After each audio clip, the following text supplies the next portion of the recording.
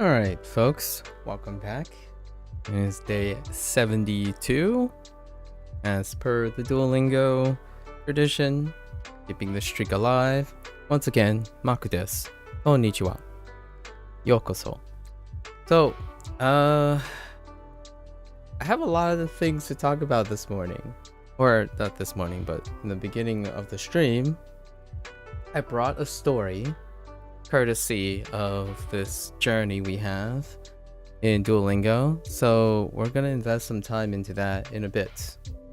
It's a way for me to rationalize my lack of diligence yesterday, or my distracted lack of diligence, I suppose. And may provide for some interesting content about English, or what I understand about English, I suppose, in the context of using Duolingo for Japanese. But before then, we will go into our total recall session first to see if I remembered anything from yesterday. Because yesterday's discussion was unequivocally engaging as well, at least in my opinion. I've met a couple people who offered me the privilege and the opportunity to share some thoughts about comprehensive input, or things that you use in order to learn things.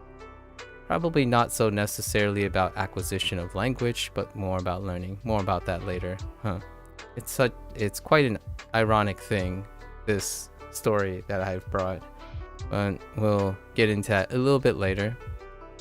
I did quite enjoy our discussions yesterday, which kind of extended the session by quite a bit. And I don't know if it created more noise or less noise. Let's see how much I remember from yesterday. So we were describing outdoor activities, right, yesterday. Outdoor and activities are going to be my core to remember these things. Alright, so as per usual, the first day of any unit, I will attempt to recall, probably pronounce the word, maybe make some commentary, and then write the word in English for the interest of time. Kana practice usually comes at the end of a unit, so let's try the outdoor thing. So first of all, we can start with outdoor, which is soto, or the expression of outdoor, soto. Activities we can do outdoor, picnic,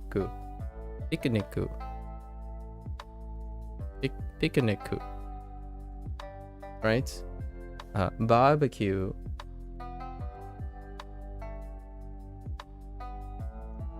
Honestly, I have no idea if that's how you spell barbecue.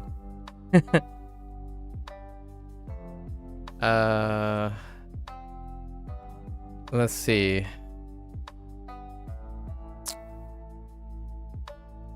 Where do we go from here, huh?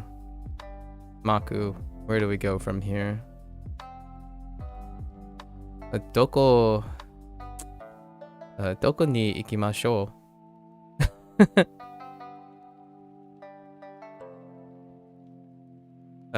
Okay, hold up. Oh, yeah. Campu. Hiking.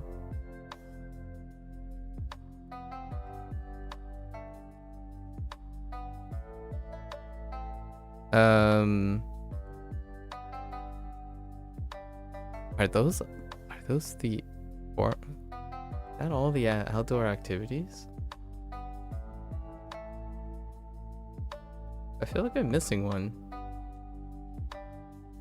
I think those are the 4 activities. I don't know if I've missed one. And then when you're talking about outdoor activities, you're also talking about things outside, right? So we have kawa, kawa, and ame. Specifically the kanji for ame. Though we didn't get a chance to write the kanji, so I'm not going to attempt it yet. And kawa as well. Although kawa is pretty agreeable in terms of kanji, but ame, there's some stroke order concerns, so I won't attempt it yet. No, we didn't get that far. New month, right? Gogatsu.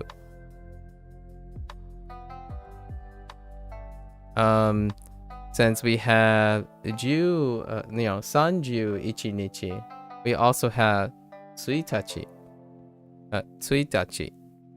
which is the first, as opposed to usually the last day in various months. So they're like sandwiching the days, perhaps. But Tsuitachi, and it's very memorable because there's an error in the kanji section for Tsuitachi. Although I don't think it's like a human error per se. It might be a programming interaction that was unexpected. Hey, Aaron, thanks for the kind words the other day. I'm about to get to that at some point. I appreciate it.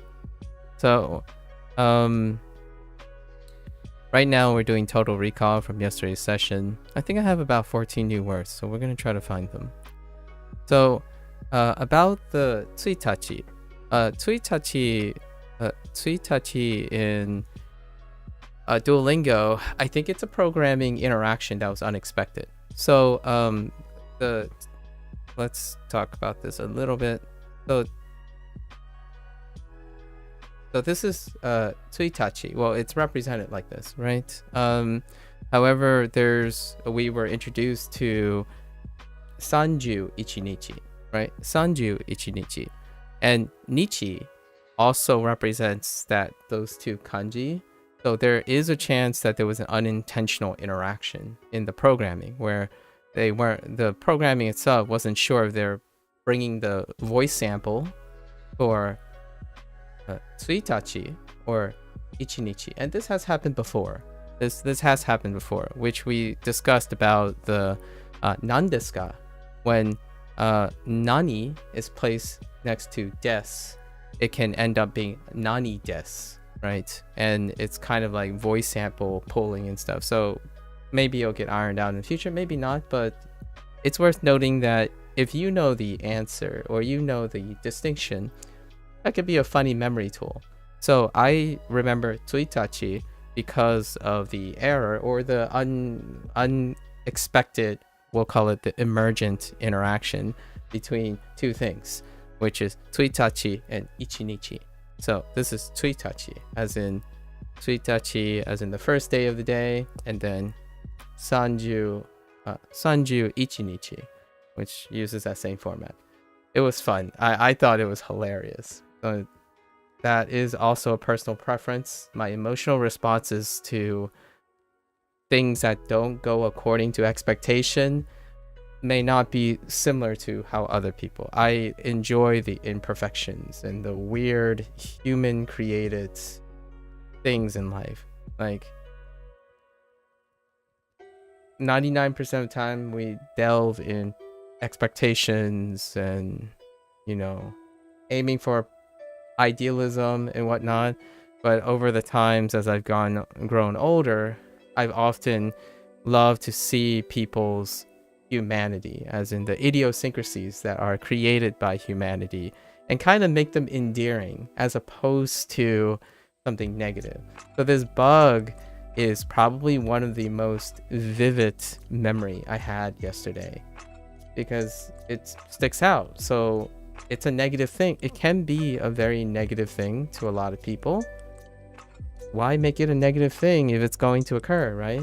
It's certainly outside my control. I'm not a Duolingo representative or a programmer, so I can't just go in and fix whatever this probably exceedingly complicated thing for me, because I'm uneducated in how this works. But for me, that little negative, perhaps a little funny thing, I spin it, and you can use it as an aid.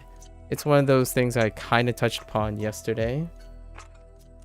Doesn't need fixing when it's perfect. Oh, hey, Mohammed. Hello.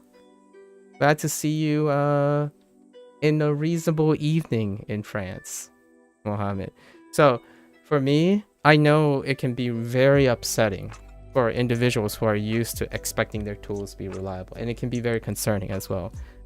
Luckily, though, I can learn Japanese outside of Duolingo, right? I have the capacity to do that. So these little errors, it's the jank that makes things charming.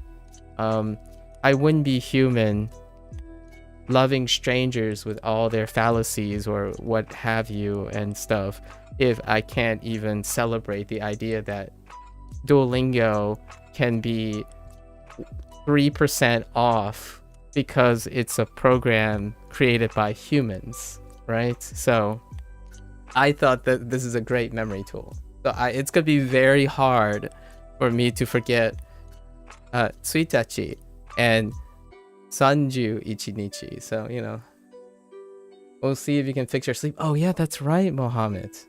All right. I don't want to be a catalyst for a poor sleep cycle, Mohammed, or a less than ideal sleep cycle.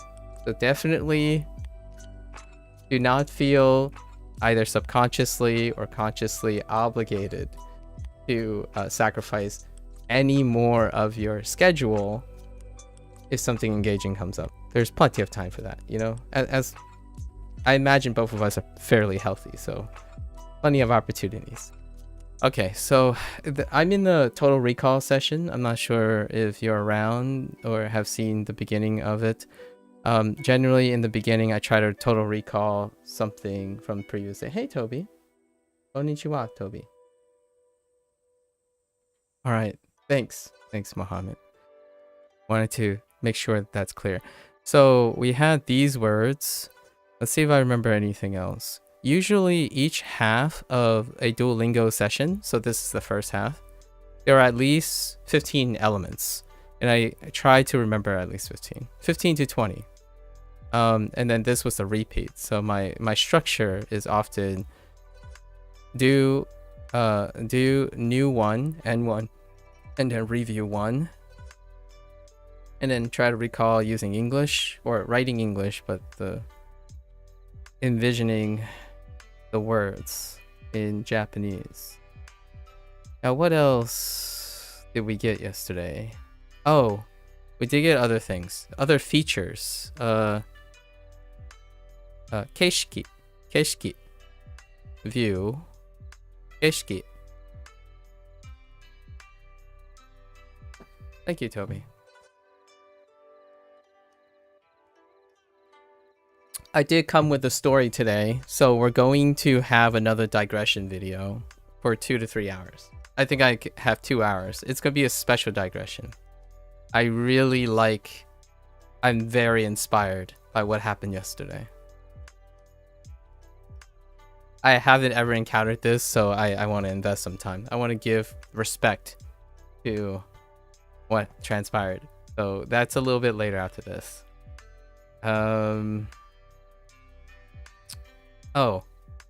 Outdoors, you need a backpack.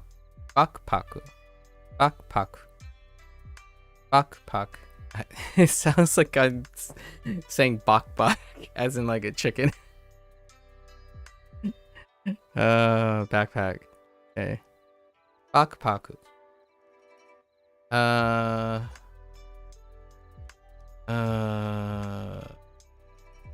Okay. What else do you want? What else can be outdoorsy? We don't have... There's no like fishing or other activities. We're not gonna do too long because I actually think yesterday's unit didn't have that many new vocab. It was actually below average. It didn't hit the 20 mark. I think it kind of around the 15. So if there's 15, I expect to remember about 12. Well, you remember, Mohammed, when I mentioned the thing about when you asked yesterday, which was a really wonderful question that I get asked a lot, is that do you think that negative things hold more salience than positive things, like leave an impact, right? So oftentimes, if your life is filled with lots of imperfections, they might not hit as hard. But in the days of the internet, perfection is often the standard, right? You get that expectations. Expectations is the standard. So when unexpected things happen, they are very vivid. Whether they're perfect or not, it's violating expectations. And because of that, I know that my human condition is that those things are going to be whatever they are. If they're negative, then they're going to haunt you. They're going to, be counterproductive. So my goal is to change those things into useful and positive inspirations. Because those things, I don't even have to try to remember them as a human being, right? I have a question. It won't take time if you don't mind. Is focusing on grammar better than learning lots of words and phrases? It will be, I understand if you're asking me, like I will provide a short answer from my own personal preference. My answer is I distribute my focus wherever I feel that I'm most receptive for the day. So like some days I do enjoy reading some grammar points. The idea is that whatever motivates me is what I pursue for the time. So if someone brings up a grammar point during my session, I will pursue that, knowing that I'm interested in connecting with that person. So my motivation typically comes from whoever pushes me towards whatever that is.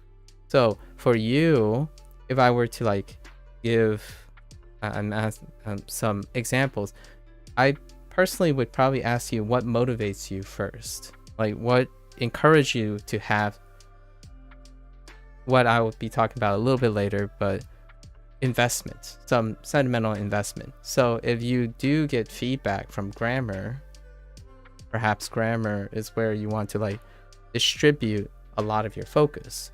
If you enjoy the act of words and phrases, perhaps that's where. So oftentimes when what's better is largely what's more appropriate. And oftentimes I like to resonate and get to know yourself or myself, like ask myself, yeah, all right, let's write it down.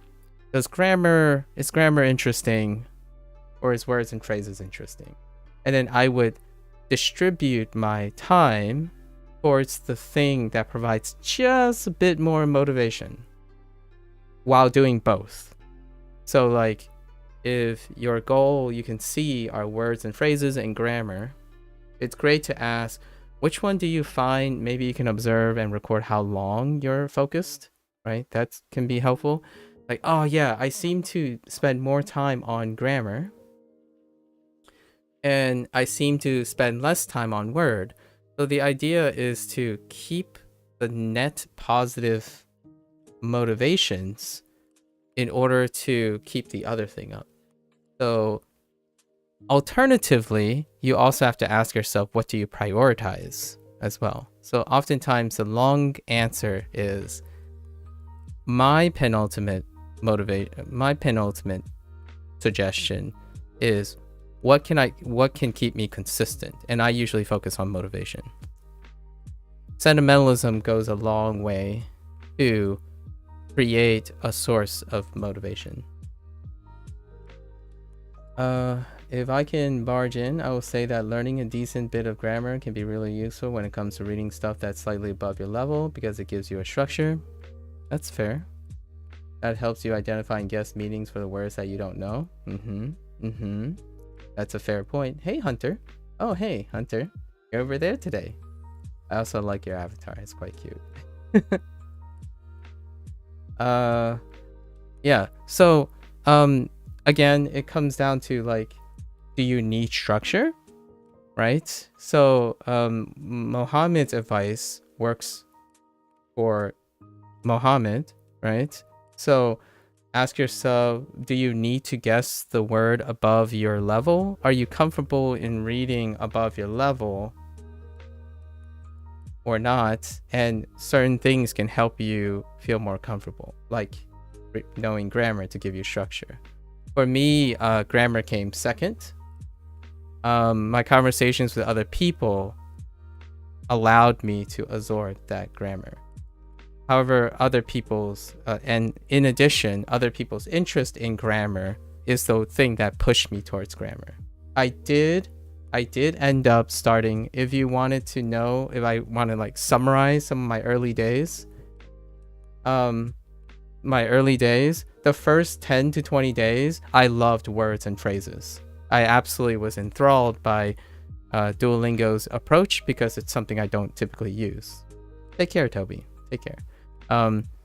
Duolingo uses a different approach that I don't use anymore, which is go in, do something, not worry about the structure and grammar. Usually I'm the guy that knows at least something before going into something, but I thought, why not try that? So my grammar came much after. Actually, the push for grammar and whatnot came from most of the stories. So actually, effectively, all my grammar now has come tied to someone who brought it up. As in, oh yeah, Duolingo teaches you words and phrases, they don't teach you grammar. That's actually nearly the first comment that most people have warned me, and I take that very respectfully, as in, yeah, maybe I should hit some grammar up and whatnot. So every time a grammar point comes up by someone else, I see how it is related to all the words and phrases that I've learned on Duolingo.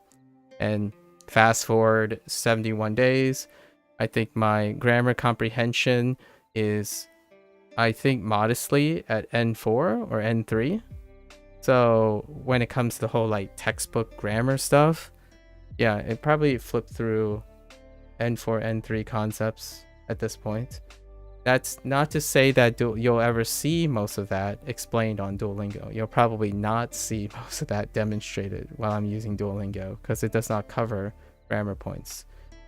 We usually talk about words and phrases, so remembering words and phrases are the goal of this.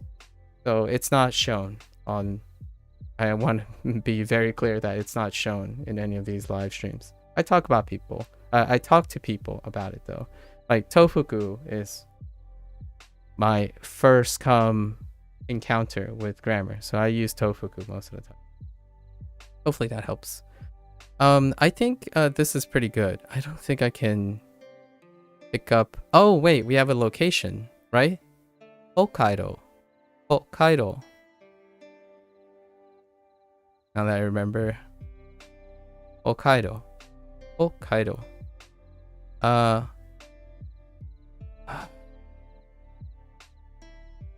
3, 6, 7, 10, 12. This is where I am at. 12. Because I think there are only like 15 things in the last. I usually retain about 90 to 95%. So I think this is fairly reasonable. Maybe I can squeeze one more. Camping, river. Is there anything associated? Maybe months? Time of day?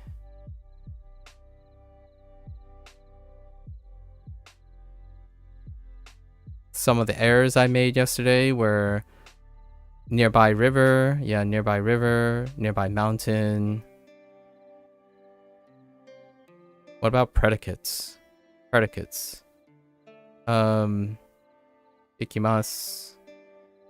Asobimasu.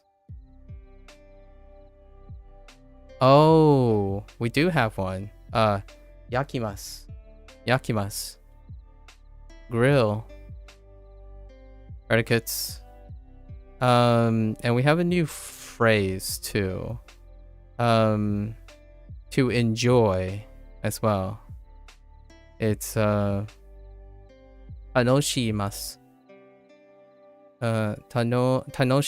Tanoshimimasu. To enjoy. And that wraps up our completion. Yes. That's probably 95% of the new terms from yesterday. And now I have a story, because I want to get to the story. It's actually very relevant to what we just talked about a little bit. And we're going to change our canvas here. So here are our words from yesterday. We'll get back to this. I want to dedicate some time because I thought the experience was so ambivalent. I rarely have such great experience or mixed experience. And it's part of the whole YouTube thing and the Twitch thing. I can't, I'm like so, I can't really express how grateful and interesting and engaging interacting with people. I'm gonna be real. I've been streaming on Twitch for more than 5 years, and rarely do I have such variety of interactions with people of different cultures and language and motivations. So I'm almost burning out in a sense. Like I got to make sure I moderate, but we're gonna spend the next 2 hours talking about this thing, and I have some screenshots. So let's get to that. It's so great. This is such a great experience. I'll show you what I mean in a sec. So let's bring up a canvas. Okay.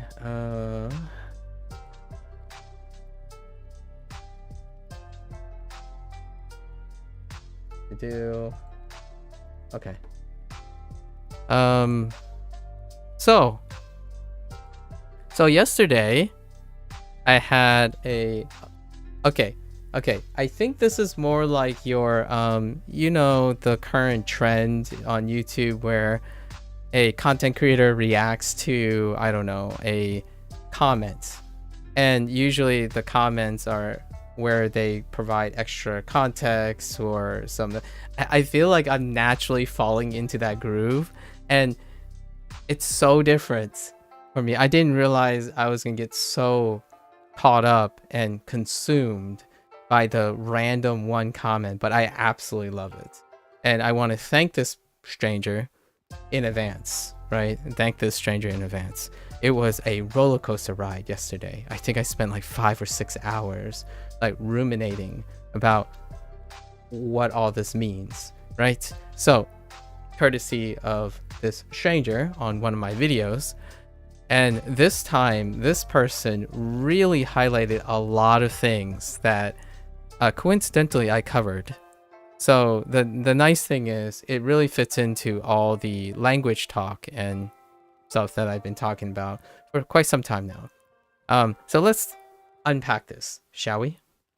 So yesterday, about 22 hours ago, I suppose from now, a stranger sent this message to me, or on a comment on one of my videos. I am you from a decade into the future on an alt account. They said I could only give you 2 words. Eat them wisely, please. And I'm gonna botch this guy's name, but Stephen Krashen. Alright, Stephen Krashen. Alright, so I started, my brain starts ticking, right? I think one thing that's worth noting is I don't want to give the impression that I take anything, or I take most things with a grain of salt. I know how that sounds. I know how that sounds. And the joke here is I'm a very salty guy. I'm incredibly salty. And by that, that's a double meaning. I love my salt. Love salt, guys. Love salt. In fact, I might die from a heart attack and high blood pressure from all the salt that I enjoy. So usually what I mean in a turn of phrase is that I usually like to give people a heads up. I usually warn people that, much like my commitment to most of the things I do in life, I I take it really seriously. I am a very serious person. I'm a very serious person. So I consume lots of salt. I am a very salty person. So naturally, when you make a comment, you bet the first thing I do is I try my darndest to use all the skills I have to glean as much things as I can while trying to strive for an impression that I'm very, very serious. So when I read this, right, when I decompose this, my first thought is, oh, hey, this guy must like sci-fi, right? Sci-fi, right? And I am you from a decade. Well, that's a little bit presumptuous. So this guy also gave me the impression that they like making presumptions about the person they're talking to, because this is very bold. I am you from a decade. So this is presuming this stranger understands me, right? Or they're making a fun sci-fi joke, because I love science fiction too. We're talking about the human condition here. And then alt account would suggest that they dabble in alt accounts too. That means a form of anonymity.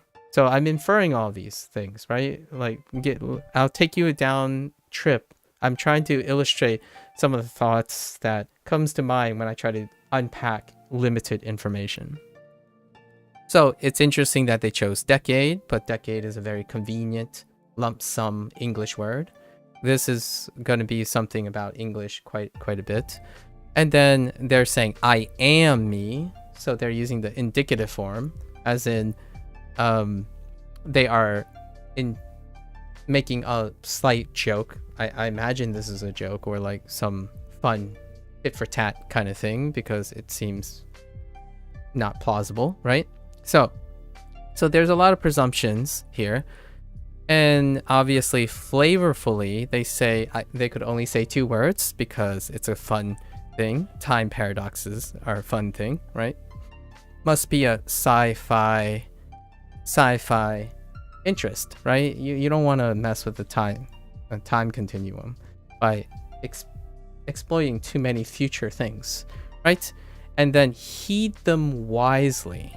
So oftentimes when you use this type of phrase and then you think about time travel, you think about dystopia. Or dystopia in the context of the MC. So here, I'm the MC, apparently, because this is the future me from 10 years ago, from 10 years in the future, right?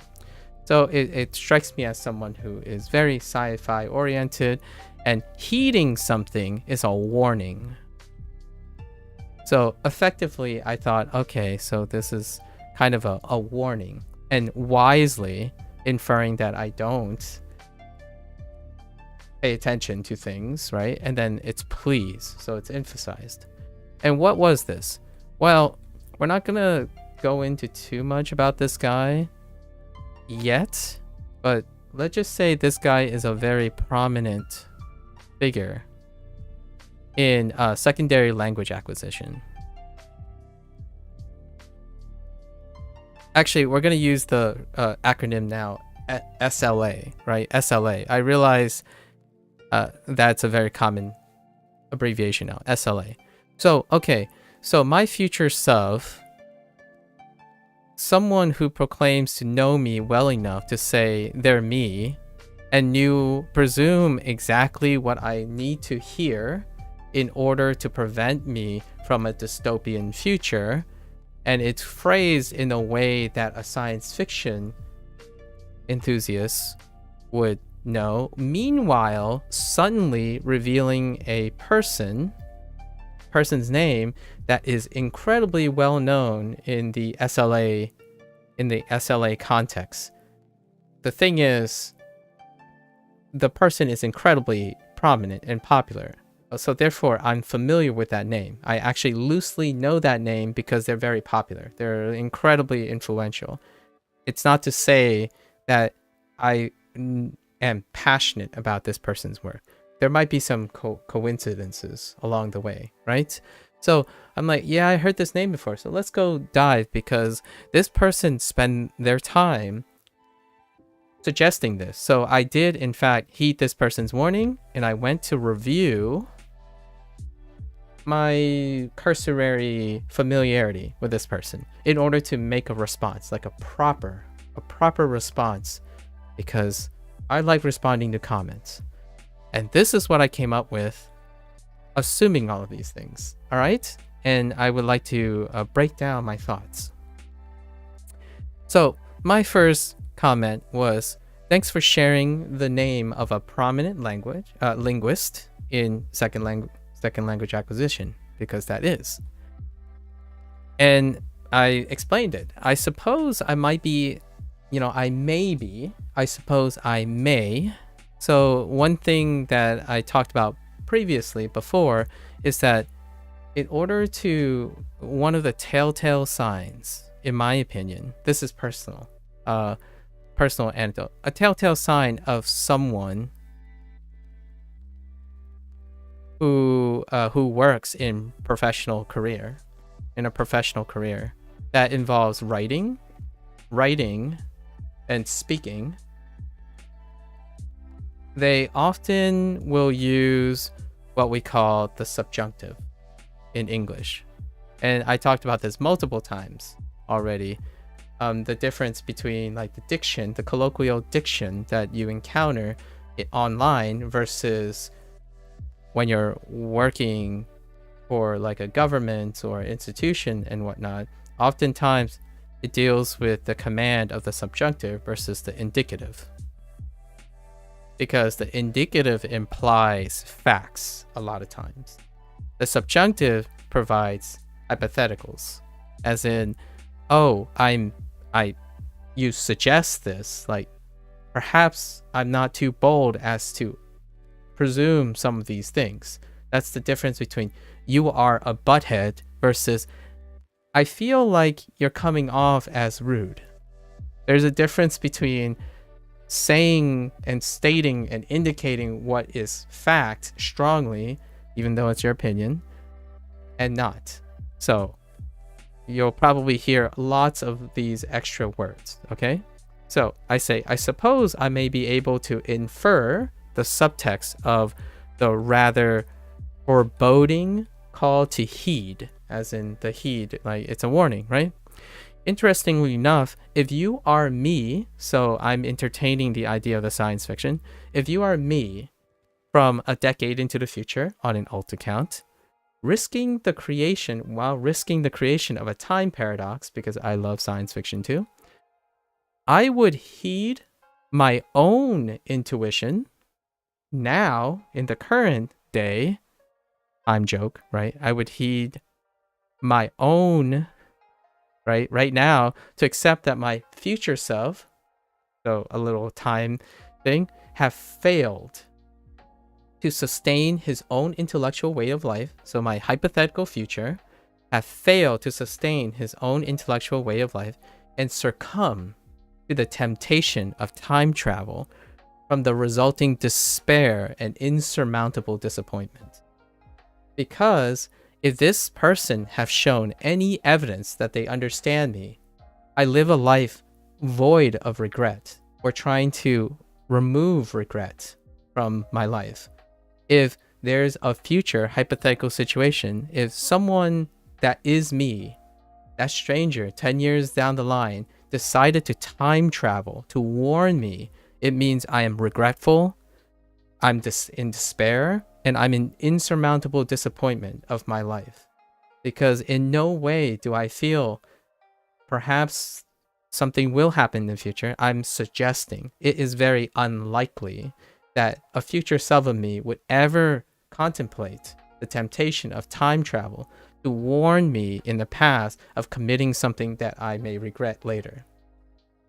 I trust the future me to live a life of an intellectual way of life that doesn't succumb to that temptation. So it's a time paradox joke, right? Like hypothetically, you could say like a Rick and Morty joke or something. If time travel did happen and you're like smart enough to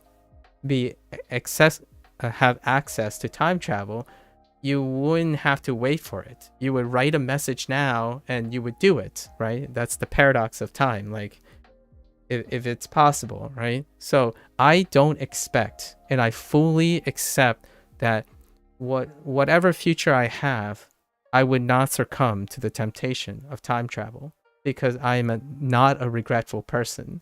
I don't like changing something that I have done. I wouldn't be in that position if I hadn't made those actions before. So it was a joke, but it might have come off as a little condescending. You'll see why later.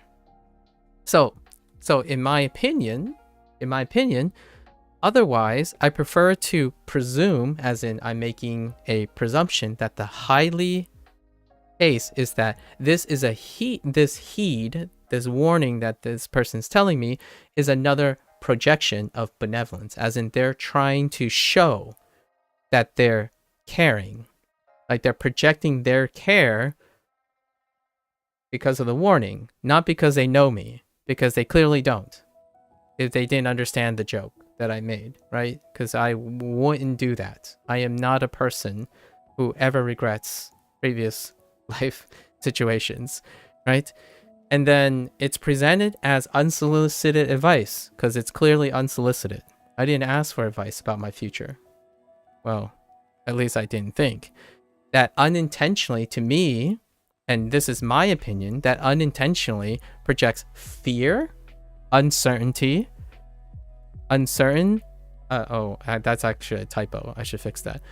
Uncertainty and doubt to promote a call of action, because this is what that does. It's like, oh yeah, the future in 10 years, I'm going to have regrets.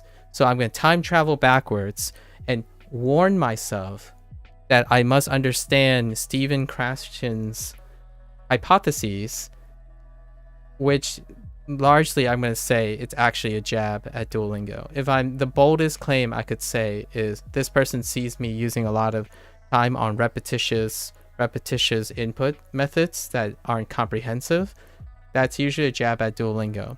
So there's a lot of inferences and contextual nature of this jab, right? So I didn't even go in that because that's way too bold. Like, from this small amount of information, I can't really say for sure, but I know what is happening here, right? The person made a joke in a hypothetical situation. They sold it off as fact about me. At the same time, you could see some subjunctive. They said I could only use, well, sort of, could is not the greatest subjunctive. It's more like should and would. And heeding is less than you should heed. Like, consider heeding my warning, right? That kind of thing. But the please makes it even more indicative, as in it's paramount that my future be saved by this advice. So what more is that than a projection of benevolence? This person has raised their pedestal to pretend to be me in the future and say, this thing will change my life. It's very serious. It's a very serious take, but I understand the joke. So I participated in the joke by pretending to talk about time paradoxes. I wouldn't travel back in time. At least the current me wouldn't ever consider time traveling back to an early self and undo myself. That is not the personality I have. So, do this person know me? No. Do this person even watch any of my videos to indicate what type of personality I have? No. Like, resounding no. There's way too many converging evidence from this single statement to even remotely conclude that this person understands that I live a life without regrets. Because this doesn't resonate with me. So the natural thing I would do is reply in kind for a hypothetical situation. So now I go into the me that most people probably won't see in streaming, because I don't like to sound like this when I'm talking. It's not appropriate. However, writing, I kind of like to get a little serious with my words and stuff. So I went in and said what I said yesterday. Actually, it's related to what I mentioned yesterday about learning techniques, all of the above, all that stuff, because I do know a little bit about Stephen Krasn, enough to say that there are things he probably could comment that overlaps with the things we said yesterday about learning methods. So to clarify, I do not presume, so this is my fairest nature. To clarify, I do not presume nor expect many people, not everyone, not anyone specific, not even this person, but I said I do not presume nor expect many people to have the time, curiosity to observe my ruminations, meanderings like this one, and demonstrations regarding learning process in general. It's reasonable. I don't want to put the burden to obligate people to think that whatever I'm saying is important. Other people have time and opinions of their own, right? So that is a statement I use in various wording all the time. You are not obligated to know my opinion. Do what works, right? I'm here to offer whatever you want to take from it. I'm not prescribing anything. So then I say, I suspect, and that's a very kind way of saying this. I suspect, instead of directly indicating, because I'm pretty sure it's true, I suspect that would reasonably apply to this person, as in reasonably apply to you, the stranger, given the nature of your superfluous harsh words of wisdom, as in they're making a very short statement that is almost excessive to me, as in they didn't demonstrate that they use time or curiosity to understand that what they're saying, I agree.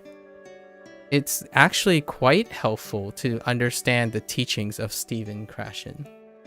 Like, it takes some time. Like, learn about the guy. The guy is a lead, like an influential person in SLA, but you did not spend enough time to understand me. So I suspect that's a reasonable suggestion. Like, I don't have any indicators that this person understands who I am. Imaku, what is your opinion on only learning how to write and read a language?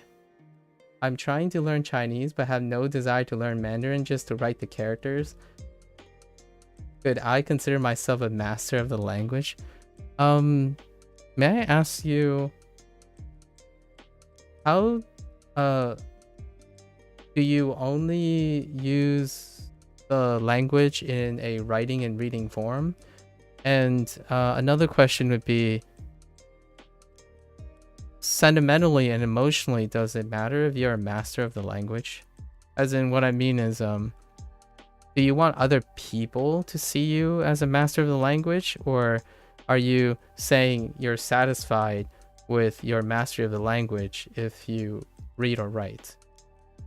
There are things you can't control and there are things you can control, and one of them would be probably, like, respectfully, that mastering of a language, the things you can't control is probably most people wouldn't say you've mastered the language. However, if you're satisfied with that, I would say that answers the question, if you know what I mean. Oftentimes, I like to think that someone's satisfaction promotes that confidence and lifestyle choices that are more controllable. Like, if you're asking yourself if you're satisfied with only writing and reading, and it allows you and enables you to engage in a language that you love to write and read. And sure enough, in my opinion, instead of thinking about the uncontrolled mastery of the language, you might end up doing speaking over time. But my focus here is, are you satisfied with it?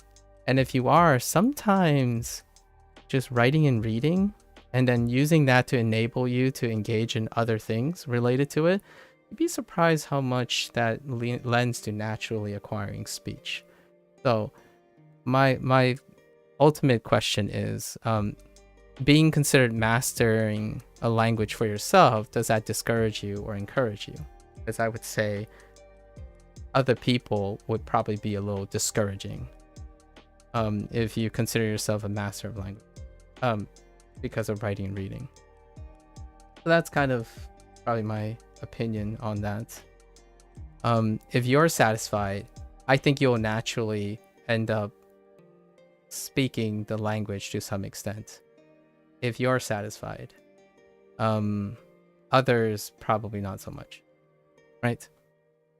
Okay, so I suspect that would reasonably apply, right? So let's say that's fair. I think that's fair. And then I say, however, and I do mean this a lot, and I want to make sure everyone knows. However, while I may not consider nor present myself as a trained professional in secondary language acquisition, like in no way am I an expert, nor these are ruminations. These are commentary on my experience with language learning. It is not to be used as any professional advice at all, right?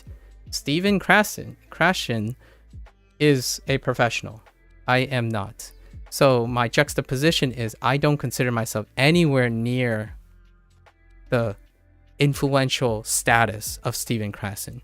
So for the sake of concerning Stephen Krashen, I propose that what this person, this stranger, may be inferring by looking at the limited content. So I'm inferring that they actually looked at my videos of some sort, maybe one or two, or this video, even though I am absolutely convinced that they didn't, because this comment is almost tastelessly disrespecting me as a person. So even then, if I were to be very, very generous, I'm suggesting that this person may have inferred something that is very limited based on their singular video or whatever, but it underrepresents my discussions, right? My discussions here, especially this discussion, which we will talk about now soon, about Stephen Krashen, or my limited knowledge of Stephen Krashen's hypotheses. But the stuff that I talk about, it may actually coincide, as in may coincidentally align with many of his theories regarding second language acquisition.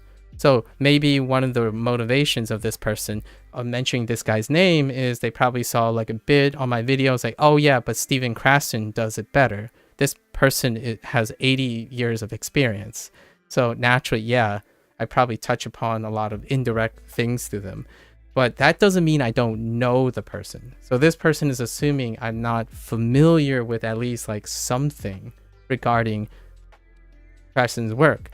The irony here is I do, but in a very superficial way. Like I like pop music the way I like, like I'm not a specialist in this. However, it's good enough to make mention that there's a chance a lot of the things I talk about actually overlaps with this person. So if there are any Stephen Krashen fans out there, I humbly respect and welcome you guys educating me on this person's thesis and hypotheses.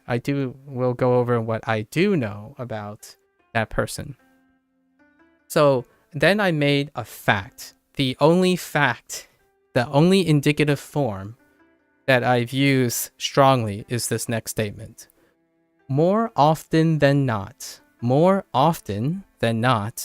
I receive the occasional direct question, like you, Mohammed, and Gabriel, and Aaron, whenever I receive the occasional direct question regarding my approach to the learning process, I often invoke encouraging gradual but consistent self-motivated. So often I tend to ask you guys, what motivates you? And then rebalance based on your self-assessment if you're able to. If you're unable to, then that's something that perhaps I can intervene with, or your family member or something can intervene, because you might need a third party observer to establish self-awareness. But assuming you are self-motivated, I encourage gradual but consistent self-motivated increases. So periodic increases in integrating different forms, methods, it's all of the above, of what I quote is comprehensive input. That's one of the theories that's one of the major cores of Stephen Krashen's work. It's about the comprehensiveness of input or acquisition. And contrast to this is I often focus on integrating different forms of comprehensive input as a counterbalance, as in to balance out by minimizing the negative impact of effector filters. That's another part of what I tangentially know about Stephen Krashen's work. Effector filters are what we talked about yesterday, Mohammed and gang from yesterday. Effective filters, to my understanding, is the emotional side of things, the motivation side of things. So motivation, emotional barriers, there were a lot, but usually it deals with, there are many things with the human component that can block the acquisition. So like feeling of insecurity, right? Fear, uncertainty, and doubt, lack of self-motivation, reward, that type of thing are effective filters. If they're too high, it can negate or supersede the acquisition, whether it's learning or acquisition, which we'll go into a little bit later. So it may increase over time is what I usually suggest. Like over time, it will increase. So integrating different forms of comprehensive input, I generally encourage that. If Duolingo is not putting out, take a break from Duolingo. If Anki is not putting out anymore, take a break and incorporate other things. Then come back to Anki, come back to Duolingo. That's what I usually refer to as dynamic, collectively dynamic, holistic input. Perhaps not comprehensive, but it is dynamic. Because what I believe is this is attributed to the stagnation and complacency from extended use of practice forms of acquisition and learning. As in, you've gotten so used to it and it become extended use to the point where it's so practiced that it has diminished return. So naturally you want to take a break from it and use a different form of method and input in order to kind of like mix up the groove. And we talked about this as well yesterday when it comes to emotional motivation, right?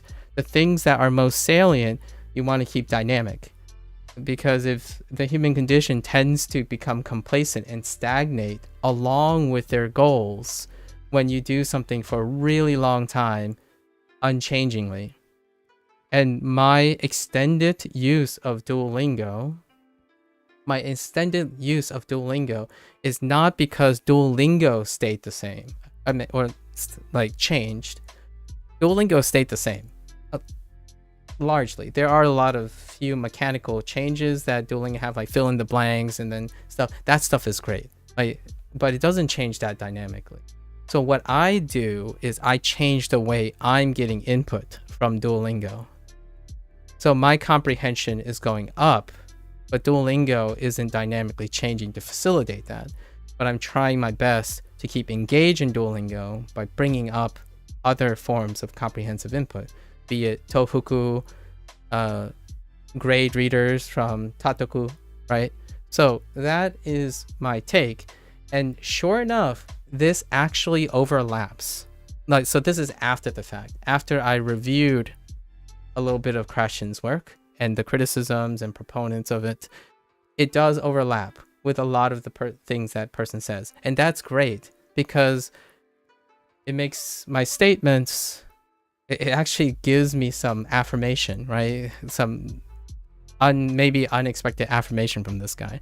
So not only did this guy heed my warning, or like heed me and warn me that I should know about Stephen Krashen, not only that, I did heed the warning and I found out that there's a great overlap and the guy is great. Like this guy actually, I'm going to read more about Stephen. In fact, I read about 4 hours of yesterday. So that's why I wasn't confident that I might have remembered the vocabulary from yesterday. But this is so great. So then I thanked the person. Thanks for the advice. And I suggested something. I am familiar with his theories on second language acquisition. I was before, and now I'm reminded. And of course, as any science fiction person would appreciate, I said, live long and prosper. Right? I'm a Star Trekkie. I like Star Wars too, but I'm a Star Trekkie. I like my science fiction. Let's end on a fun note, right? Live long and prosper. Thank you, Spock.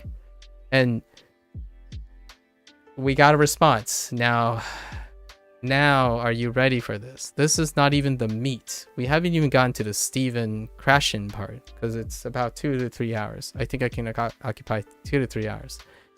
So now you're ready for the response. So this is the response, and I want to take this apart because to me, this is a perfect opportunity for myself to understand humility, right? And this is the central theme of my discussion today. It's an exercise in humility because I know that I can come off as unassailable a lot of times. And generally speaking, in order to humble me is to provide something that's so baffling that I get humbled, as in like I have no idea what's going on, but it's so invigorating and I need to be part of it, right? So this next part, it was that I was incredibly ambivalent. Like it was so complex. The situation was so complex. I have so many running theories about the next post. It's quite big. So this is an exercise in humility for me. I have many concessions I want to make from this guy's assertion, but there's a catch. There's a big twist. By the way, guys, it's a M. Night Shyamalan movie right now. There's a big twist coming up. This is the Act 2. So here's the Act 2. So now we did the exposition. Here's Act 2. So this person responds by saying, I'm going to read it in a more of a gentlemanly voice if I have you, because I have this like impression of this execution. So, I must admit, the misguided presumption that undergirds your verbose yet pedantic diatribe is equal parts amusing and lamentable. Basically this guy is saying, wait. Hold up. Why can I not write on top of this? Oh, here we go. You thought wrong is how I'm interpreting this. And then threw in a bunch of pleasantries about being pedantic. I myself have admit that I often am very pedantic and verbose, for that matter. That is very accurate. And it is a diatribe because I'm making a lot of presumptions about the guy's very, very short and uninvested take on my personality. And then they found it amusing and lamentable. Well, I appreciate that. Apparently it amuses them, and also it's sad at the same time. So, well, thank you for your concern. I'm sorry that it makes you feel pity me, because I'm not entirely sure if you understand. Like, after reading just the first sentence, I'm not entirely sure if this person even understands what the sentence means. But I do, so that's nice. So I'll give them the benefit of the doubt, right? Because if you went from I am you from a decade into the future on an alt account to I must admit the misguided presumptions that undergirds your verbose yet pedantic diatribe is equals part amusing and lamentable, I'm starting to become suspicious. However, what if I actually met my future self? Because I do this. I voice swap all the time I'm sure anyone who have written a comment would probably see that. Like if you read most of my comments, I voice swap a lot because I like writing. I'm a fan of creative writing. So when someone is very casual with me, I will write very casual. When someone is trying to be very condescending or like tit for tat, I try to match them because I like resonating with the person. So you'll probably find that, yeah, I am pedantic and verbose if you are pedantic and verbose. Or if you're presumptuous, then I will be presumptuous. That's kind of the idea of try to level and speak in the same. So this person is doing just that. So I'm intrigued. I'm incredibly intrigued now. So the person continues to say, your desperate attempt to cloak unfounded assertions in the veneer of erudition is a transparent charade that only serves to expose the profound insecurities festering beneath your inflated sense of self-importance. Well, I can tell you, my life, I've struggled with imposter syndrome all the time. And it's a very real thing. So, if I can assure you, my stranger, that when going out of your way to not consider yourself or present yourself as a trained professional illustrates that I have some sort of higher inflated sense of importance, that might be a bit of a stretch. And it's somehow a charade, as in, basically, let's summarize this. So they're saying my use of heightened vocabulary or presumptions or perception is to mask insecurities. It's like, well, actually that's kind of fair. I do have insecurities, right? And in order to elevate my insecurities, I turn them into advantages. So much like perceiving someone else who has an insecurity. So not only am I insecure, and perhaps it's a very fair statement. Basically, I'm using my language up there to cloak, or presumptions and stuff, to cloak my own insecurities. It's like, well, yes, I am an insecure person. The idea is an insecure person does not have an inflated sense of self-importance. It's actually the opposite.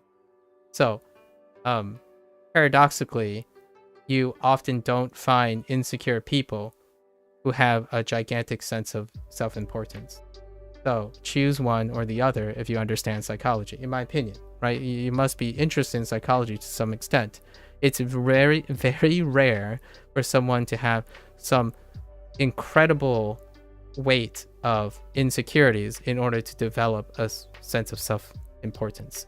Maybe delusional, so perhaps this is implying that I'm delusional. That's fair. That's a fair assessment. But here's the thing about being insecure. Here's the thing about insecure, or overcoming adversity in insecurity. You see it also. And what I saw was exactly that. So it's two people. Now it has become two people that are similar, actually, for the time being. So not only am I insecure, the person I'm talking to is too, because they naturally swapped their voices to compensate for the very nature of the accusation. So now I'm very intrigued.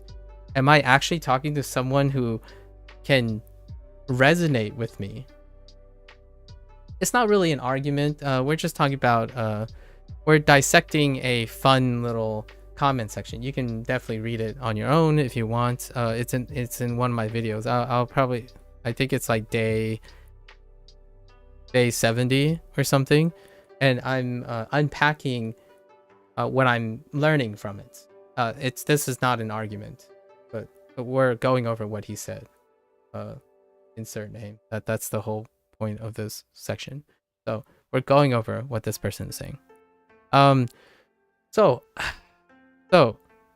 now we get into the next part, right? So they are saying, oh, let's unpack this.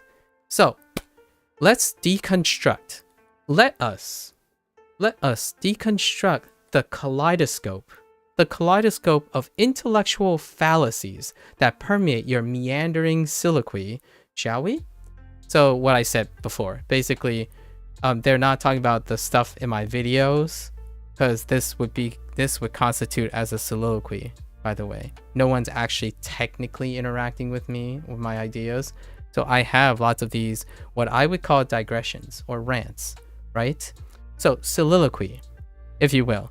I'm being incredibly fair because I actually think if I met someone who actually writes like this, sorry, teaser, it's a foreshadowing. It's very foreshadowing. If I met someone who actually does this, from going from I say I am you from a decade into the future on an alt account to this, I might have actually met someone who I could resonate with.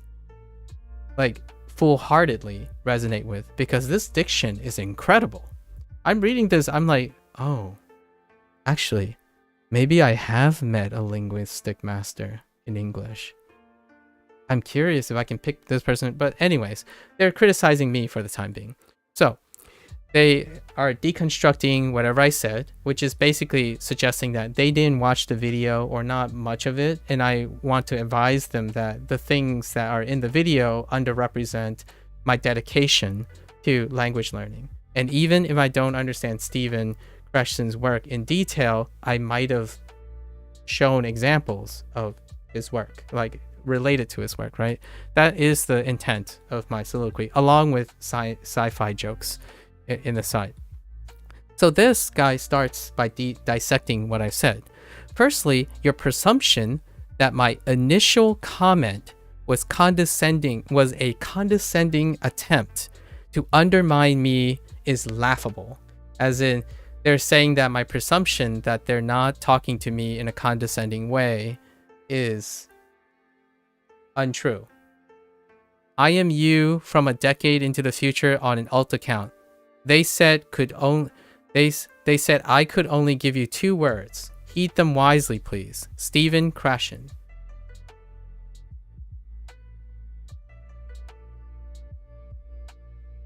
It's not condescending.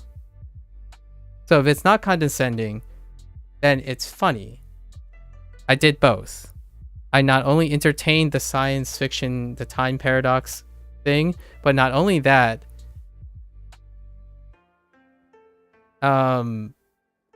I explained how I think the person is doing it, right? In the subjunctive. Mind you, in the subjunctive, I said, I suppose I may be able to infer the subtext of the rather foreboding call to heed. Okay? So nothing I've said is indicative outside of the things I say I do. So this person inferred that what it is was a condescending attempt. So far all the things this person said is in the indicative form, as though like they know for certain what it is. I do not propose anything of that nature without using the subjunctive. It is incredibly unprofessional and presumptuous. So this person isn't presuming, they're assuming. So they know that I presume something, so they use the word presumption. That is correct. That is absolutely correct. I was presuming all these things, but this person doesn't understand that they're using the indicative form by assuming everything. Severin Kreshton is right. Yeah, we'll get into that. But, well, Severin Kreshton is an influential individual that has a lot of influence. Is right would be indicative, as in that is untrue. You cannot suggest that professionally. That would be suggesting that he is only right and he is always right, which would be incorrect, in my opinion. It would be sounding like this person. So let's be fair, I suppose, here. He is a person who's incredibly influential and know a lot about second language acquisition. Saying he is right is up for debate, right? It's arguable. There are other people who have different ideas, different opinions, And there are a lot of things that don't actually have evidence. That's fine. If you disagree, you disagree. I suggest that perhaps, well, you disagree that he has opponents and have people who disagree with him. Fair enough. You're this person then, I suppose. You're taking this person's stance. We'll read more about this person. So, that's perfectly fine. I mean, I respect your disagreement, but the facts are he isn't always right. You don't know this person's stance, that's for sure. But we're going into it because I've already read this. But hey, if you think Stephen Krashen is right, I'm not here to gaslight you. I just know that people disagree with him. I argue that you should consume content in the language to learn it. That is what this guy is criticizing, because that's a very generalized simplification of Krashen's work. That's what Krashen sometimes say, and not all the things he say. He says a lot more than that. And you could pick whatever is right about Krashen. That doesn't mean everything that person say is right. So, but I agree with that statement. We'll go into that about Krashen's specific part of Krashen's thing. Sure. You can keep conditionally qualifying the things you want to confirm about him being right. He is I definitely agree with the consume content in the language to learn it. Yes. It's supposition, right? Okay, so let's go with so then they defend themselves. I simply referenced a relevant scholar. I agree. That person did. They said the name. Your paranoid belief that this was an underhanded projection of benevolence speaks volumes about your own fractured sense of self-worth, of futile effort to ascribe nefarious intent where none exists. I told them that I presume they're trying to be helpful, but it's unsolicited.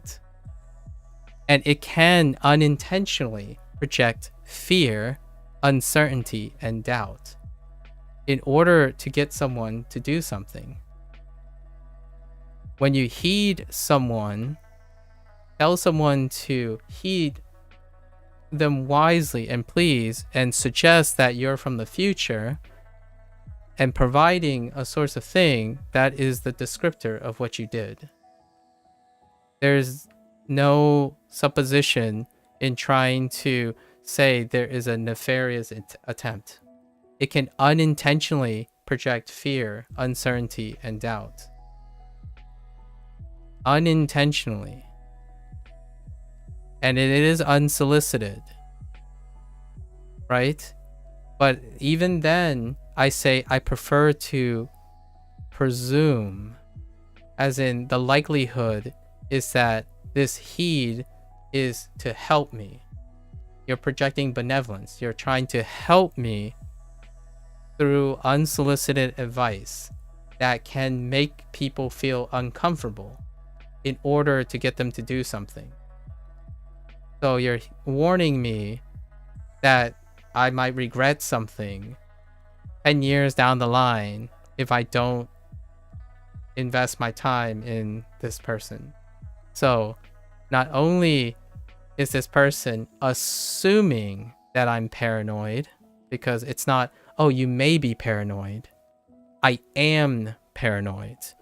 And that I've claimed undoubtedly that it is underhanded. I can't answer that right now on the stance on language learning. That is a very broad question, but I am not an expert in language learning, so I probably will provide very nebulous comments. But we'll get to that in a little bit. Well, in quite a long bit, actually. I kind of want to dissect this first, and maybe it'll answer some of your questions indirectly, because it involves this a lot of times. So yeah, sure. all right. I guess. I'm sorry that I somehow give you the idea that I assumed this about you, Mr. Stranger. So I take it back. That is on me. My language might have been a little bit ambiguous. So, and then this person finishes off with, it is a testament to your solipsistic illusions that you would interpret a succinct reference to a preeminent scholar as a thinly veiled attempt to undermine my fragile ego. So, I'm either insecure. So at this moment now, I'm either insecure. I'm insecure in the very ways that would intend that I have a fragile ego, while simultaneously wait, insert name. You can't insert name. Insecure, very my fragile ego, but somehow I am also simultaneously arrogant and unsaleable.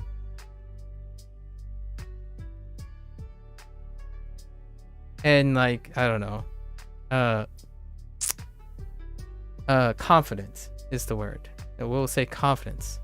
So I'm either very specifically insecure and fragile, which actually I kind of would agree with the former more than the latter, because my fragility is often masked by my attempt to rationalize things. So I would actually agree with the former more than the latter. However, I am both these things at the same time, according to this person's soliloquy, because I'm meeting head on someone who right now may present themselves as someone that switch voices in writing, right? So that's fine. I'm okay with that. However, as you can see, the whole thing is in the indicative voice, as in everything is stated as though they know it's a fact. So they're assuming, they're not presuming anything. And this to me strikes me as someone who is using a frame of reference in which they're usually think that they are right. Saying like, this person's right, that person's right, I know what I'm talking about. Fair enough. If there's anything that my response shows is that I am very unsure. I do technically have quite a fragile ego, and I do have lots of insecurities. Are they a negative impact on my life? No, they aren't. I actually channel them most of the time.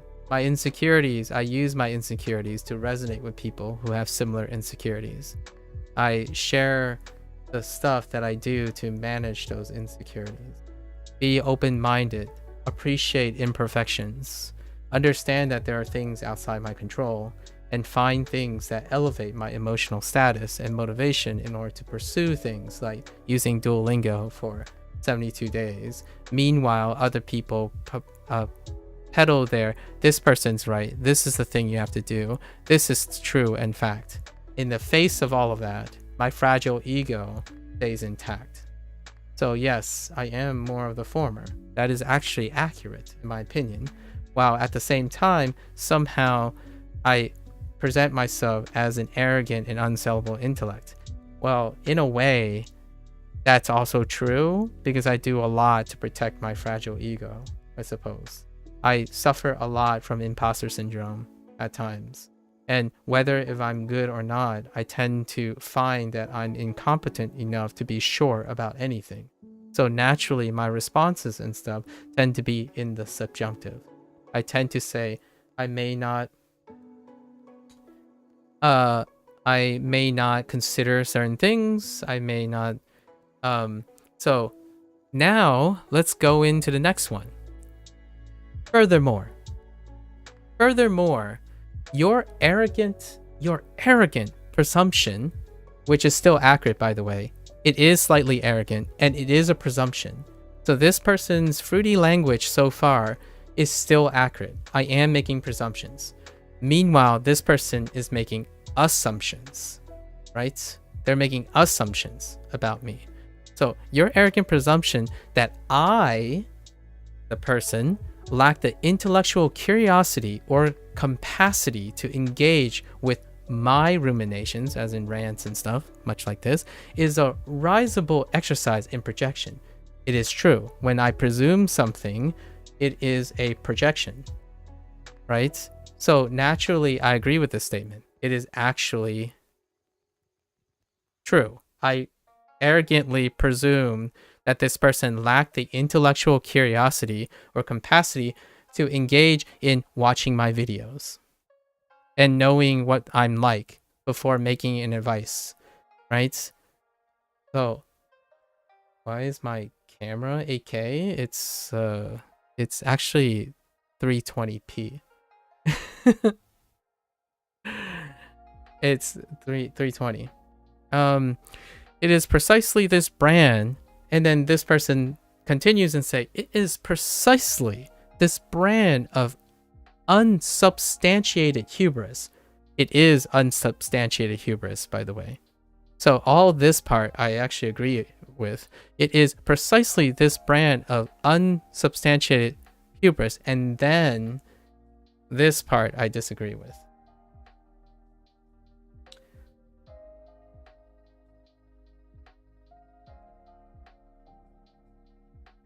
If you read the rest of the comments, I already responded to you, Ray Dawson. I already this is why this is interesting. So there it still goes on. I'm saving the twist, guys. I'm saving the twist. And just so you know, that Ray Dawson is there. So this is all an exercise of fair fun. Okay, so let's go in. Like I really like this because I thought this was a lot of fun. So we're having fun here because I actually think it raises a lot of concerns, right? So furthermore, so it is precisely this brand of unsubstantiated hubris that betrays the depths of your own insecurities. I would like to say it is unsubstantiated hubris because I am making a projection, right? Because presuming things is a projection of oneself. And it actually sometimes does betray my own depth of insecurity. However, I live. El Ray, so someone from Twitch said hi, Ray. So here's the thing. I live with insecurities. So that is true. The depths of my insecurities are unfathomably deep. So regardless of what I choose to veil it or attempt to elevate it, it is a lifelong struggle. My insecurities are so deep that it's true. Like if I had to be super fair about this statement, it is a great take on someone who spends most of their life dealing with insecurities. So that is perfectly succinct. I absolutely love it. It's a great challenge. So I take up that challenge. And then it, hyphenate is a desperate attempt to fortify my tenuous grasp on self-worth by dismissing any potential challenge to my ostensibly unassailable intellect. Well, that is also fair, actually, because I do have a tenuous grasp of self-worth. Much like I said recently, I struggle a lot with imposter syndrome. Actually, most of my life. Someone wants to know how many languages you speak, Ray, in Twitch chat, in case you wanted to answer that.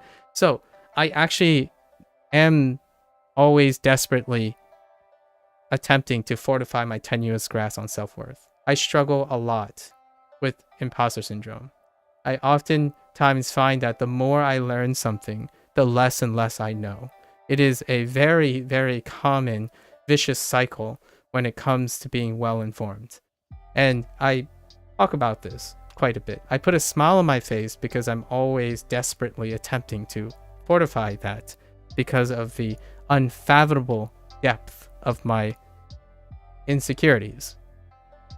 And in order to do that, it might come off as unsellable intellect, because in order to combat an unfathomable depth of insecurities, one must meet it with an unassailable intellect. So yes, I actually think this is poetically very wonderful. However, there's no denying that my presumptions are correct. Right? So let's be fair. That the statement is definitely true, how I'm projecting and my attempts and whatnot, but the presumption is also fair. Anyways, moving along, right? Perhaps most egregious, I love the word egregious, by the way.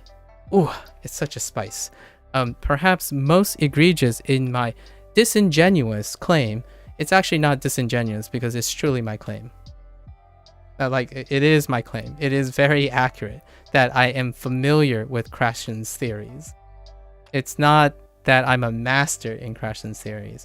He is so preeminent. He is so ubiquitous in, even if I don't know him, I have known other people who know his theories.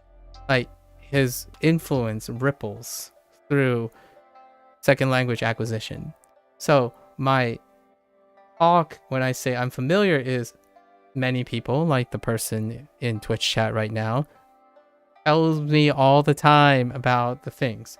So not only was it an acknowledgement, it's acknowledgement that Stephen Krashen is mentioned often, quite a lot actually, to someone in my position. So many people do know them, right? So it's true. It's true in the sense that I made a claim, but it's not disingenuous. It's actually through to the contribution of many people, much like Ray, to inform me that Stephen Krashen is incredibly influential. So much like that, most advice I heed with 150 to 200% commitment, because we're getting to my response at some point. The more important question is, why do people not like Shrek 4? It's the best one. I've not seen Shrek. I don't know which one is Shrek 4. Is that the reset one? The reboot? Alright. When she had amnesia or something? Was that Shrek 4? I don't remember. Shrek Forever After? Yeah, was that the one with the amnesia and then they rebooted it literarily? Like did a retcon? A soft retcon? Yeah, okay. It's the soft retcon one? Yeah. Fair enough. It was nice. I like it. It was back to form. I have a theory about that, but I mean, yeah, it wasn't amnesia per se, but I'm talking about it as a retcon mechanic, a writing retcon mechanic, but sure. All right.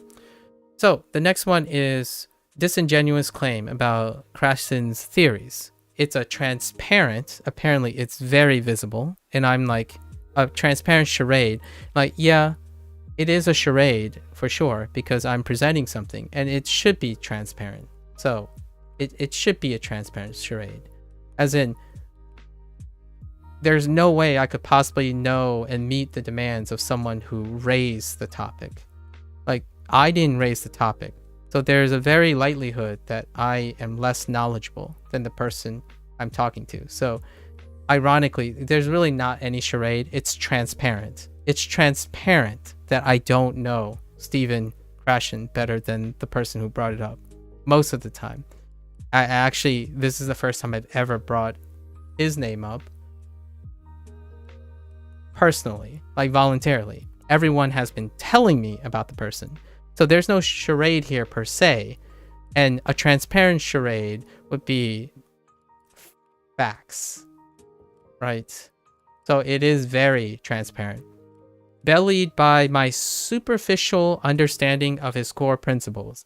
That is absolutely 100% correct.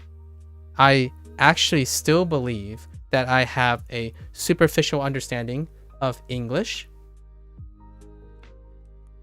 I believe I still have a superficial understanding of English, a superficial understanding of Japanese, psychology, science. In fact, I'm 5 years out of virology, and now I only have a superficial understanding of any core principles. The very nature of admitting that I have a fragile ego that is defended and conditioned to be defended by an unsellable intellect is the very nature of having someone who feels they always have a superficial understanding of things, because that is where the depth of the insecurity comes from. Rarely do I ever speak like this.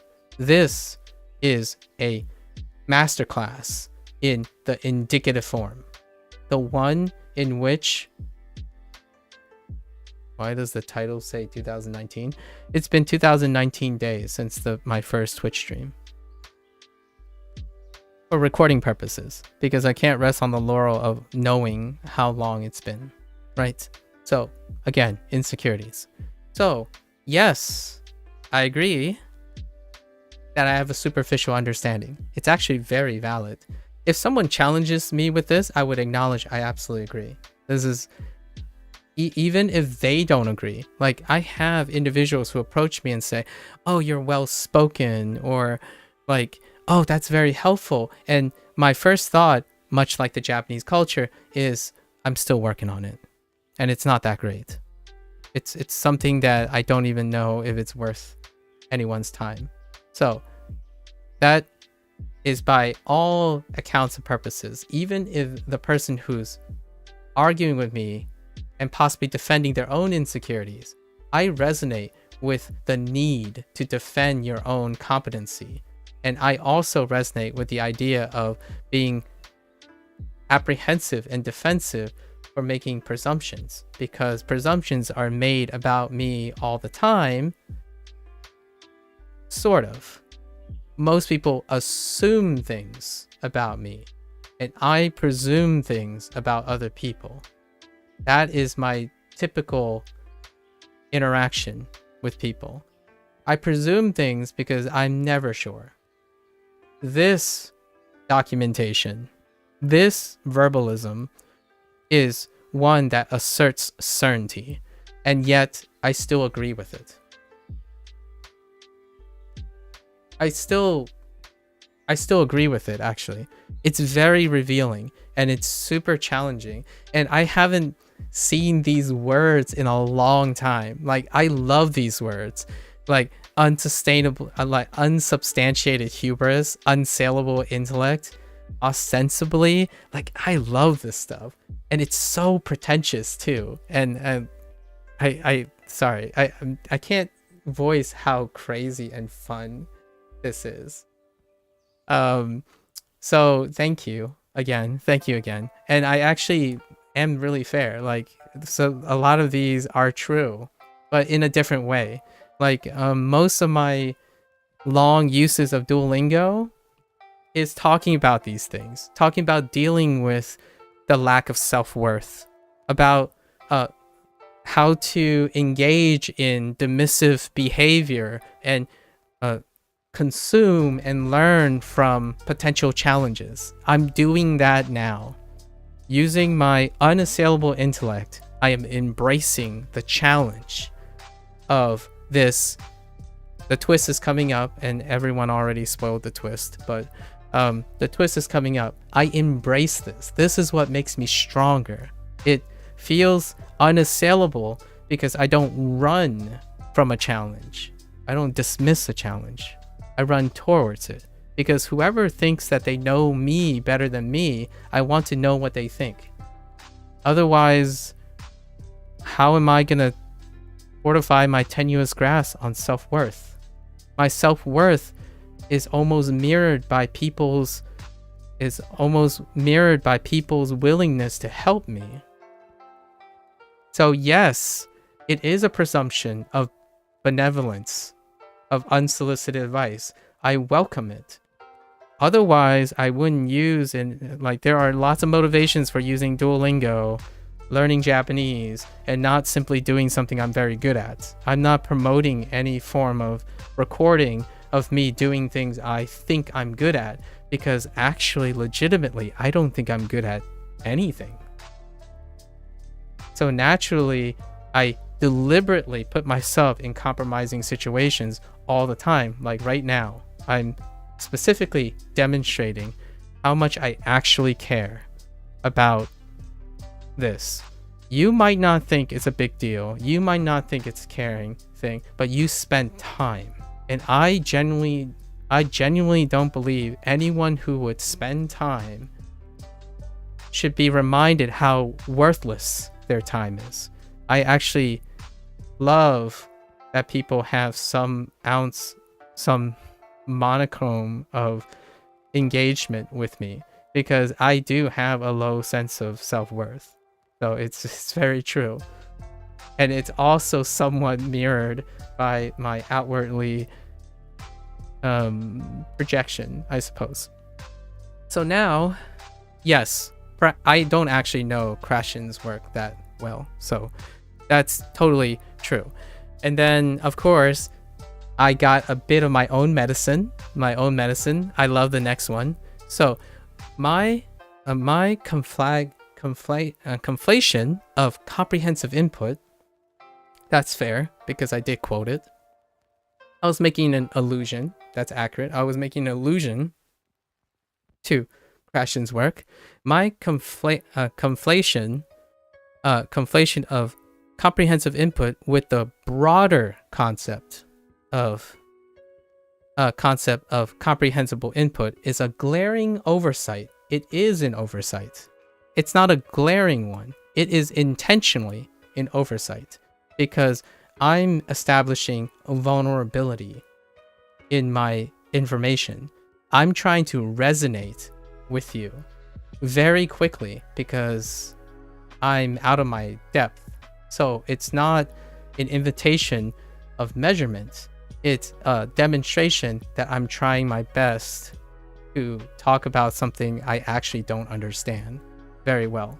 So it's not a glaring oversight. You are not being more perceptive in seeing something that is clearly superficial in oversight. It's not profound in any way.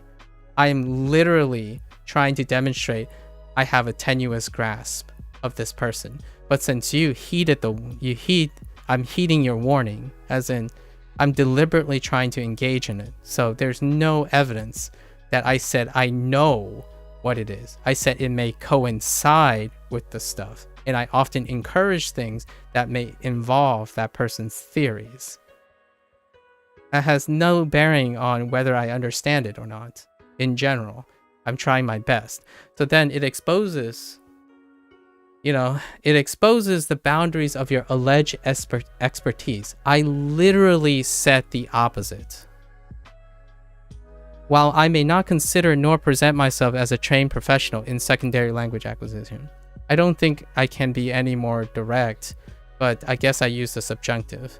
But I quite literally did the opposite. I am deflating my position so that it wouldn't be taken out of context.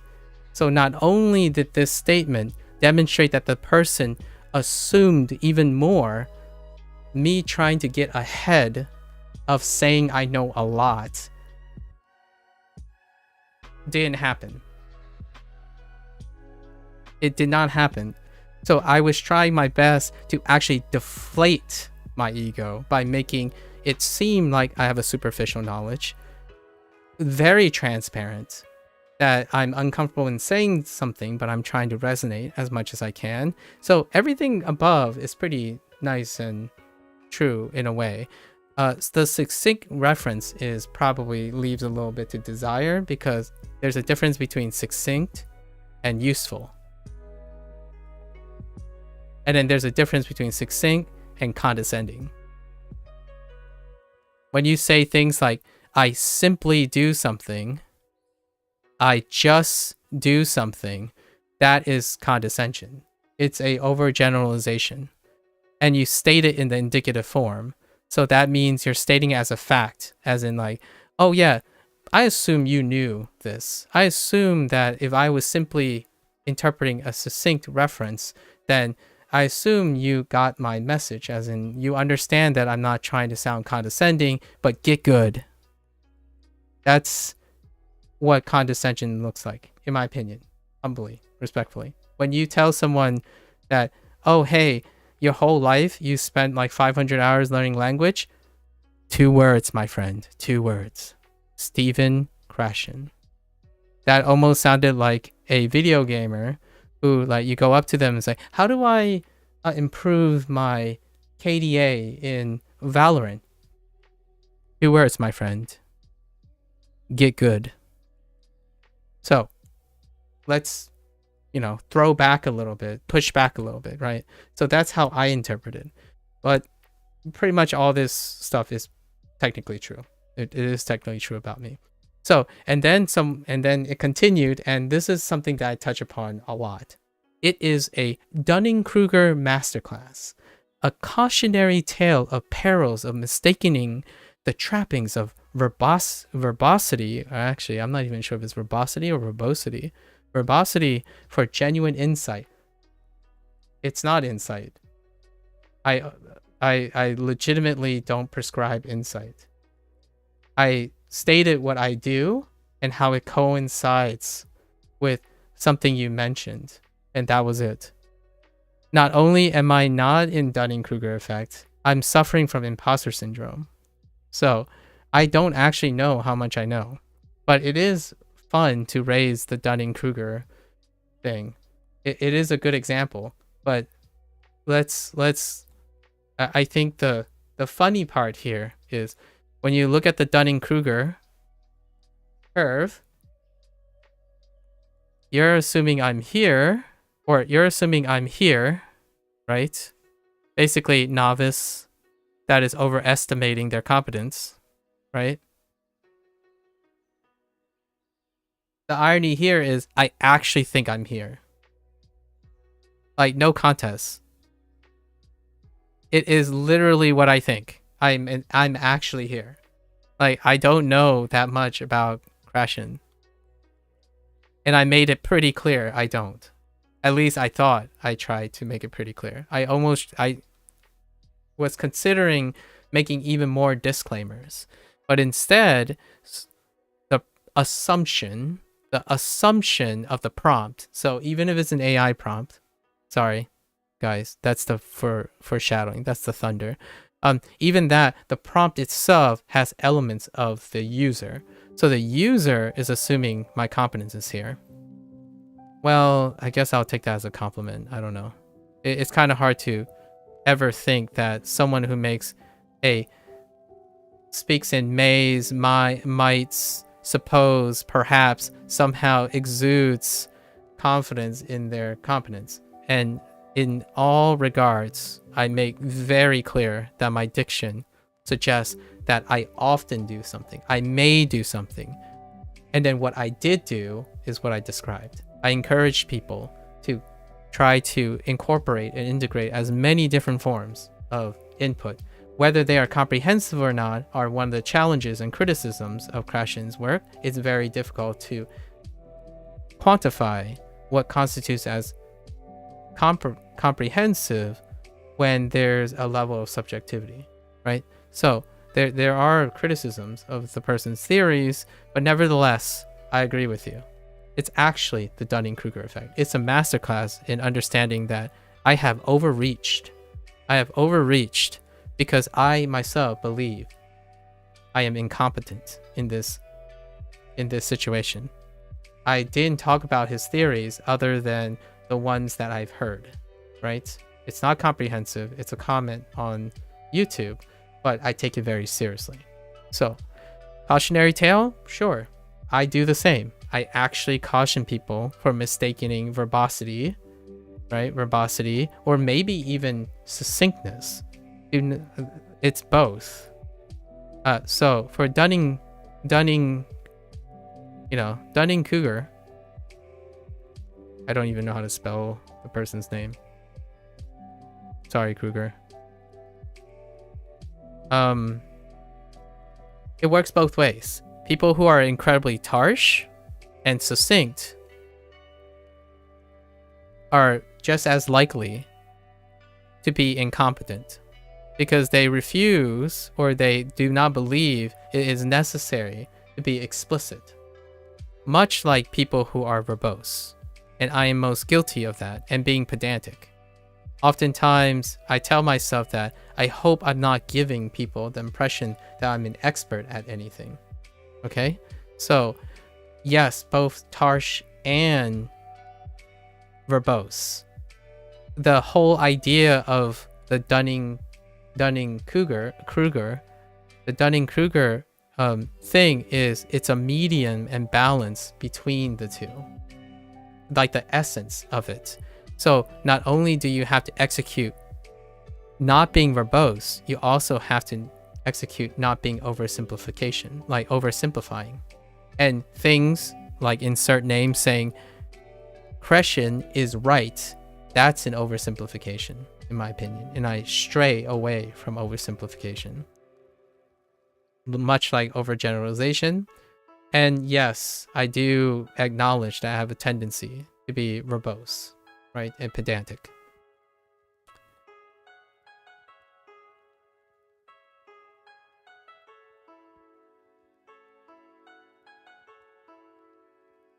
I didn't delete your comment. I didn't delete your comment, Ray. Stop lying. It's still there. You deleted the comment. It's still there. Like, let me go double check. Like, I asked you, can I use it too? I asked you, can I use it too? So, let's find out.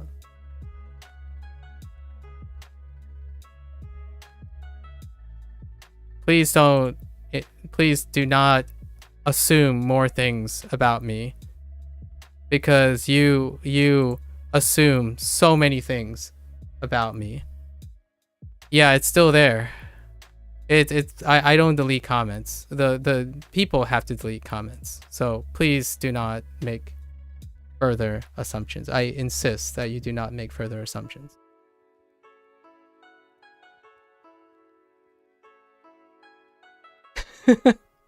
It's still there. So good luck. Good luck. Other people can, like, you can go and look if you want. Insert name. It doesn't really matter if you send screenshots or not. But you can talk with insert name if you want. Go ahead and talk with insert name if you want. Insert name knows a lot more about this than I do. Okay, so now let's finally reveal the thing. So finally, my diatribe is a monument to intellectual vacuity. I actually had to look up what vacuity means, but perhaps we'll save that for another time. And Sisyphean, that is a really clever way of using Sisyphus. So Sisyphean endeavor to construct an elaborate facade of erudition, however you pronounce it, on top of a foundation of insecurity and ignorance. I agree, actually. I totally agree. I genuinely feel that I have an insecurity, not just an ignorance, but also an insecurity about my ignorance. So oftentimes when I approach something, it's often from a point of reservation. I am ever apprehensive of making strong and bold claims, right? So rather than engaging in substantial discourse, well, this is the YouTube comment section, but let's just say that I am, which I'm doing now, right? Because Ray is both in Twitch and YouTube. Let's have a discussion and engage in substantial discourse. I mean, I'm doing now, whether the person like it or whether the person is receptive or not. I have chosen to erect a labyrinth of obfuscation by stating what I think and what I obviously do on stream, and self-aggrandizement, a futile attempt to obscure the glaring deficiencies that undermine my credibility. Let's be real a little bit here. What credibility? You came to someone, you arrived at someone who barely is visible in a swarm of content creators. Rarely would that be context for having any form of credibility. Not only that, I've actually diminished my credibility to supersede any attempts or misinterpretations that I find myself an expert in anything. So not only am I trying to obfuscate, I'm trying to ironically do exactly that, which is to downplay my own credibility. All right.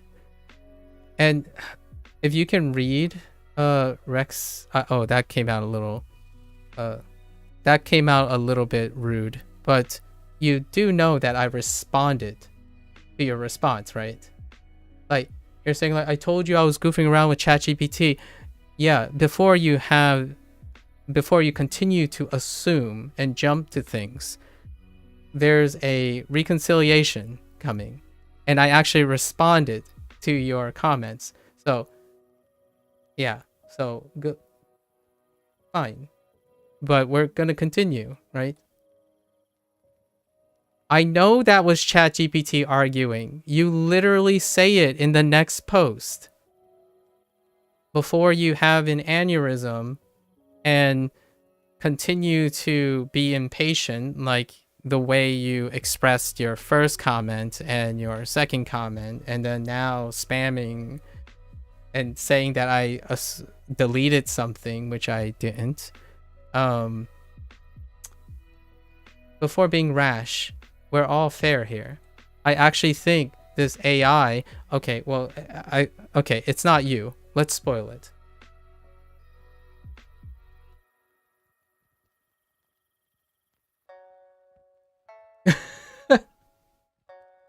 All right, well, this is how I engage in length, so good luck, I suppose. So by all means, continue. Okay, I guess by all means, I will continue to bask in the delusion of my own intellectual superiority. Yeah, thanks. I will do me. Thank you. That's about probably the first genuine thing you said to me that was compassionate to my own feelings. Good luck, like I said in the response later. Good luck on your endeavors and your pursuit. I actually think you provided a wonderful experience for me. Like, this is a great way to talk about things that happen on the internet. And it's a great way to talk about language, English, and how it feels to, you know, present content about Duolingo. It's a part of the process. And I don't have any hard feelings, but it seems like you continue to have hard feelings about it. So I'm sorry that this may be at your expense.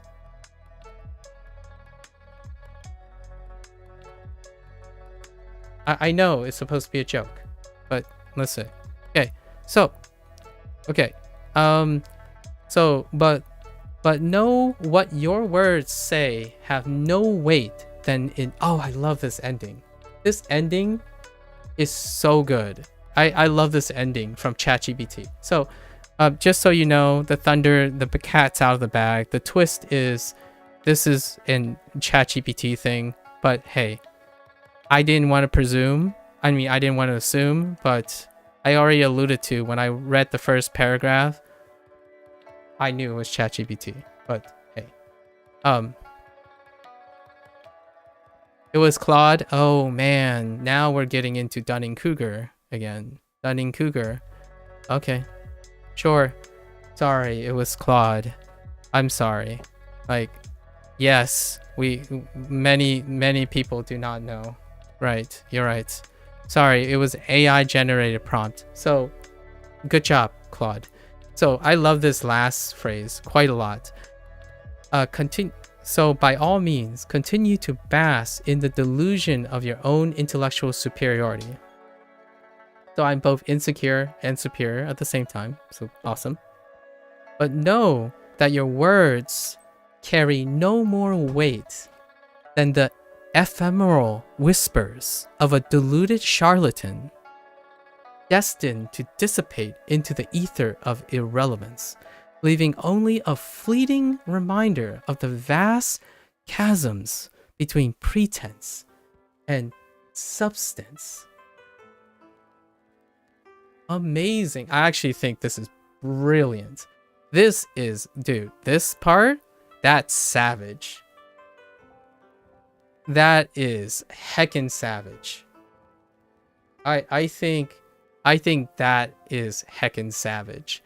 Where basically it's feeding the insecurities of irrelevancy, and usually most people can resonate with that all the time. That's one of the biggest sources of insecurities online, being irrelevant. But you know, it's very poetic that someone who is already largely irrelevant don't have to be reminded about this because it's a common day thing, right? So it not only was the savageness so deflated, it was kind of, I would love to say this in my own words to someone else one day and tell them that it's okay. Irrelevancy is okay, as long as one live a very happy and self-sustaining life. It's irrelevant if they are relevant to other people or not. So you might call that whispers of delusion from a charlatan or someone that is naive, but hey, I've seen so many happy people who I quite sometimes envy, who live austere lives, and if I can't leave an impression on anyone, that's perfectly fine with me. So here we go. And then obviously the cat's out of the bag. The cat's out of the bag. But let me write my retort, right?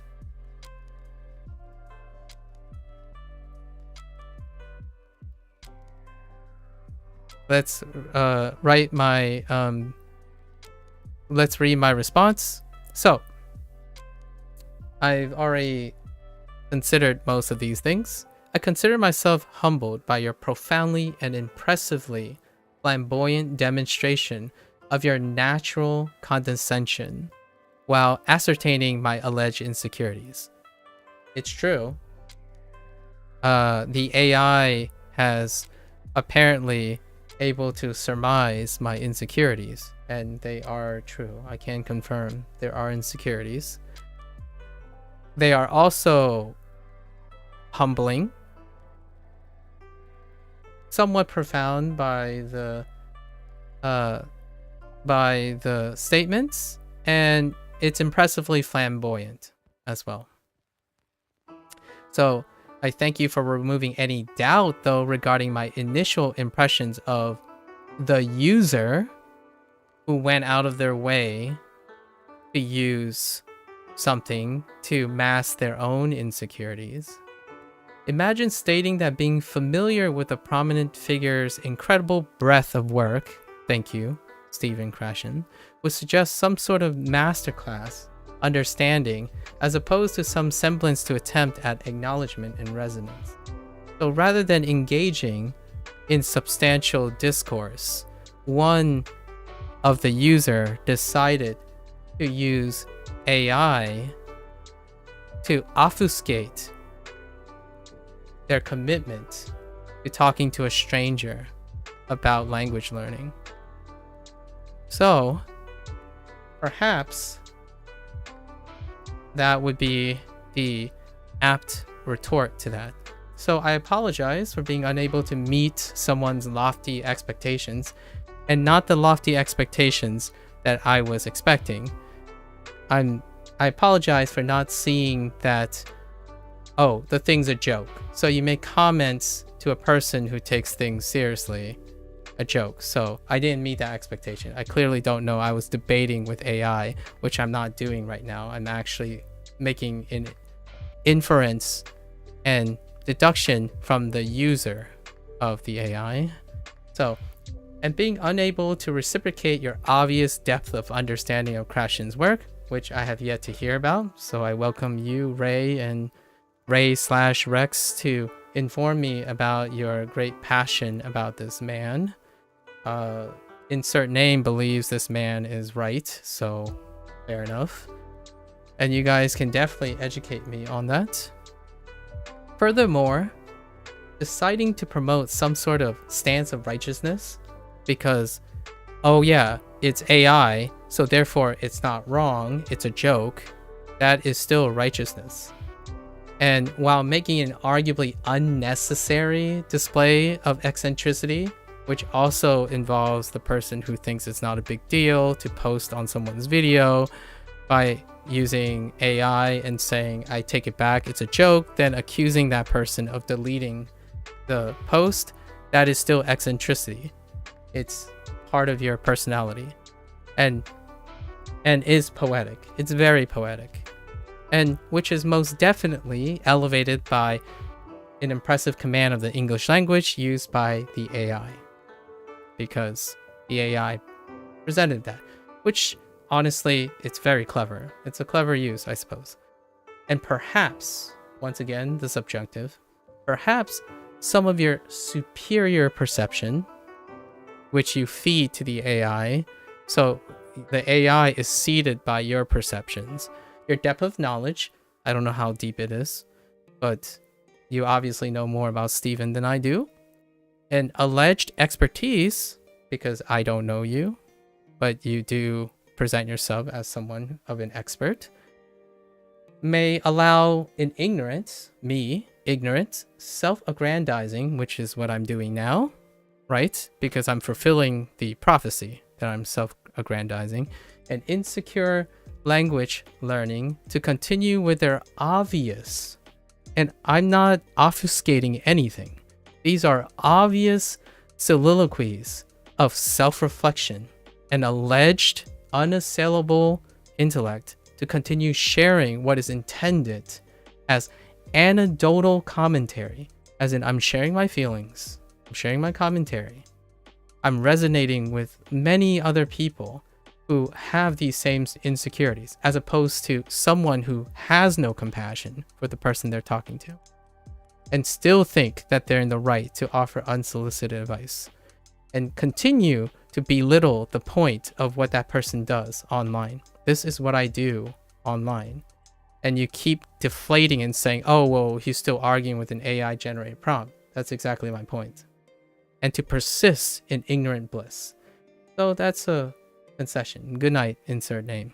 So that is a concession. And I thank you for a humbling reality check, be it the AI or the user. And then, of course, this apparently is the deleted thing that I'm showing, but here it is. Still on my YouTube feed. I'm just goofing around ChatGPT, by the way. Don't take any of this seriously. Imagine when I say ChatGPT, that person corrects me and says it's Claude, even though they said ChatGPT themselves. So, technical aside, I'm simply reflecting my ignorance based on ignorant comments, right? So, look in the mirror, I suppose. And then at the end, I say what I typically say all the time. Even though we find great disagreements and maybe our intents are miscommunicated and whatnot, I don't delete comments. Okay? The idea is I had my suspicions and I loved it, actually. I love the goofing around ChatGPT. In fact, there is a digression video. I think it's about an hour to 2 hours. An hour to 2 hours regarding how people could use ChatGPT to be greater than ChatGPT. So this would be a great example of an application of it. perhaps might not be the most ideal in my situation. However, it was that, right? And I had my suspicions, and I said, I loved it. Thanks for the excellent read, which I did now to make it very abundantly clear. I read it multiple times, actually. I spent many hours reading it. It was really great. I actually learned quite a lot about the like sentence structure in English, and found it delightful, challenging, and earnestly humbling, because I don't think my writing can be as flamboyant as whatever ChatGPT version they used, etc. So the effort was much appreciated. At least I feel the effort was much appreciated. Whether it was effortful to Ray or not, I appreciate it. I presented, I'm curious about the prompt you used to generate that impressive piece. I even asked how they generated the piece. Again, this was not responded. Apparently, Ray can't see the post anymore. I don't know what is it about YouTube, but the posts are still there in my YouTube.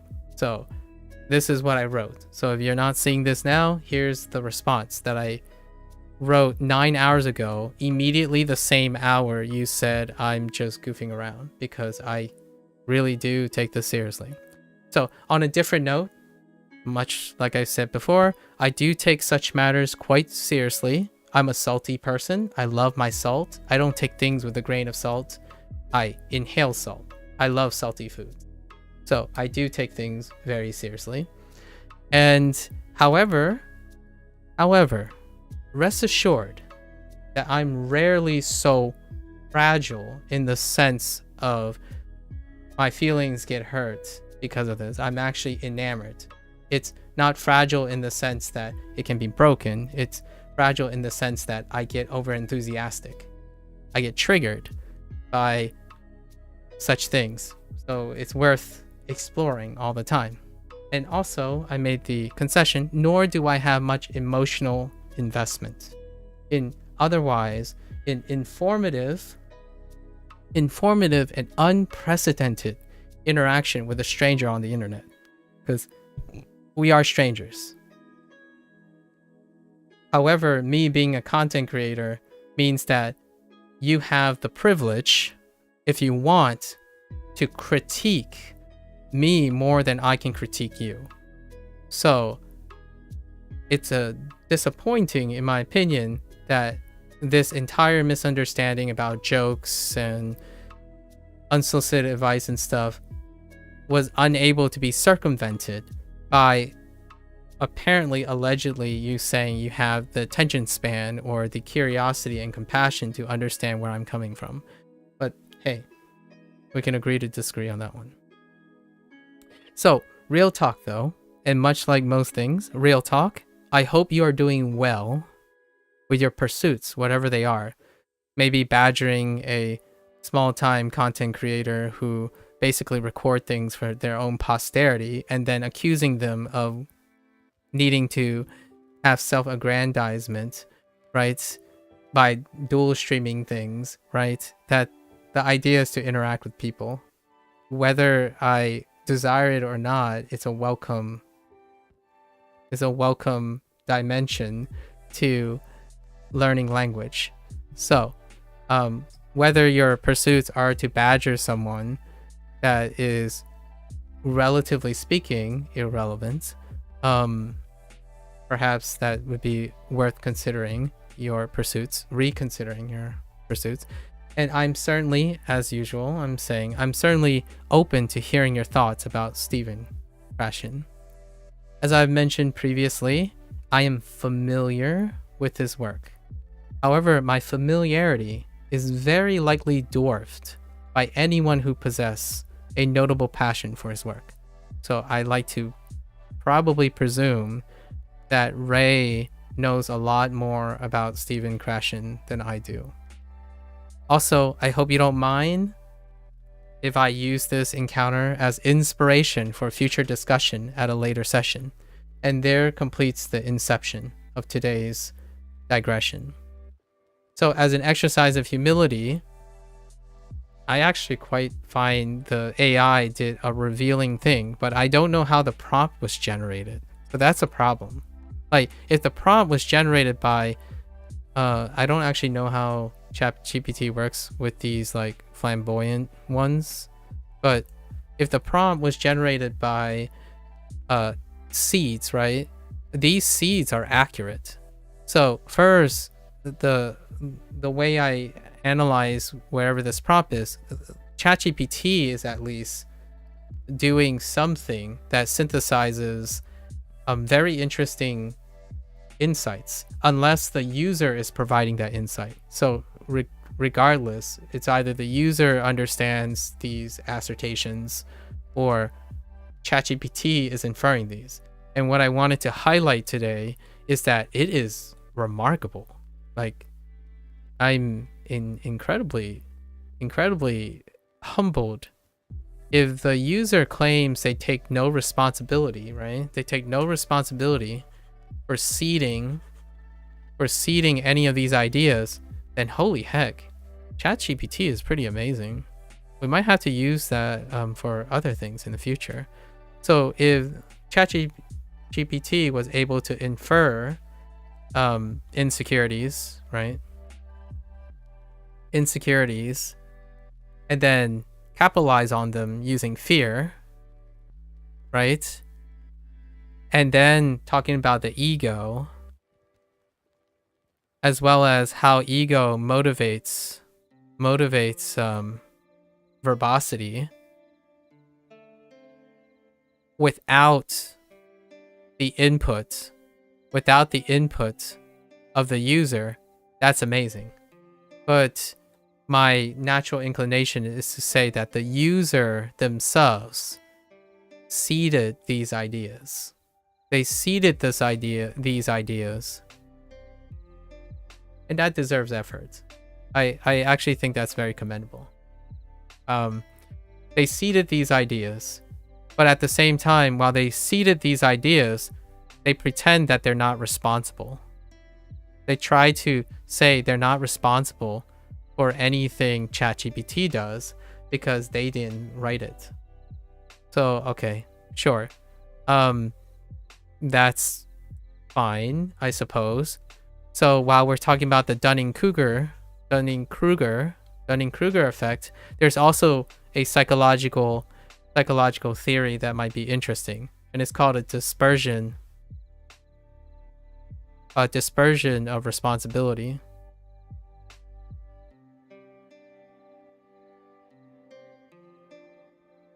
So when someone doesn't literally do something, it's not their problem. They can see ChatGPT arguing with me, right? For example, I'm arguing with ChatGPT or something like that. I'm debating with ChatGPT. So they're the onlooker. They're not responsible for what happens after. So they do not take responsibility for using ChatGPT to post the things. It's a dispersion of responsibility. There you have it. It was fun. I had fun. I had a whole evening of thinking about all the different principles. It went a lot longer because I didn't expect to hear from this stranger again, nor did I expect other types of inputs, so I welcome them.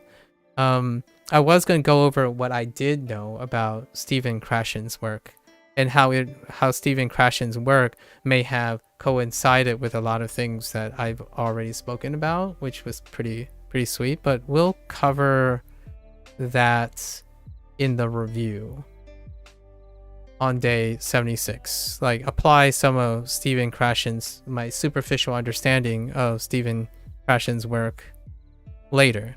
And I could highlight some of these things, I suppose. Like, very quickly, in a lightning round, right? In a lightning round, I'll demonstrate how little I understand about Steve Krashen's work. So the ones that I want to talk about, well, usually people like oversimplify things to 5 hypotheses. One being the distinction between acquisition and learning. Two, no particular order, but input hypothesis, which I kind of talked about, but in the scope of fitness, I usually apply a side analogy to fitness about overload, progressive overload. In a sense, a progressive overload, right? But more for a progressive overload for the mind. And then the third take was no particular order. These are the order that is very relevant to something I've already said. Effectors, right? Effectors. In fact, I have a particular interest in effectors.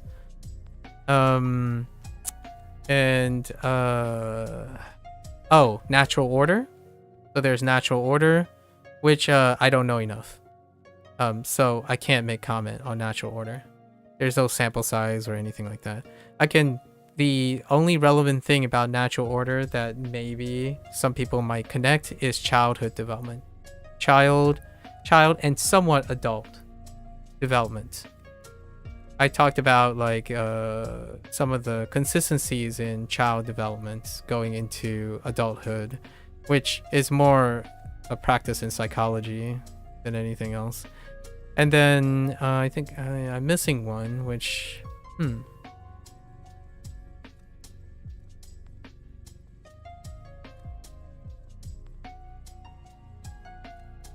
I am missing one. It's not one that I have commentary on because I don't directly have anything regarding it at the moment. Let me see.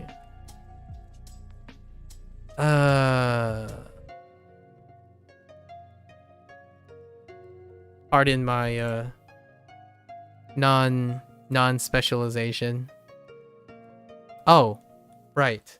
Actually, I do have a little bit of a comment on monitor. So let's just go over it very quickly because I am not comfortable in talking in any more detail than I actually know. Acquisition and learning. So acquisition and learning, basically these two are separate. Is what I'm going to say about this. And I kind of agree. Sort of agree.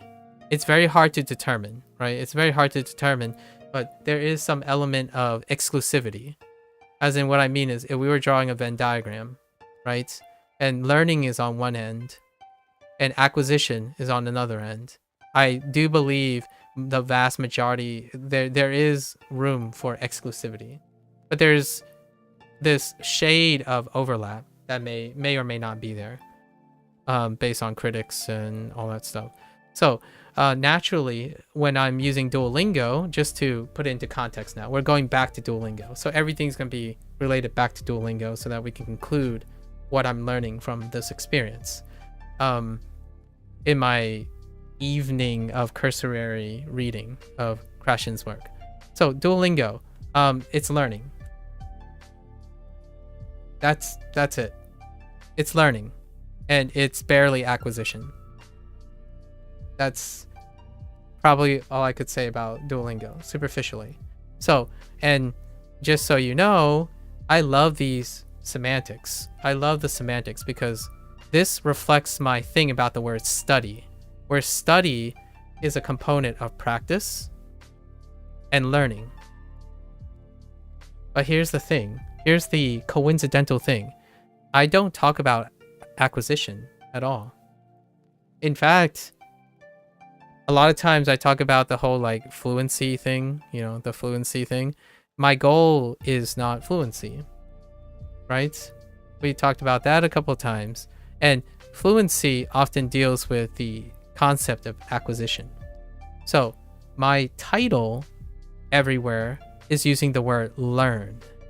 And I'm distinctly separating it from the concept of practice. So much like Krashen's essence of trying to distinguish acquisition from learning in secondary language formation, I'm distinguishing between the idea of learning and practicing. Duolingo often is used as a tool for practicing, and I'm making the attempt to try to compensate all the learning deficiencies that Duolingo has. So I'm incorporating lots of mindsets and practices that may use Duolingo in a different sense for learning. And I much agree with, to put it in line with a lot of critics, Duolingo doesn't help you acquire things a lot of times. It's not acquisition, it's learning. You do vocabs, phrase, pattern recognition. It's learning without acquisition. So that flows coincidentally with Stephen Krashen's first, like usually the most influential hypotheses. Like, I thought that was awesome, right? That's pretty cool that there's a person out there that make this distinction that I had suspicions about. This little shade of gray here though, like here, that's where there's like opponents and stuff. Like, do learning phrases, vocabulary, and grammar structure lead to acquisition? Well, to Stephen, it's a very tentative, strong no. You need acquisition and a specific approach for acquisition that is not dependent on learning. As in, learning is not sufficient for acquisition, but acquisition is. That's what the distinction is, at least my superficial understanding of it. So yes, I actually agree with that. Duolingo is for learning Japanese, not for acquisition of Japanese.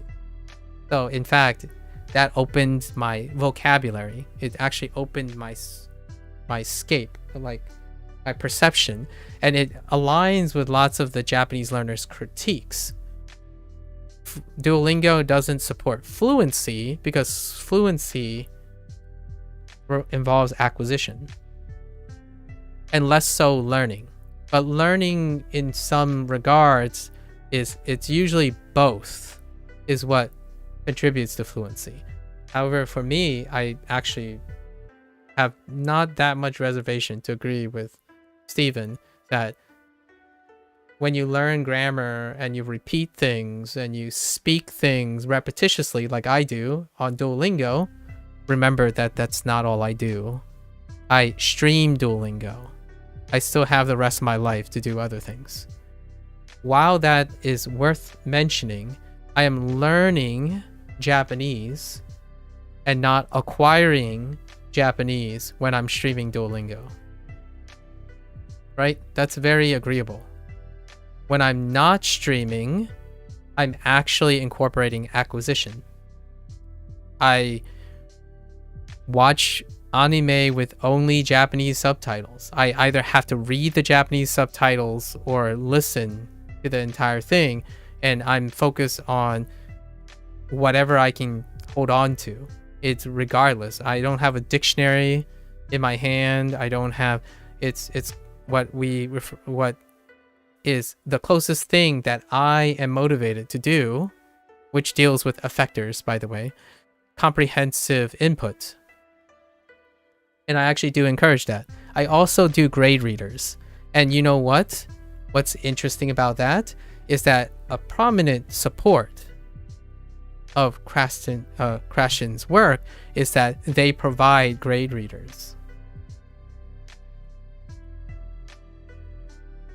And this, understanding grade readers, things like Todaku, Tatoku, Takoku, Tadoku, grade readers blends into the next hypotheses, which is input hypothesis. And the idea of, in order for someone to promote acquisition, the input has to be slightly beyond or appreciably, significantly beyond the comprehension of the reader. So that's where grade readers come in. So the idea is you don't use a reference to seek being corrected, self-corrected, and all that stuff. You engage in it beyond your comprehension level and let yourself listen, comprehend, and fill in the gaps. So grade readers are very effective in that method, where, okay, if you feel like this is where you're comfortable in, go one level higher, right?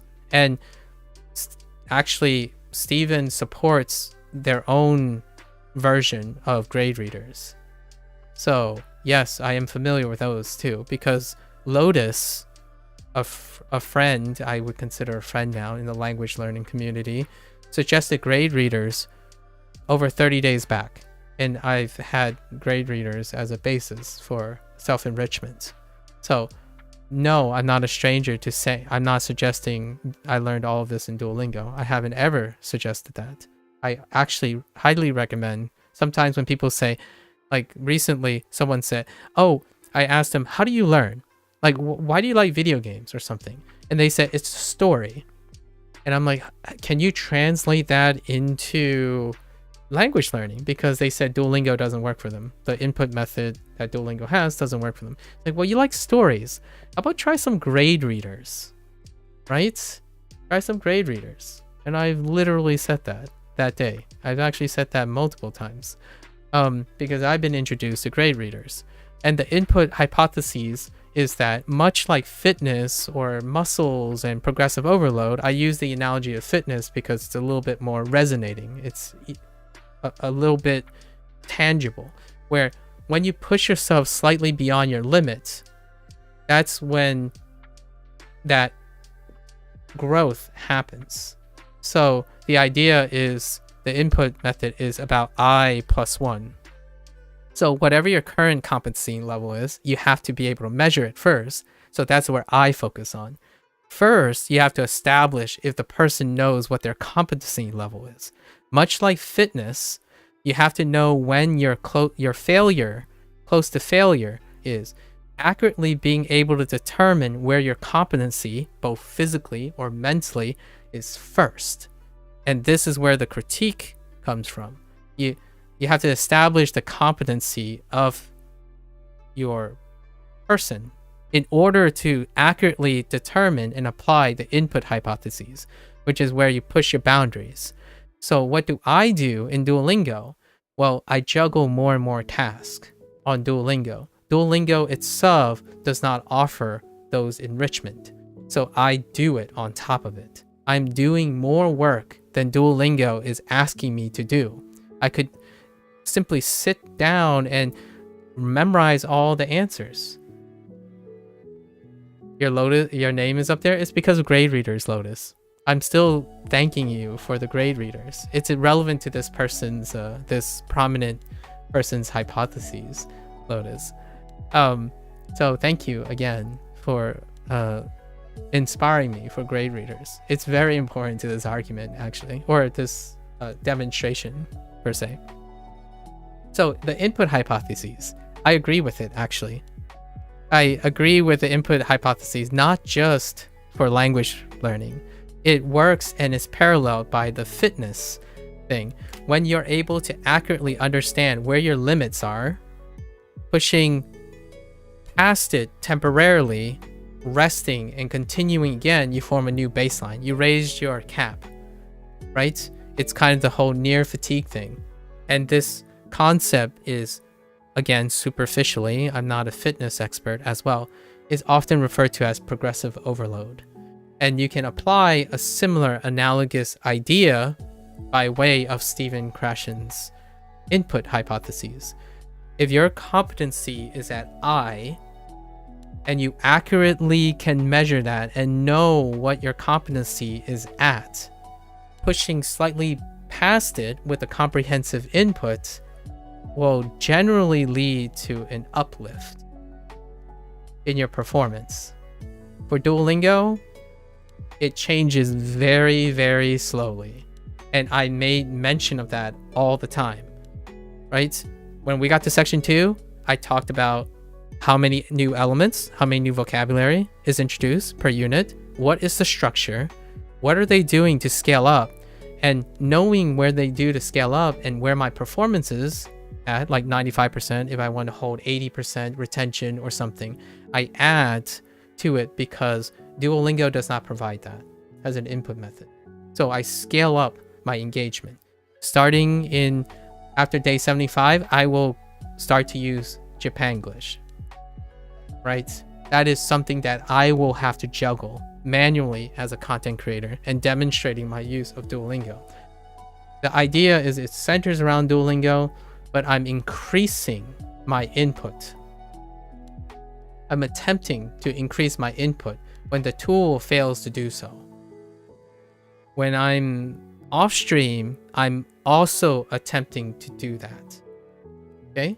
I'm also attempting to do that.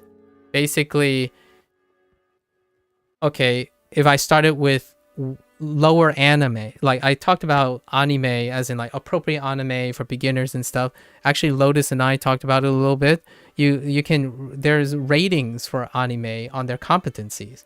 And guess what? I'm applying the input hypotheses. I will be encouraged to watch anime with specific levels of competency, expectations, average, and I will continue to escalate to increase my input. So yes, I love the first two, the idea, the essence of the first two of Stephen Krashen's work. Now, the third one is the big one for me, and actually is the least contentious part of their hypotheses, which is the effectors, right? The effectors include confidence, motivation, insecurities. I'm going to put in some more things. Monotony, so complacency and monotony, novelty. There are a lot. I specifically focus on this thing because I believe this, much like what he says, can reduce or even block acquisition and learning, both acquisition and learning, and the efficacy of the input hypotheses. When the effectors are sufficiently high, you have people who don't even participate in the activity. So this is where I start most of the time. So yesterday I had a 1 to 2 hour discussion about people's motivations, right? How to stay consistent with your motivations. Today I had 2 strangers who asked what my opinions are about like the ideal method or mastery of the method and stuff. It deals with effectors. I have to ascertain, like, does it matter? How does it make you feel? Does it stop you from learning if people don't think you're a master of the language, right? Ask yourself that, and then try to decompartmentalize or deconstruct maybe things that can elevate that if it becomes a barrier. This is the concern for effector filters. If they become too high, it will effectively negate all of these. And most of my discussions, actually not 70% of my discussions, are talking about psychological, a lot of people use the word tricks, but I would say more perspective shifts in order to remove the, what I would say, axiomatic block, right? Like, this can't be a block.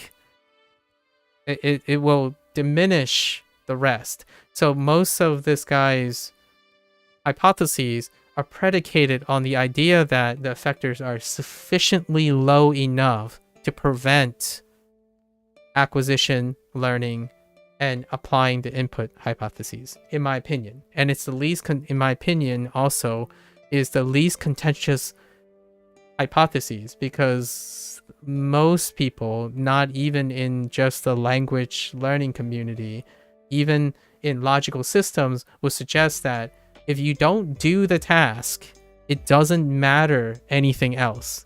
It's a null. It supersedes everything. So if you don't participate in the task, regardless of how in-depth, hypotheses-driven acquisition, the semantics of learning, if the person does not participate in the task, the results are null. So this is my main focus on most things. It's something that I do believe that when people are focused on this, notice these are 1 and 2, by the way. These are the focus all the time, because the assumption is that the vast majority of people who are interested in doing this don't have crippling effector limitations, effector filters. When we're talking about Duolingo, why is this important? The focus of Duolingo is actually addressing the effector filters. And it secondarily is adopting like some arguably archaic and less effective methods in which actually a lot of the proponents of Severin Krashen is suggesting that, oh, well, yeah, it's, Duolingo is lowering effectors, but it will never lead to acquisition, so it doesn't matter. So that's kind of a strong argument. That might be a problem. But what I would concede or maybe try to compromise is that that Duolingo focuses on learning a language. It doesn't focus on acquisition of a language. So much like using or trying to understand the essence of Stephen's work, I like to believe it might be acceptable and reasonable to suggest that Duolingo focuses on learning a language but not acquisition of a language. Meanwhile, their primary focus is first removing the effector filters from individuals and looking at the statistical reach, right? Just observing the statistical reach of Duolingo, which suggests that effector filters are a remarkably first thing, right? Like we can agree that statistically Duolingo has a big influence, and that influence often comes with lowering effector filters for language learning. So what can we glean from all of this?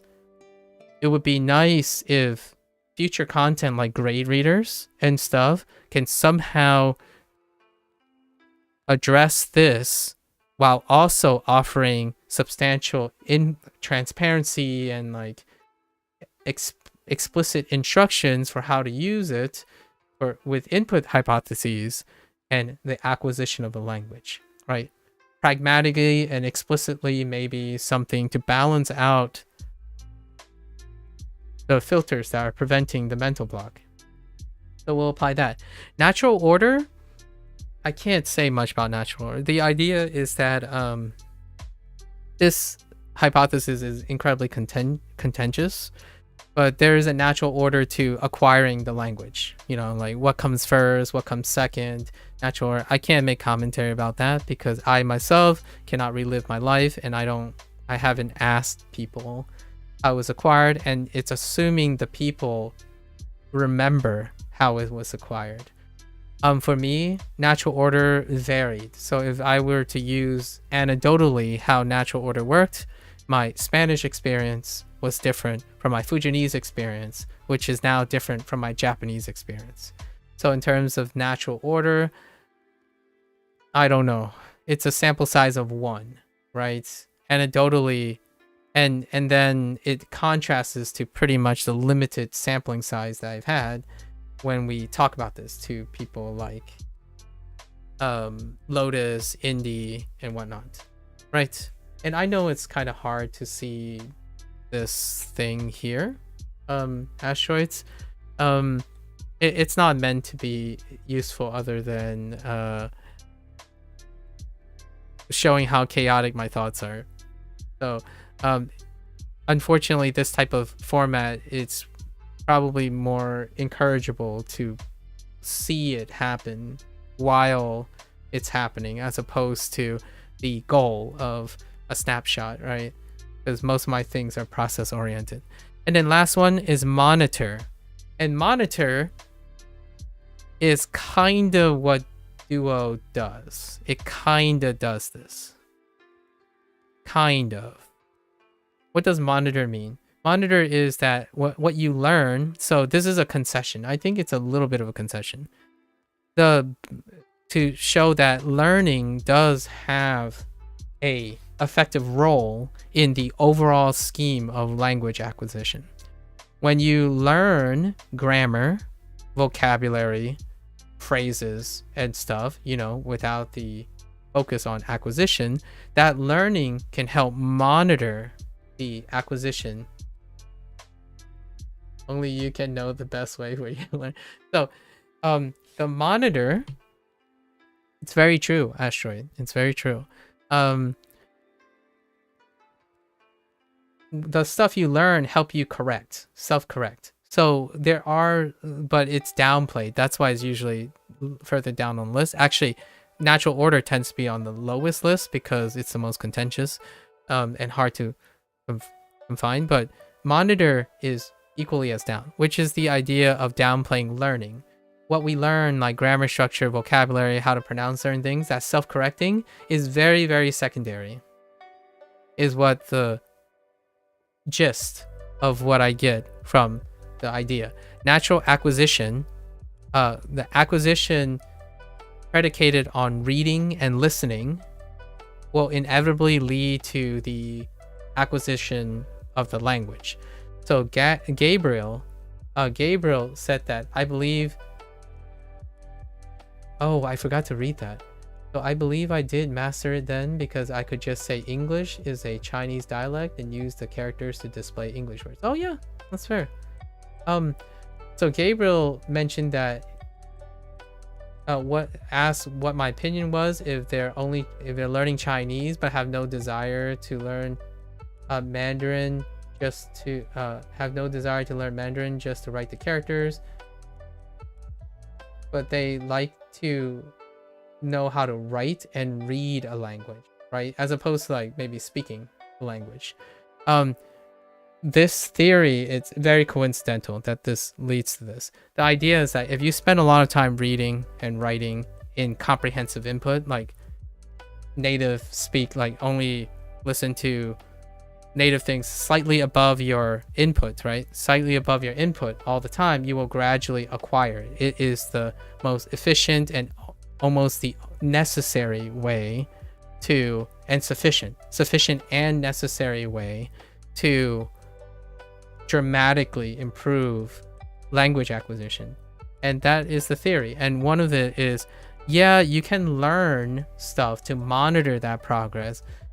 However, it is dwarfed by the focus on natural exposure, comprehensive input, basically.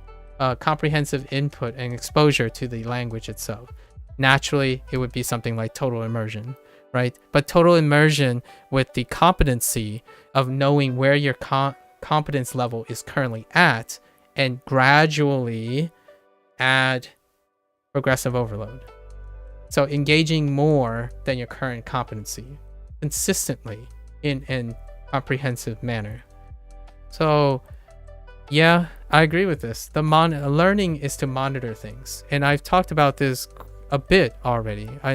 People have heard me say this a lot because in the Japanese learning community, oftentimes it deals with correctness, right?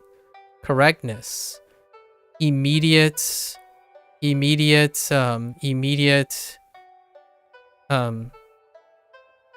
almost immediate corrections like grammar, pronunciation, like pitch accents, things like that. And the answer for me is I encourage both. I'll take the corrections and stuff, but I also don't have it raise my effectors, right? So that's kind of where I'm coming from. So instead of motivating people based on like, oh yeah, learning is not that important. Learning is not that important because acquisition is better. So just don't worry about making mistakes, or don't worry about like knowing all the things. I encourage that. However, at the same time, I don't discourage people from concentrating on pitch accent and immediate grammar structure to like lower the barrier of effectors. So it's a touchy it's a very it's like a feedback loop, right? If your effectors get too high, it's going to stop you from doing it in the first place. Well, if you need to lower the effectors by learning grammar, But knowing grammar leads to learning, but not acquisition. Which acquisition is probably the person's goal. It will then go back to increasing the effector's impact again. So it's like a circle. It keeps going around. So you have to navigate this. And my oftentimes is much like what Ashray says. Only you can know the best way for you to learn. My whole goal of all this digression with with Stephen, Krashen, and Ray's post is that competency often deals with self-awareness.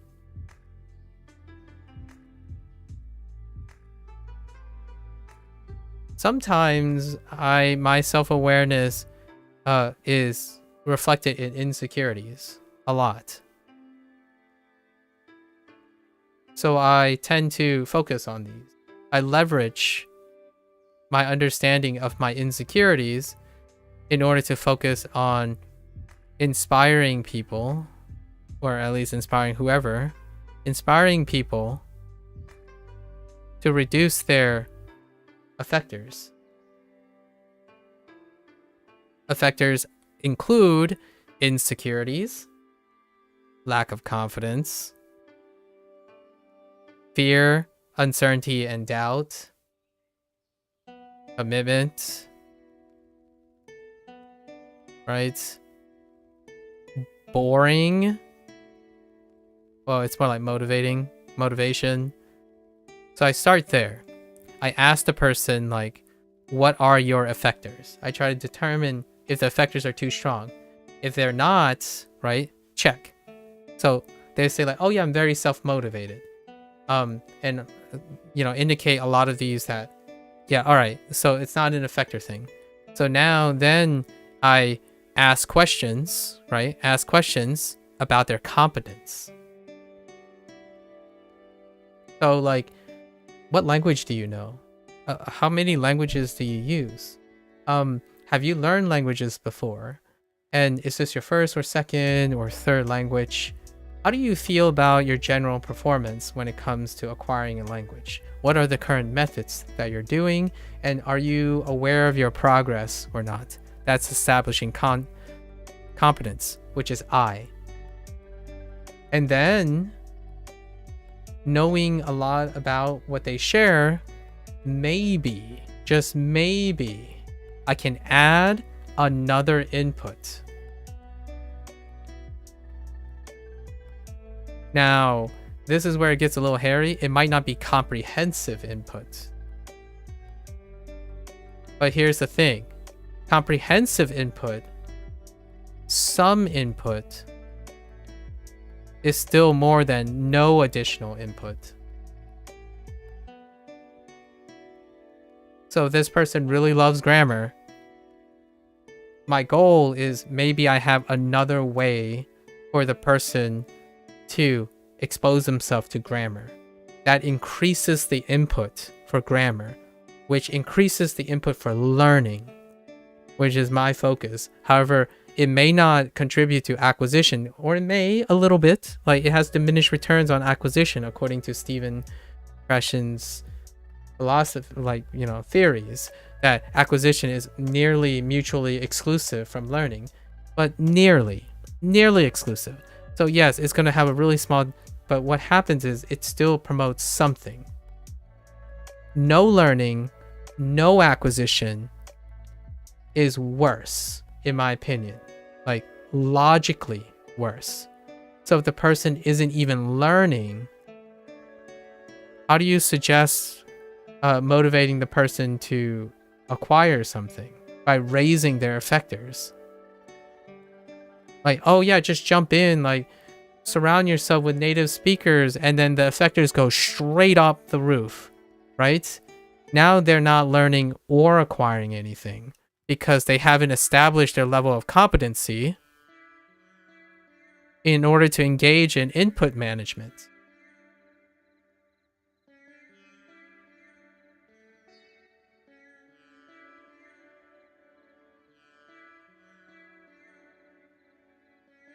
Yes, exactly. Yeah, that's really the key. The biggest factor is just it's time. Yeah, it's time. It's involved in time. You can study in peak efficiency. Yeah, but if it's 20 minutes a day, you aren't going to learn at the rate of someone who's half paying attention. Yeah, so um yes and no, but the idea is it's difficult to understand the efficacy of something if that person isn't able to monitor and accurately adjust to what they require as to like lean towards acquisition or learning. And oftentimes it starts at the level of effector filters where like if it's so high, even half paying attention, like someone might have less inhibitions half paying attention for 8 hours than that same person doing 20 minutes of peak efficiency in which they acquire nothing, right? They're completely blocked out, or the vice versa, or etc. Whether that is the case, the idea is that increasing the amount, the available value of inputs offers sometimes overwhelming, but also potentially necessary and sufficient ways of improving the input while possibly having enough flexibility to deal with their affective filters, like the things that are affecting their motivation and stuff. So naturally, yes, I agree. And then I'm not going to talk about natural order because I don't agree with natural order, or like personally, natural order doesn't reflect my own personal experience. And then monitoring comes with learning. So right now we're typically only in the field of learning because that's what Krashen says. So I would say it's kind of a little bit of both, but here's my take. How relevant is my information or like things that I'm talking about? It's not prescription, by the way. So the things I'm talking about is not to say that's what they are, but more they might be this. They may be this.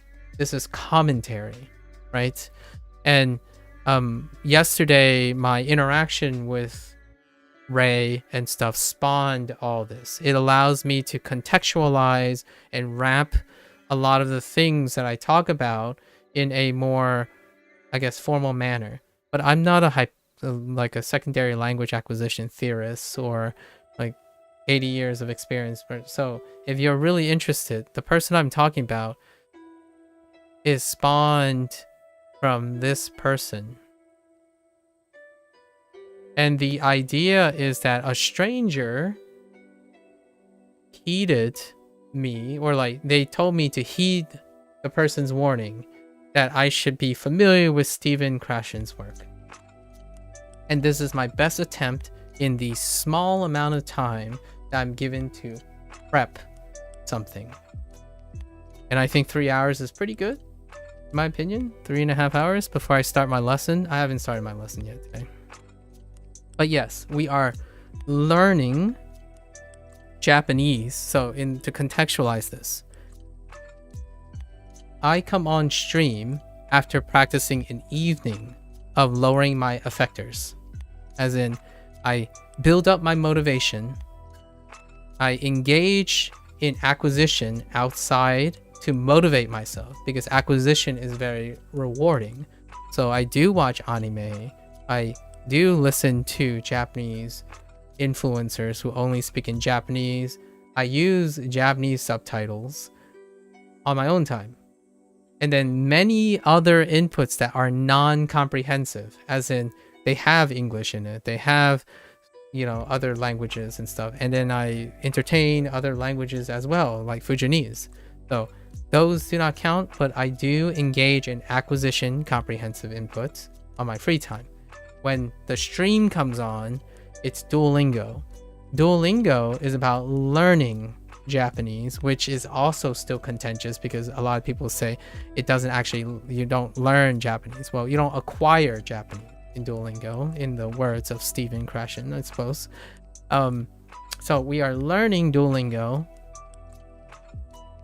we're learning Duolingo. We're learning Japanese using Duolingo, and the things I talk about, my soliloquies of self-importance from my interaction with this stranger's ChatGPT generated statement, is that most of the things I digress about is about managing the filters. Those filters supersede everything else. And from time to time, I do talk about input hypotheses. Coincidentally, it's coincidence. The input hypotheses and the acquisition versus learning. However, I haven't vocalized it that way, and it's great, actually. I do love that. About the distinction, it's very provocative. I can understand why these hypotheses are so influential, right? It's very contentious. It's hard to measure and whatnot, but that nebulous nature allows commentary, much like my commentary, right? So most of the time I'm talking about the psychological motivations and all the effects of what they call effector filters on language learning. And then after that, occasionally from my experience using Duolingo, and then how I incorporate more comprehensive input or non-comprehensive input, those are the ways to maximize the amount of input so that it saturates my competence. As in, I keep adding more things so that I don't become complacent and stagnating. Being complacent and stagnating means that I am not exceeding my competence level. So I know the idea is, if my goal is to acquire Japanese, I must add more comprehensive input. But I have voiced this time and time again. My goal is to simultaneously appreciate Japanese in the context of English. So when I'm increasing my input, the comprehensive input that I'm seeking for my goal is everything. All the resources that people have. So that's how that works. I love grade readers. And yes, Steven has free voluntary reading ideas. It's the methodology behind Tatoku grade readers. Exactly. Yeah. It's actually the other way around, probably. It might be separate, like coincidental, but yes, that's why Lotus's name came up, because Lotus introduced me to Tatoku graded readers, or the concept of graded readers. So by coincidence, I already have and participate in executing some of Steven Krashen's work. But this stranger is convinced that I'm a charlatan with superficial knowledge. And I still agree with that, because I actually didn't know that much about the person's work. But at least I made the attempt to be compassionate and educate myself. And yeah, it is superficial. I only had like an evening to review what I thought I heard on the grapevines. But knowing that, I've invested so much time and effort to exploring the different dimensions of language learning that by coincidence, I already have evidence of 4 or 5 comprehensive inputs outside of Duolingo. But the question here is, I do not discourage elitism and exclusivity from learning and acquisition dependent on my own personal preferences. I ask and inquire about the effective filters of the person, ascertain their competency or their ability to understand where their competency level is. Is it very detailed? Is it very accurate? Like, can they demonstrate it to me?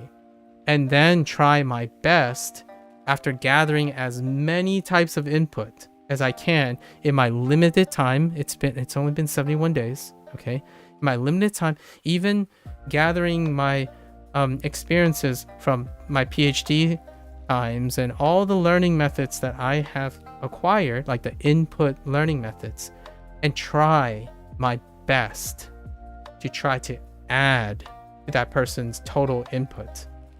The more you add to the input, they have the ability, if they are competent about their own input level, their competency, they can add one more. They can add one more until it becomes uncomfortable. Then your competency is being matched. It's being overwhelmed, right?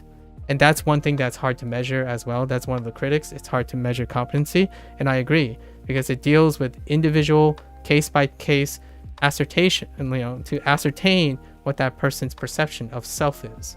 So that is where my focus are, to enable someone by seeing how I evaluate myself. One of the core essences of becoming competent and consistent is having a regular and comfortable relationship with self-evaluation, or having other people evaluate you. So the beginning of all of this started with this post right here, which you can go see. Allegedly, apparently you can't see. So if I can ask people from YouTube if they can see this comment, but apparently it's allegedly deleted or something, or somehow it's still there on my YouTube feed. But this comment was a ChatGPT inspired comment, but it revealed lots of telling signs of things that are interesting psychologically and whatnot. And it inspired this thing from this person's comment of suggesting, hey, I should know something about Stephen Krashen.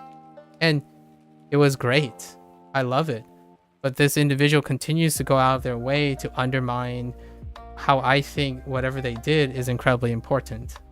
I mean, it's part of the process. So just in order to wrap this up, so then I can, pleasantly go to learn some Duolingo Japanese. It's great. I actually think my slight, I have no idea which. So my slight digression into this stuff for evening reading was very fruitful. It was very informative. And yes, I think looking at the free voluntary reading exercises for language is great if they offer it in that language. Otherwise, Tatoku graded readers are fantastic. So,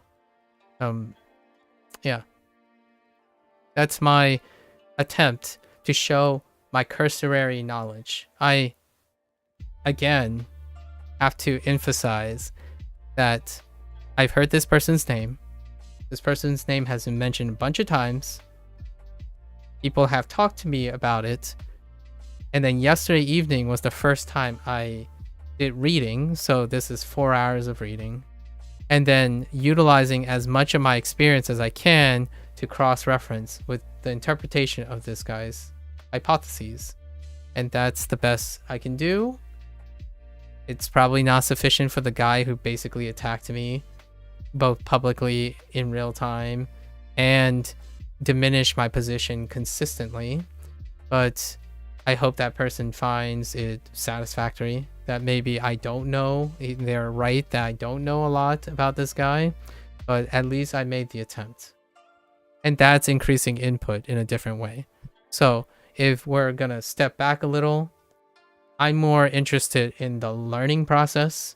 So while some of these might hold true for like the distinction and specificity of language learning, life skills, there are a lot of transferable hypotheses regarding life skills, but one life skill is definitely emotional intelligence. And emotional intelligence doesn't necessarily operate like this.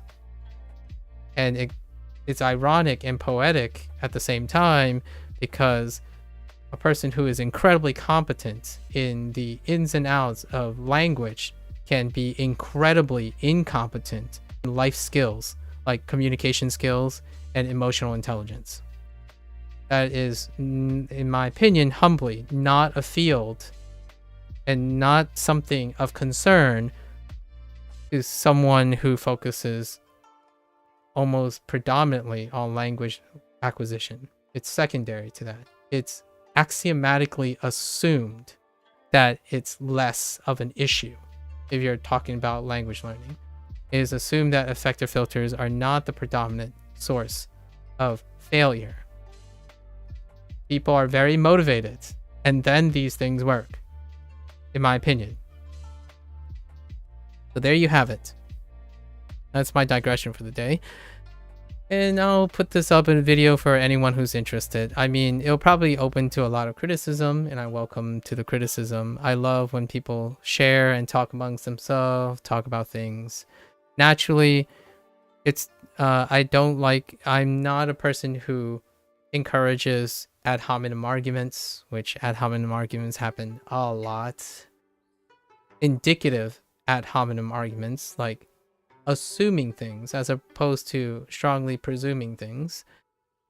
And as well, just the idea that people expect other people to know exactly what they know and have the same competence and always be on the same wavelength. That is largely a lack of emotional intelligence in general. And then constantly putting themselves first is a lack of emotional intelligence. We're still human, not efficiency robots, in my opinion, humbly. So let's try to treat each other with respect, time, investment. If you don't care, that's fair. But there's a difference between being malicious and condescending and allowing someone to exist, right? I believe the platform and world is big enough to have contrasting approaches while also feeling self-satisfied. And that is my take from here. And this concludes my attempt at an exercise of humility. There are lots of things I don't know. I do actually have, or did have, and still might have a fragile ego. To combat a fragile ego is to iron an equally impressive form of protection. So my unassailable intellect, it's both reciprocated and conditioned by my incredible, deep familiarity and life with insecurities. Rather than have those insecurities rule my life and have people attack my insecurities, I use it as leverage to resonate with other people. So when someone goes out of their way to attack my insecurities, I don't have too much reservations to assume that person themselves lack insecurities. Otherwise, comments like, "Oh dude, don't take it seriously.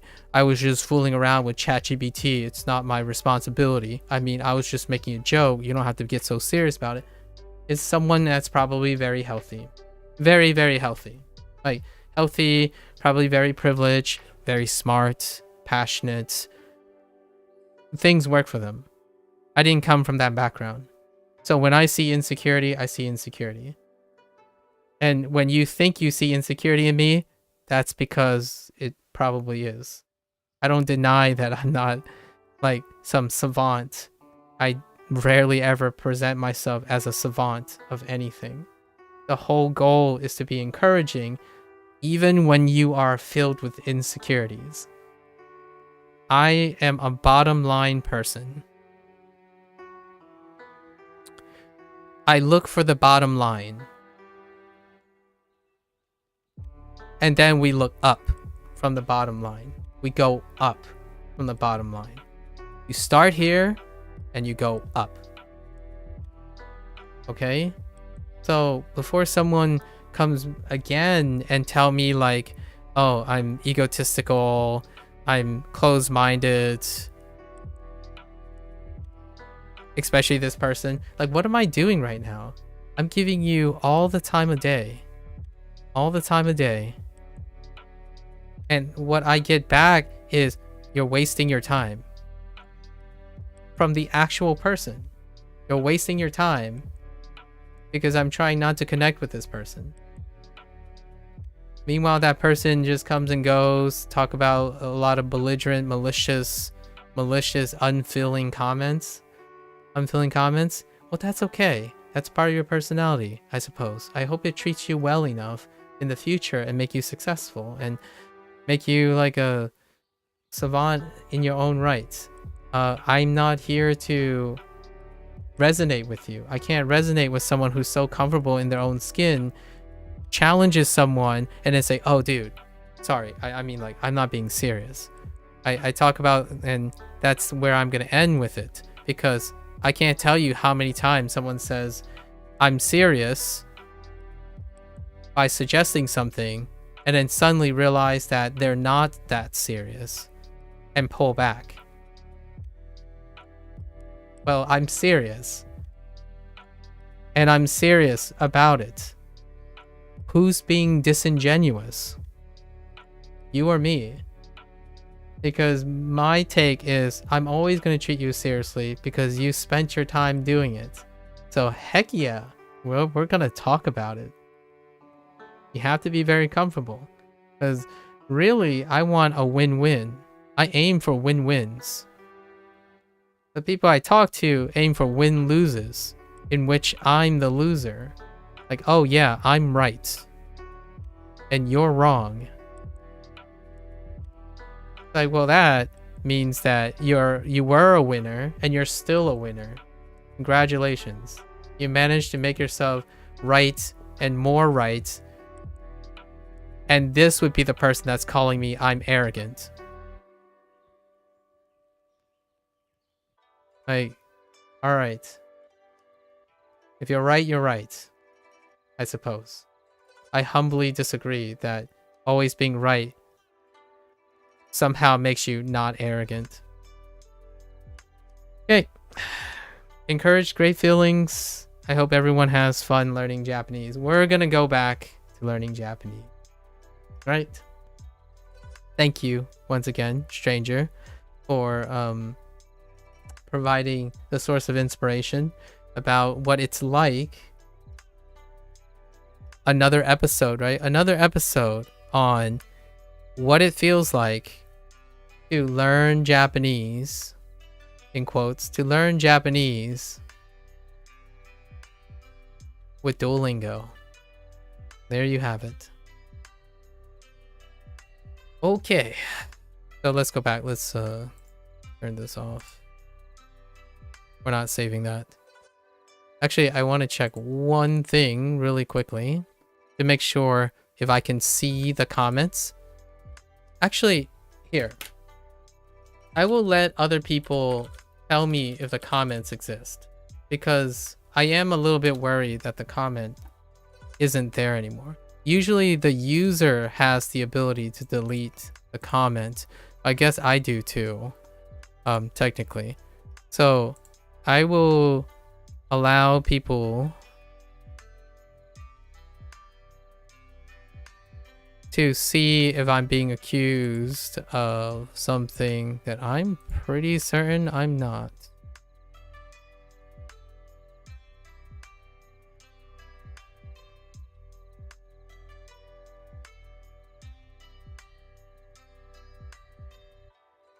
Never mind.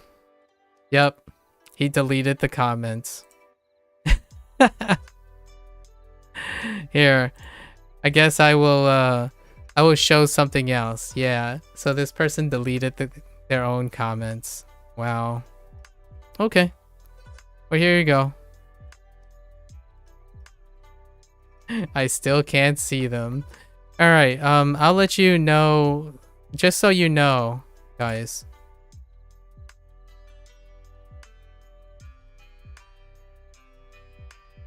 Just so you know, in case you're wondering, when you delete your comments off of a video, right? When you delete your comments off of a video, the content creator still has the history of the comments. So even if you decide to go out of your way to delete the comments, they're still in the history of, in my opinion. So maybe I should really capture this now. Yeah, never mind. I can't show you guys the comment because they don't exist anymore on the public side of things. Yeah, it's deleted. So the person retract their statements and stuff. Well, that's unfortunate. I actually thought it was great. So I can't even show you. Oh, actually, maybe I will, you guys can tell me. Oops. If you go to this, I don't know, anyone that I really trust, I suppose at this point. If you go to this YouTube video, you're probably going to see, if you go to the comments, for anyone who's curious, if you go to the comments, tell me if it looks like I'm talking to myself. If it does, then yeah, the viewer can delete comments, their own comments.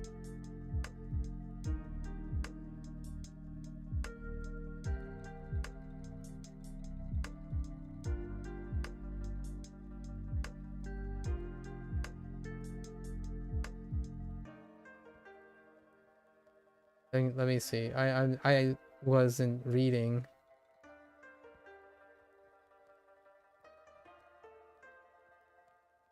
Yeah. So, and then I will show you that I can retrieve the comments. So if you're curious, it's probably just me talking to myself, which is kind of funny. And then let me go. Let me see if I can. I don't know if this will disappear from my YouTube though. My YouTube studio. Yeah, they're still here. Yeah.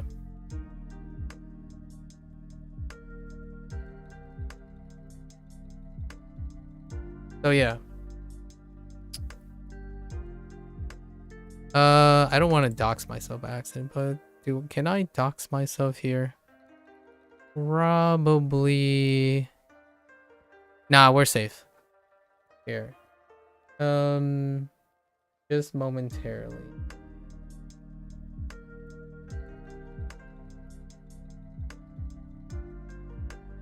Just so you guys can see it, I suppose.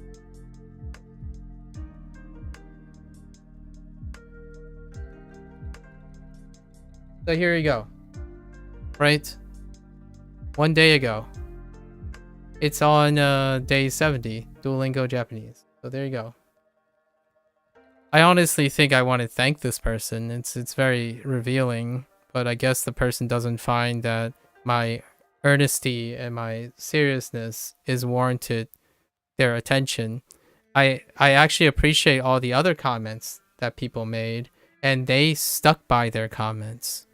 So I over the time look at all these, like, you know, all these comments.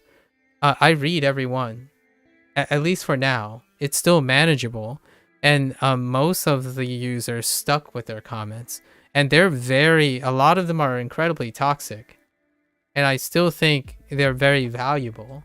They're incredibly valuable. So the person made claims that maybe security flagged it or something, but I read all the comments and I try my best to resonate.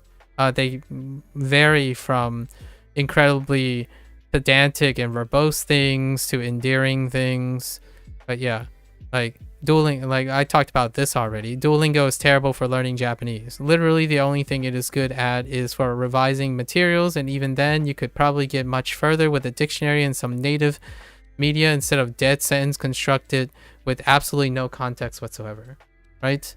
And then we talked about it a bunch of times, and then in the end we parted ways.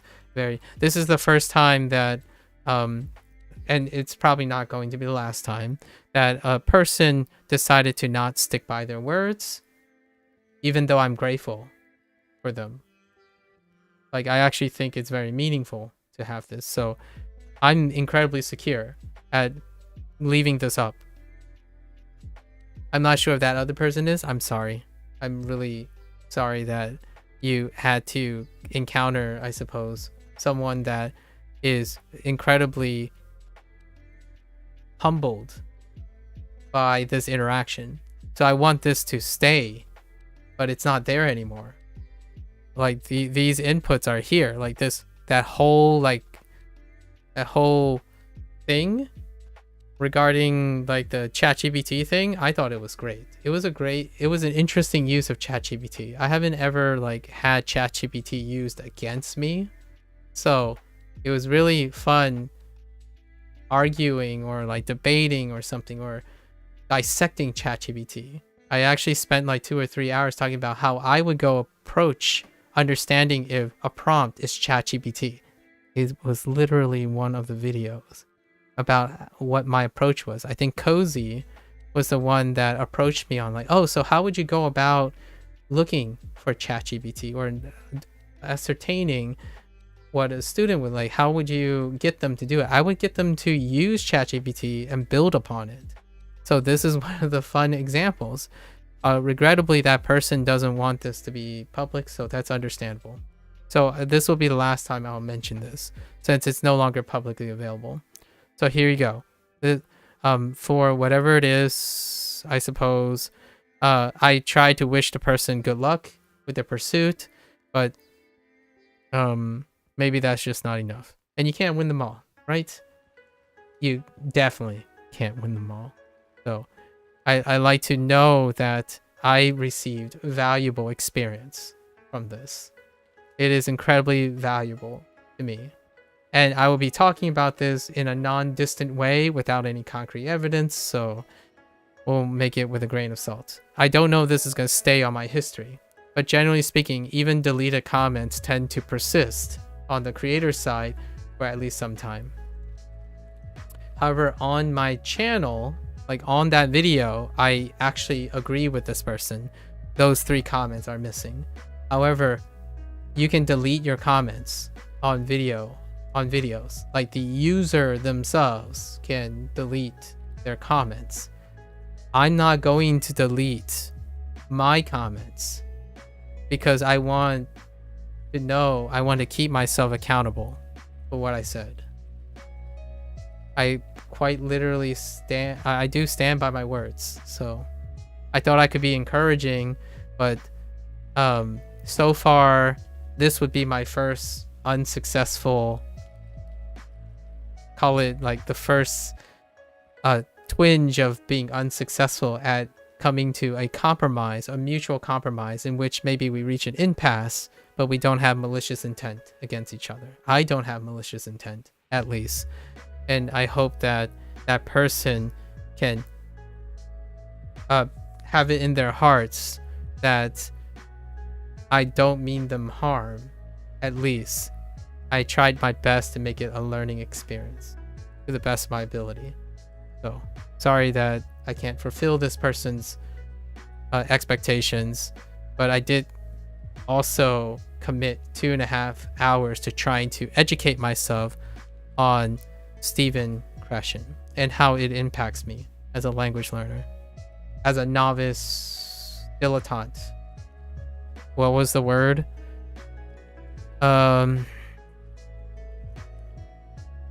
whispers of a deluded charlatan, right? I suppose I'll embrace the delusion until better people help me see the light. There you go. All right. With that, we're going to move beyond this and put it in our back pocket as an experience, right? As a learning experience. Maybe I'll do better next time. I could improve on how I interpret comments in the future, because if this becomes anything, these will become more and more frequent, right?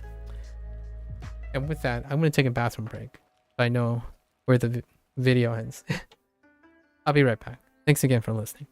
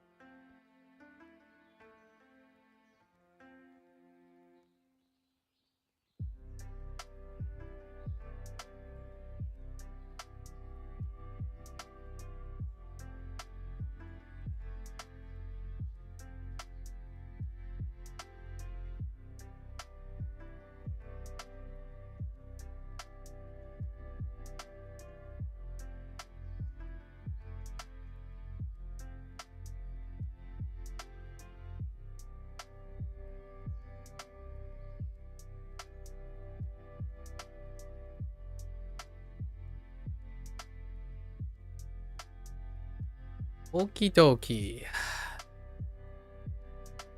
All right. All right. Time to, oh no, there's a personalized practice. All right, we're gonna be like focused, or try to focus. Okay. This is gonna, the last thing I just did was gonna either make or break, maybe make or break my spirit in the future.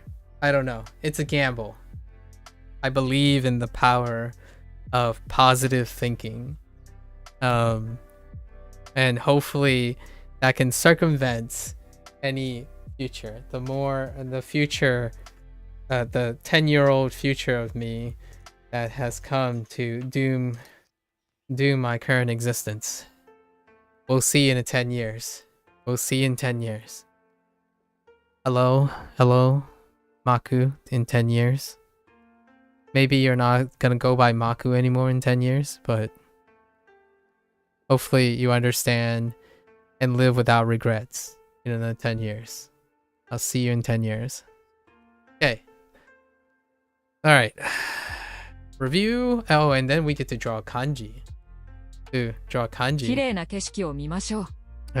綺麗な景色。綺麗な景色を見ましょう。So, we should look at pretty views. The pretty views. Very cute. We should look at the pretty views. What a nice, pleasant... Wait, I'm a little bit loose right now, and we gotta make sure I'm actually paying attention here. 綺麗な景色を見ましょう. Good look. Yes. Alright. はい。はい。something の川は綺麗です。Let's see. 近く。Yeah, I gotta get used to. So this means slightly different, right? We have a slight interpretation difference that I noticed yesterday that I've been slacking on. So the difference between near by river and near the river, right? And let's see if I think this is expressing the nearby river, but maybe not. Yeah, the nearby river is pretty, and the way they're doing it is because of like the order, right? It's the nearbys, so to speak, the nearbys locations river, right? And I've been a little lax on that recently. I've been more focused on gathering the essence of these prompts. So like, oh yeah, you know, it's a river nearby.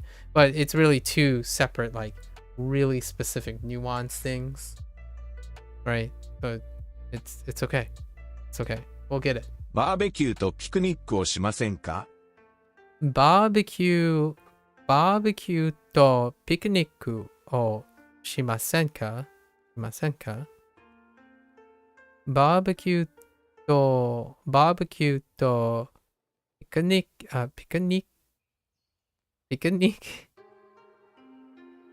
ックをしませんか? And then we have this thing, right? And it's being interpreted as have. Wait, it's a little bit of a stretch. But we got this. So, would you like to have a barbecue and a picnic? Right? キャンプは楽しいです. Camping is fun. 5月に北海道で何をしましょうか。5月に北海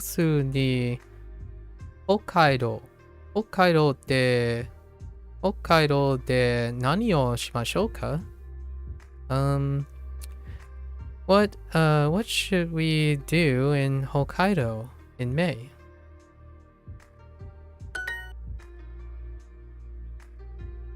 Soto wa outside is hot or warm? Soto wa atatakai desu. 5月1日は雨です。5月 oh no, wait. Did you just do what I think you did? Wait. 5月1日は雨 Okay, で okay, す。 never mind. Good. 5月1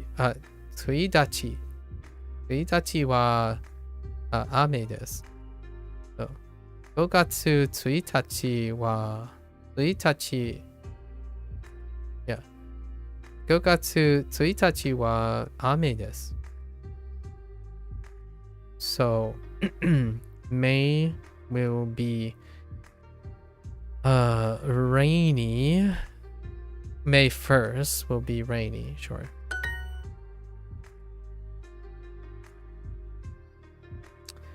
You know what's also weird about that?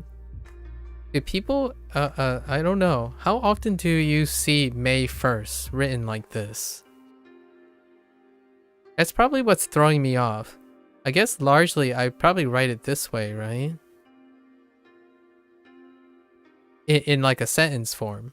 I don't think I've written it this way before. May 1st.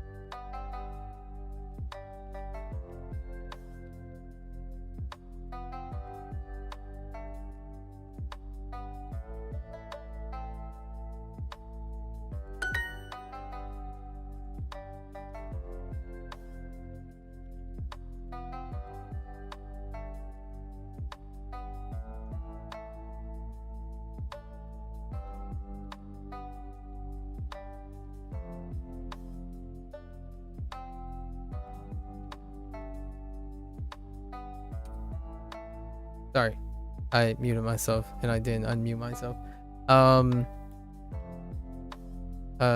Shio to kosho. Kosho. Is it kosho? 胡椒。 Kosho. Yeah, kosho. So, shio to kosho. はあまり Amari tsukaimasen. Imagine not really using salt and pepper.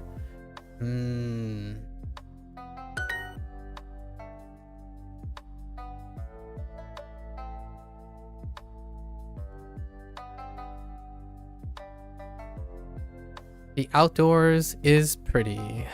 So, 外 soto wa kirei desu. はきれいです。 Sometimes, sorry, I'm trying to. Hey, Indy, yo. Oh, wa? Oh, ma, oh, yeah, oh, ma, oh, ha? Oh, ha, oh. Man, you and Indy come up with so many different ways to greet. Indy, hello. Hello. I don't even remember. Oh, what was the Yahoo? Okay. How's it going, Indy? You missed a really interesting you're repeating what you hear in the anime? Oh, I should do that sometime.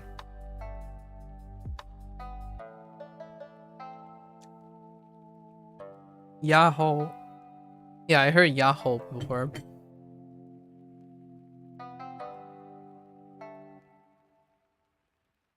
I still haven't had the opportunity of picking up a phone and said mush mushy.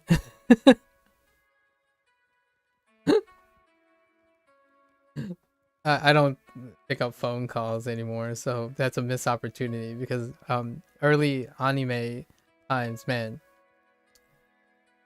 Saying hello on the phone, classic. I'm kind of curious how people answer phones in Japanese now.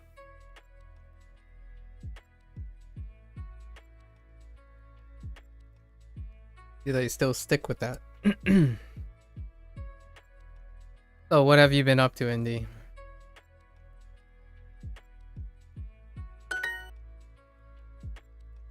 Did you finish watching your 4 episodes of anime?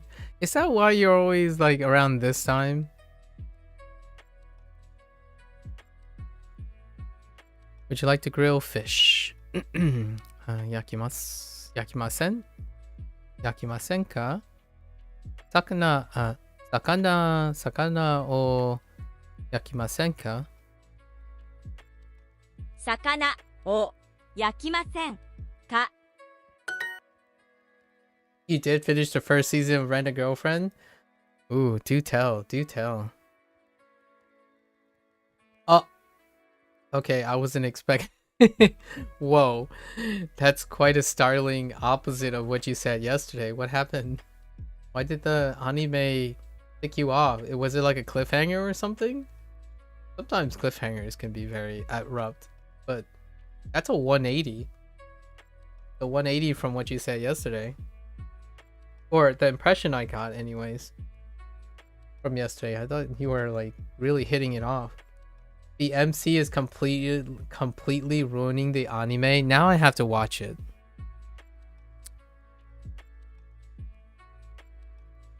All right, I'll give it a watch because now I'm curious. You don't strike me as someone who's very easily triggered, but this now it piques my interest. My immediate thought is, what could get Indy to like flip all of a sudden in the matter of 4 episodes? Huh. Interesting. Because at first, didn't you mention about like your resonance with like a messed up MC, but then now the MC is completely ruining the anime, so now I'm really curious what they did with the MC. 午前午前5時5時は Oh, I forgot the phrase early. Yeah. Ayai. Or not, it's not necessarily a new vocab, but it's also a different use of it. 早いですね Yeah, I thought it was gonna be a thing where he gets over saying stuff and then backtracking, but that never stopped. Oh, so they followed through. Oh, okay. I got you. All right, we get to right, 雨 right, ame. Oh, okay. 雨 Yeah, I would have. Yeah, see, my stroke order would have been way out of whack. Yeah, I wouldn't have thought about the stroke order being that. Yeah. 雨 雨 雨 Oh, yeah. 雨雨雨 雨 This is the closest thing to what haha is like. 雨 Like what I mean is there hasn't been a lot of things like haha, but this is pretty close. Like it has like haha-isms in it. And then we have kawa, of course. 川 Okay, no surprises. Kawa. Thank goodness. I was so ready to like do the stroke in the middle first, then the left and then the right. I'd be like, well, alright. 川 川 川 The different lengths though. 川 川 川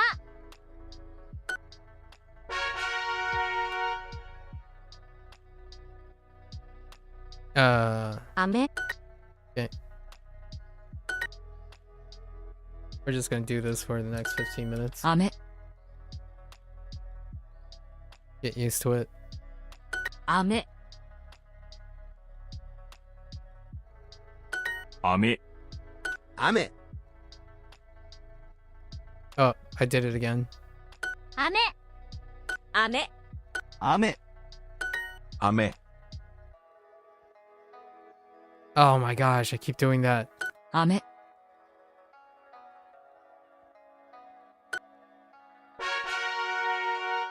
Okay, breathe. Breathe. Oh, there's something specific. 川 Okay, sure. 雨 Kawa, sure. 3 Oh, ame, Ame. sorry. Kawa.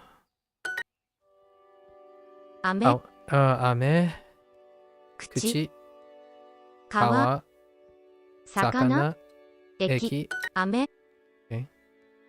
雨か雨雨雨 Ame, 川 kawa, ju, 駅 eki, 7 nana, 川川 ju, 山 yama, 雨 ame.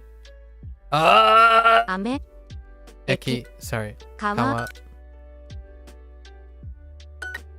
I'm not translating right now very well. 雨川 Kawa, 9 okay. 駅雨話 Okay. Get Yes, yes, yes. Super Duolingo. 小さい Isai. Wait. Oh. 川 Kawa. I get it. Yeah, that's. What? Dude, I totally selected that. Yeah. I 小さい I totally get why they would pick Chisai 小さい Chisai for川 Kawa 川 comparison. Ji 川 Kawa 小さい Chisai 大きい Oki 高い Kai 川 Kawa. 小さい Oh my gosh. 小さい Okay. 川 Kawa Ji Ji 新しい Atarashi 小さい Chisai 古い Furui 小さい大きい川7小さい高川 川川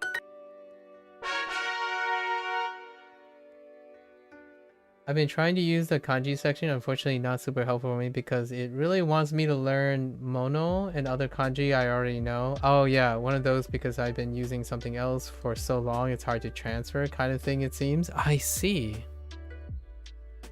Can you explain a little bit more about what it means by they really want you to learn mono and other kanji you already know? Like, is it because you need to do them? Or is it like disproportionate or something? Like you can't bypass them or something? 川 Or is it Kawa. just very selectively 川 川 川川 emphasizing things Kawa. you already know? So it's not very helpful. Right. Is that your competency level? 飴 Ame.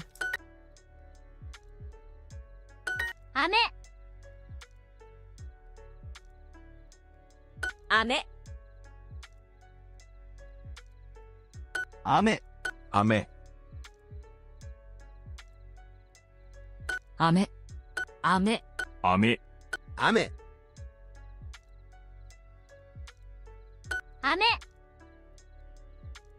Oh gosh, I keep doing that. Yeah, do things that have no. Oh, so when I click on a kanji font unit, it gives me all the kanji reused in lesson that I definitely already know. Oh yeah. They prioritize. Yeah.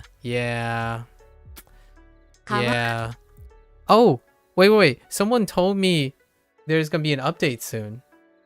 I hope it's soon. There's another update coming. 川 Possibly. 川 Maybe I can see it. Maybe it already happened. 川 I don't actually know. 川川、 I hope it's to the kanji section. 川 Or the flashcard section. Or like the word section. I Ame? might not be able to actually see it because it might be a super feature. 飴飴飴、雨飴飴雨雨飴 Also, randomly I started getting double from things. Oh. That's interesting. 川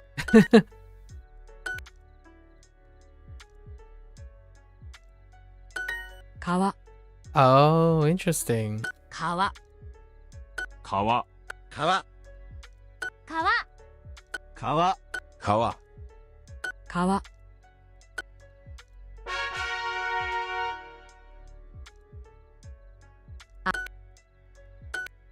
Look at you. 飴 Secretly a subconscious Ame? hacker. You know? That's a pretty great skill to Ame. have. 雨 Imagine being just unconsciously talented at hacking. 飴飴、雨 It's like I don't know. 飴 I'm just that good. Like, alright. I'm happy for you. My job is being a hacker, nothing subconscious. Wait, you're like wait. Are you being for real? You're like in offensive security? You're in offensive security?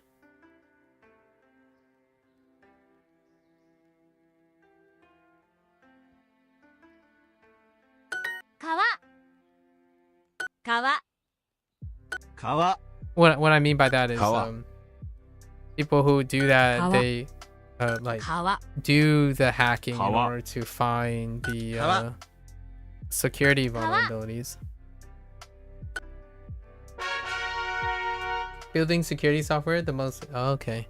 The most secure on the planet.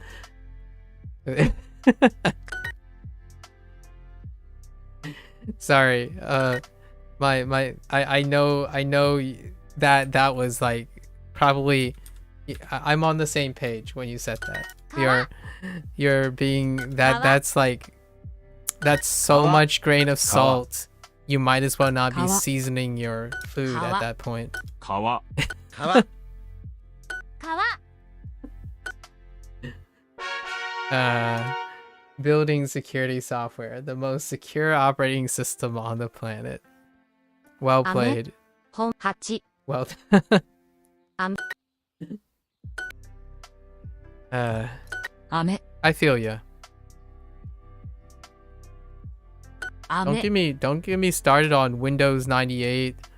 Don't get me started Ame. on 雨 really like million dollar Ame. data being collected on million dollar Ame. machines on 雨 on OS that aren't even supported with security updates Ame. anymore.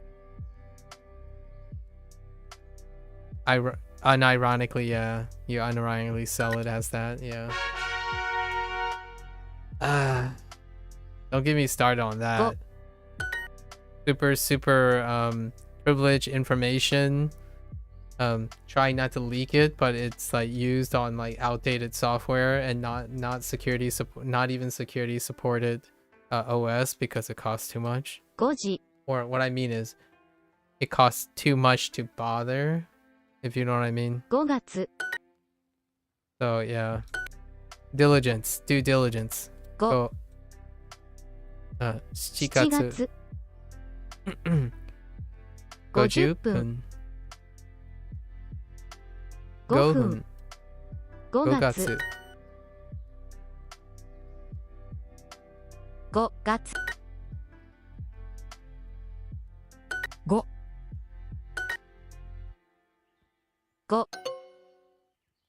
5月5 5時時5 5月月50 50分分5 15 15分分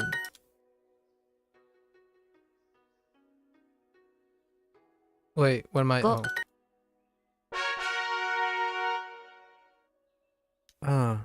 So we got more numbers in the second half. It looks like it's probably counting up the days.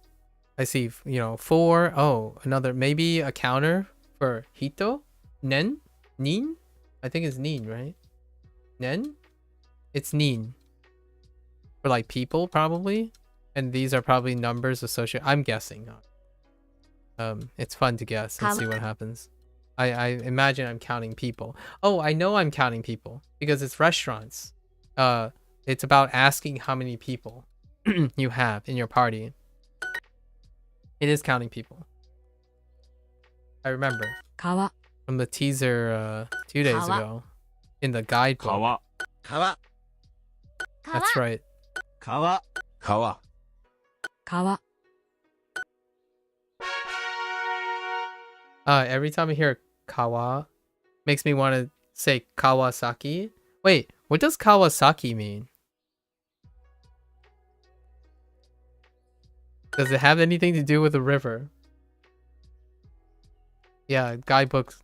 I actually click on guidebooks now as a spoiler, as a teaser for the next unit. So at the end of day 3, I tease the next unit. Yeah, what does Kawasaki mean? Huh. Now that we're in this. Tsuitachi. Right. 1日 Don't you ichinichi me. I'll show you an ichinichi. 口 Chi 1日口 uchi 9 you 土曜日 yobi. 分口口 I can ichinichi me. 1日 Tsuitachi. 口 Apparently it means cape. Oh, as in the geographical. Oh, I see. So yeah, river, cape. Interesting. Huh. 口口父 Chichi. 土曜日 Yoyobi. You know what I'm referring to, right? My familiarity with Kawasaki are motorcycles. 口 Chi. 1日 It's Suitachi. Shut up. 山 Yama. 1日1日 Oh yeah, you say it there. 口 Chi. 1日 Suitatsu. Tachi. It's so distracting saying 土曜日 Yoyobi. 半 Un 6 Yoku.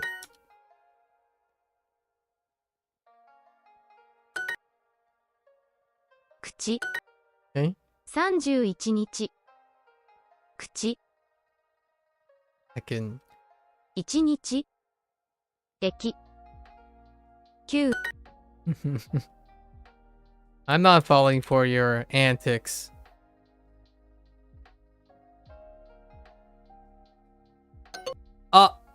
Unless I misspell it.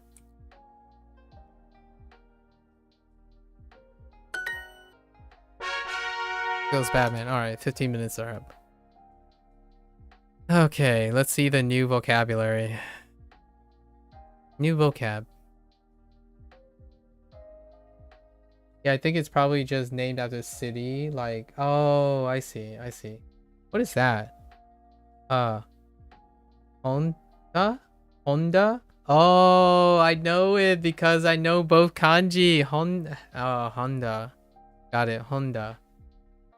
I combined hon from books and Takana, Tanaka and Yamada. What I gathered from the relationship between Tanaka and Yamada, and then just assumed it was Da because of Yamada. Nice. Honda. Wow. So that's how you write Honda. The car manufacturer. Neat. Very neat. I like it. Thanks for that share. 横浜の中華街。横浜の中華街中華街中華街中華街。中華街 Oh, I kind of like 中華街 Chinatown. Oh, yeah, I can see that. 中華街 I think the city is Honda and the car manufacturer is Honda because it's confusing otherwise. Yeah, that makes sense. Fair enough. But obviously the company is based on the city name. Fair enough. Yeah, so they swapped over to katakana.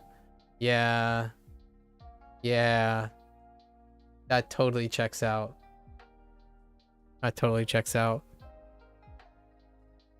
Chukakai. Chinatown. Yokohama's Chinatown, which by the way is absolutely beautiful. How do I know? Shout outs to Like a Dragon again. Right, Like a Dragon. At least a Chinatown. Like a Dragon 7 and 8. Yokohama's Chinatown. A pretty beautiful rendering of it. Okay. Chukakai. 中華街 Kangai. Oh. Chukakai. What? That's a interesting depiction, but okay. Yokohama ni oki chukakai ga arimasu? あります。 Norimasu. Get on. Ride, etc. Torimasu. Take photos. That's the only context I have. Hikimasu is to play string instruments. Okay. Yeah, existence. There's a large Chinatown in Yokohama. 美味しい中華料理。 You can kind of say Yokohama has a Chinatown or have a Chinatown. That's okay too, actually. Oishii chuka ryori. Oh, this is like the Fransu ryori. The Fransu ryori from like 6, I think it might be 7 units ago. So Chinese food. Tasty Chinese food. Chuka ryori. 中華料理。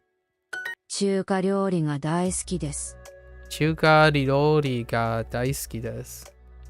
Chuka ryori ga daisuki desu. I love Chinese food. どんな中華料理が好きですか？どんな中華料理が好きですか？どんな中華料理が好きですか？ That's a great question. Dona chuka ryori ga suki desu ka? 中華街のタピオカティー。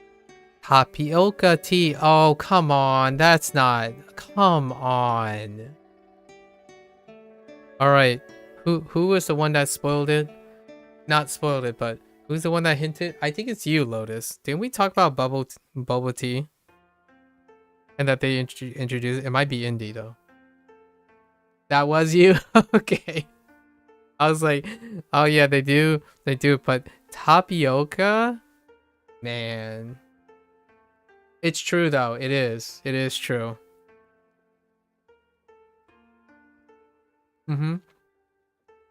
Oh, that's a good question. In Chinese is Jingju, I think it's like Jingju Naicha. I don't know what Jingju means though. I think it's more like bubbles. Still. Like my essence, like obviously I'm illiterate, right? My essence is that they're talking about like balls. Like pearls. Oh, pearls. Pearls. That would be the closest I can think of that they're going with. Like pearls, but I'm not sure if they're saying tapioca pearls. But the phrasing kind of reminds me of describing like something circular. Also, as a Californian, we always say boba, yeah, instead of bubble tea, yeah. Yeah, I know. So I say boba and bubble regionally. In Canada, in the places I visit in Canada, it's bubble tea still. So you guys are weird, okay, Lotus? Way to be weird and hipster. No, I'm just kidding. I go back and forth. You'll probably hear me say boba and bubble and milk tea all the time, like interchangeably, a lot of times. So it's all right. I'll show you a boba.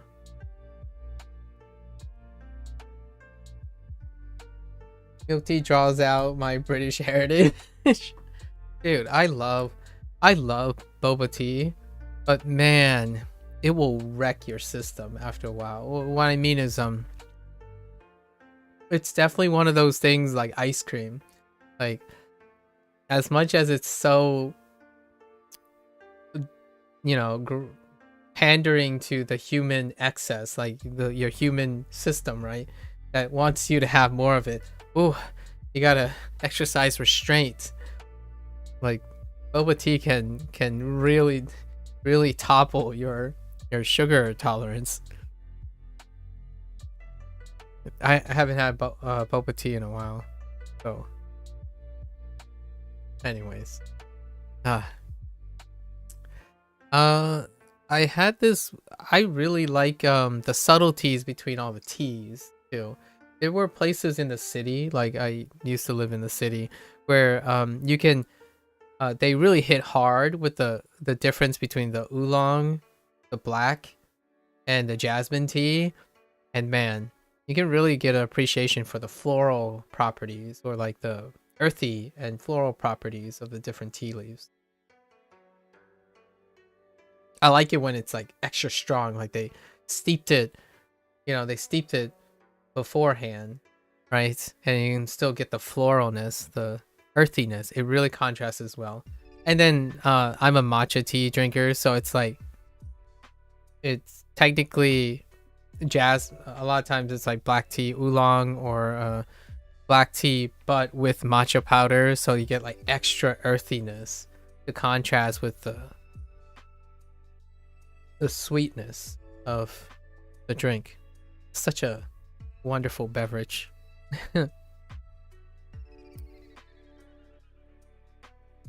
Chukako.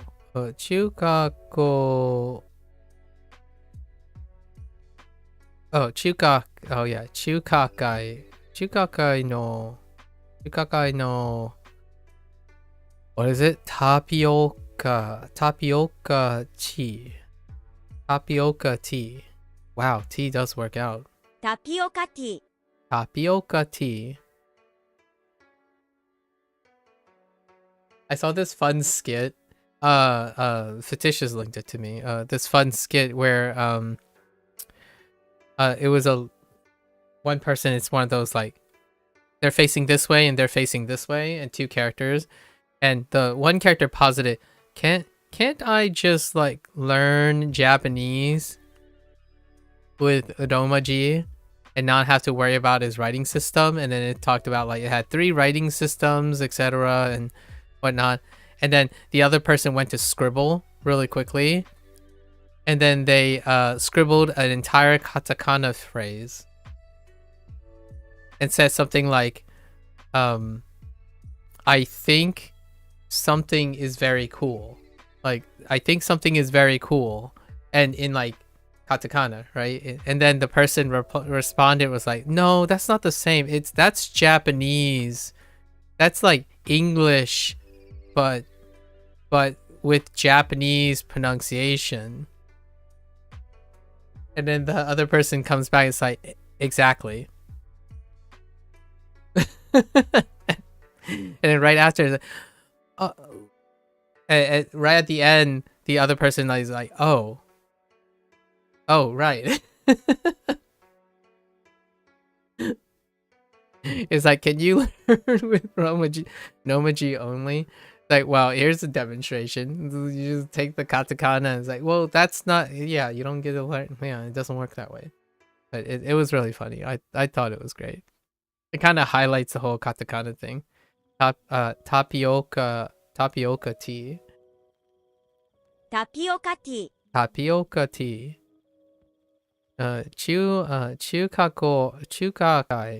Chukakai no tapioca tea. Okay. Chinatown's bubble tea. タピオカティー Tapioca tea. タピオカティーを飲みましょ Tapioca tea. Oh, nomimasho. Oh no. I can see it now. When someone, oh no, I'm gonna say tapioca tea like that sometime. It's like, oh hey, do you guys like tapioca?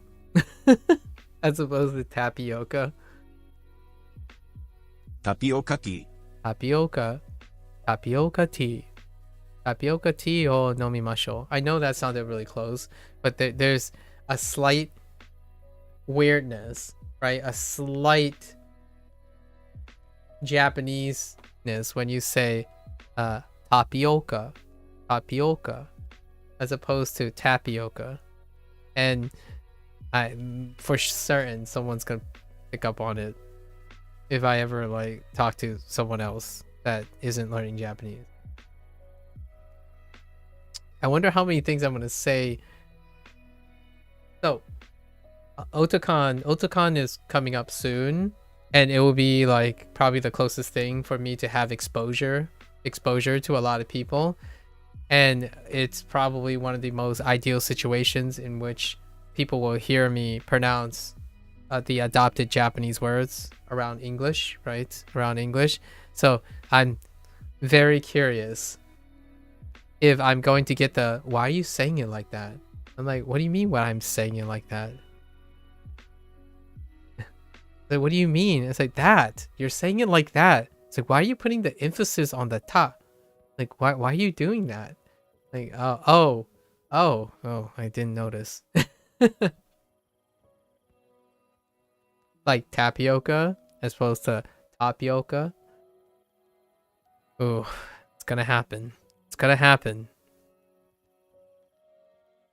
It'll be my plug for learning Japanese, I think. We should drink bubble tea. They gotta bring matcha back, right? Matcha was already introduced. So where's my matcha bubble tea? Okay. Tapioca tea. Tapioca tea. Oh. 飲みます She's not really drinking it though. She's more busy yomi-masing. Sorry. Sorry, Japanese people. She's busy yomi-masing. I can't even do that with a straight face, but we're gonna do that all the time coming up. Like going into the fourth quarter, there's gonna be a lot of nihongoing going on. Lots of hanashimashing, nihongo egoing. It almost sounds like let go my ego. レストランは10時に開きます。レストランは10時に開きます。開きます。Interesting. We got a new predicate. 開きます。Okay. レストランは10時に開きます。Okay. So add a fixed time. Sure. At an expected time. The restaurant. What's this apostrophe S? Are you serious? No, never mind. Opens at 10 o'clock. Oh, we have tempura.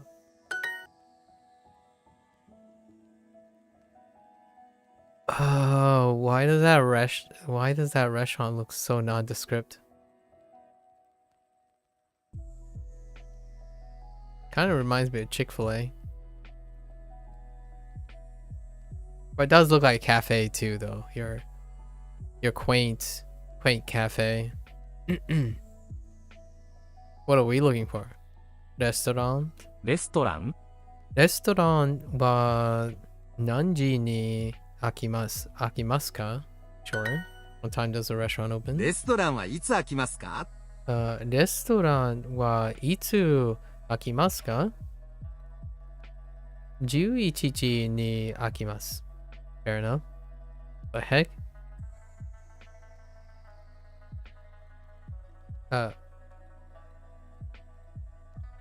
Oh, 豚肉はちょっと。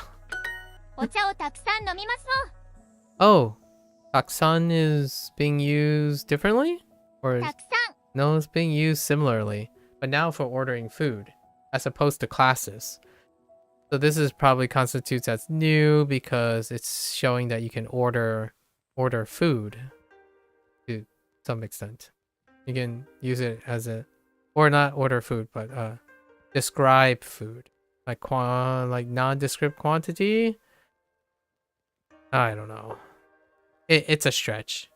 The last time we used taksan was the quantification or like the rough associated with like classes and work. It's not particularly new. We drink. Oh, actually, let me see. We should drink a lot of green tea. No, yeah, it's about the same. Ocha o takusan nomimashou. We should eat a lot of fried rice. Chahan. Hats off to Indy. Right? Hats off to Indy. You heard me? Han. Han. I'll show you a Han. Han. Wait. Yes. Han. Indy will understand. Okay. Chahan. Chahan. O. Takusan. たくさん食べましょう。Tasty stuff. 美味しいものをたくさん食べます。おいしい。mono, Could they not replace this with mono? Can you not use a... Mono. Wait, is this a different Mono. kanji? Or does mono... Can mono stand alone? As mono. So the only context of mono is when it's attached to something right now. mono, And then they didn't use it mono, here as singular. Since you brought that up about mono specifically, actually. たくさんを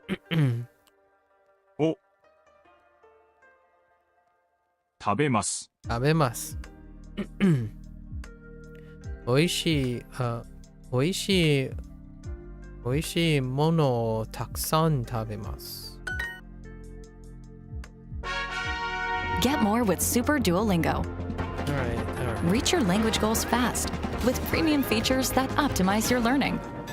With no limits to the mistakes you can make and no ads. Super learners are 4.2 times more likely to finish their course. Upgrade your learning with Super Duolingo. Okay.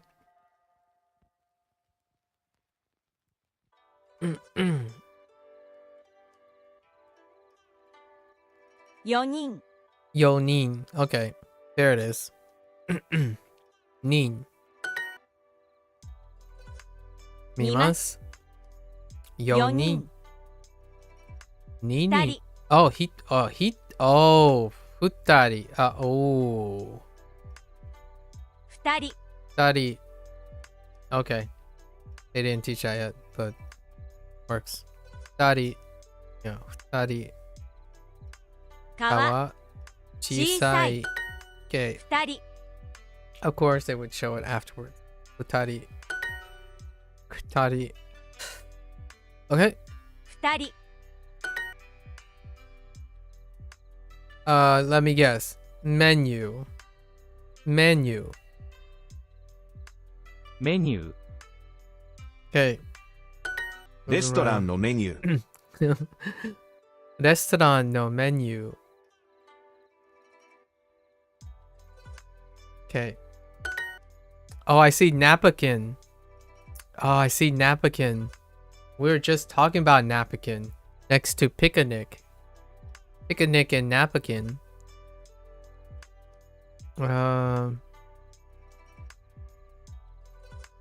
What am I looking at? Bullshit. Dekuchi.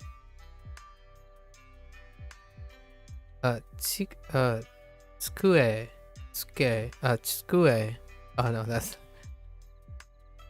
Acorn. Wait. Eigo. Oh, Eigo. 英語 Is it Eigo? Eigo. Eigo no menu o kudasai. Oh, okay. Oh, that's cute. I think this phrase is pretty decent. I like to think that I won't do this, but I think there might be a deep cut here. But maybe not in Japan. But I don't know if you guys ever know this. You probably noticed it sometime. At least in for those peeps in the United States. I can't really talk about others. A lot of times there are two different menus. And I know this is not what they're going for. But there are two different menus. And oftentimes you do have to ask for the different menus. So like, for example, instead of saying, Eigo no menu o kudasai. Let's just use English. So instead of saying the English menu, please, right? The English menu, please. If you say the Chinese menu and the American menu, you might be getting two different menus, actually. It's not necessarily also just for the language. So that's kind of an interesting thing. I don't know if that's the same ください in some places. But there's accommodated menus versus non-accommodated menus. And oftentimes, like historically, from my parents' experience, when you're on with the English or the Americanized menu is offered first, and then anyone who is interested mention the Chinese menu because there's a lower chance of satisfaction from the Chinese menu, right? Not about the whole like, oh yeah, but what is quote unquote authentic versus what is, what's real, what's fake. But oftentimes, statistically in practice, the English menu, even those who are curious of the Chinese menu, certainly you can have quote unquote real stuff and authentic stuff. Oftentimes, from a business perspective, statistically, they are less likely to be satisfied with their meal, and then they do not return for another. Food is very visceral and vivid, so a dissatisfaction first impression tends to be dead in the waters for returning patrons, or establishing a returning patron. 2人 Yeah, futari. 2 people. 4人です。 4人です. Okay.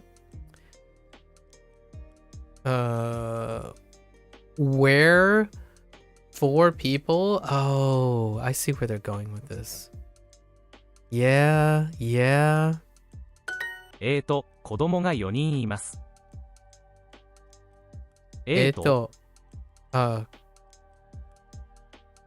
子供4人4人です。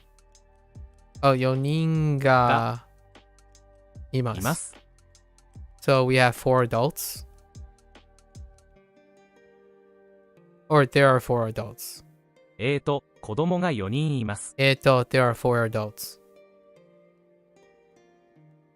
Or you could say we have 4 adults, but there are 4 adults. 子供が4人います。 Wait. 4人。子供が4人います。 Yeah, it's after. Right. Oh, 4 kids. Otomo. I was thinking of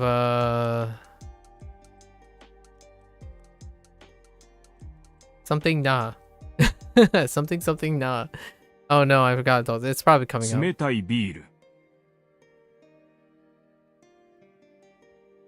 Smetai. 冷たい。 Smetai, cold. I feel like I know another word for cold. Oh yeah. Oh, I guess it's just for weather then. What was it? Samui. Samui for the weather cold. So smetai. Smetai biru. Biru. Smetai biru. 冷たいタピオカティーはどうですか？ Solid. 冷たいタピオカティーはどうですか？冷たいタピオカティーはどうですか？ Smetai tapioca tea. Tapioca tea はどうですか？いらっしゃいませ。いらっしゃいませ. Sorry. This is something you hear quite a lot because characters visit restaurants and places of business, like places of service so often. I think いらっしゃいませ。 just welcome in business format. いらっしゃいませ. Let's see. いらっしゃいませ. Okay. いらっしゃいませ. いらっしゃいませ. Okay. 何名様ですか？何名様. 9. Oh, wait, I just learned this phrase. 何名, for my own personal use. Wait. 何名様？ Oh, no. Not this specific one. 何名様？ But a related phrase to this. 何名様ですか? Okay. It's not quite the same phrase. It's the same form. 何名様. Wait. 何名様？何名様ですか? How many people? Wait, is it just 何名様？ですかですか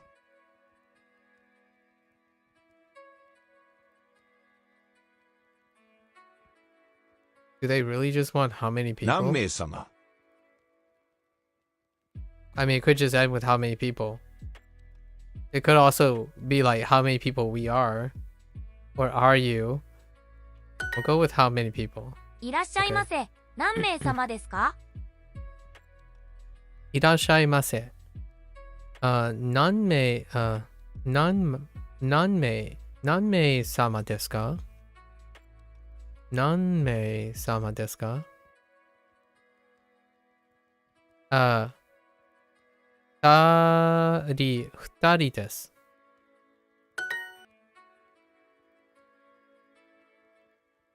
Have you oolong tea'd? Do you have oolong tea? Wait. Did I really know how to say oolong? Oolong. Oolong cha. ウーロン茶。ウーロン茶。Oolong cha. Oolong cha. はあります。ありますか。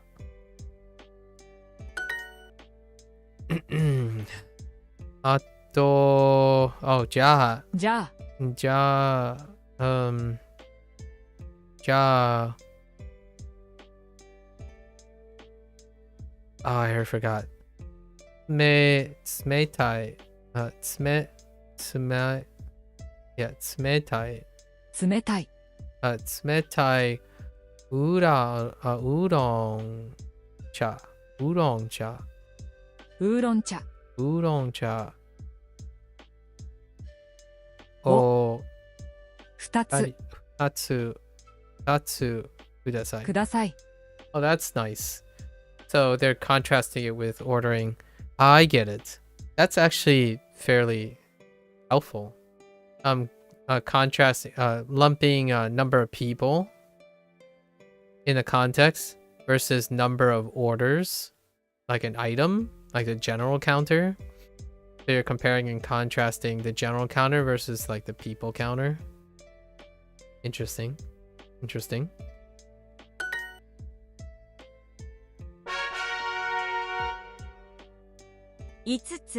Oh no, itutsu is back. Oh, that must be. Wait. Oh no, that's still the general counter. Speaking of the other counters, 4人。4人。月曜日。5つ。2人。2人。2人。水。2人。And then we have 5つ。5つ。Why specifically 5つ? Soup. Is it soup? スープ Soup. Soup. What the heck is... Mapo tofu. Oh my gosh, mapo tofu. Mapo tofu. Mapo tofu. Mapo tofu. Alright. Thank you, Duolingo.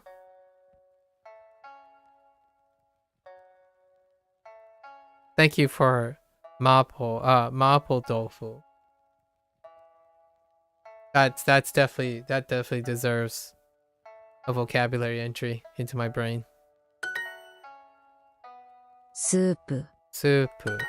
ビールとスープをください。ビールとスープをください。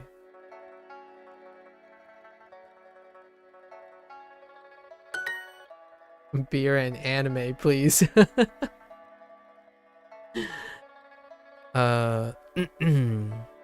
Chopstick. 箸。箸。箸をください。箸をください。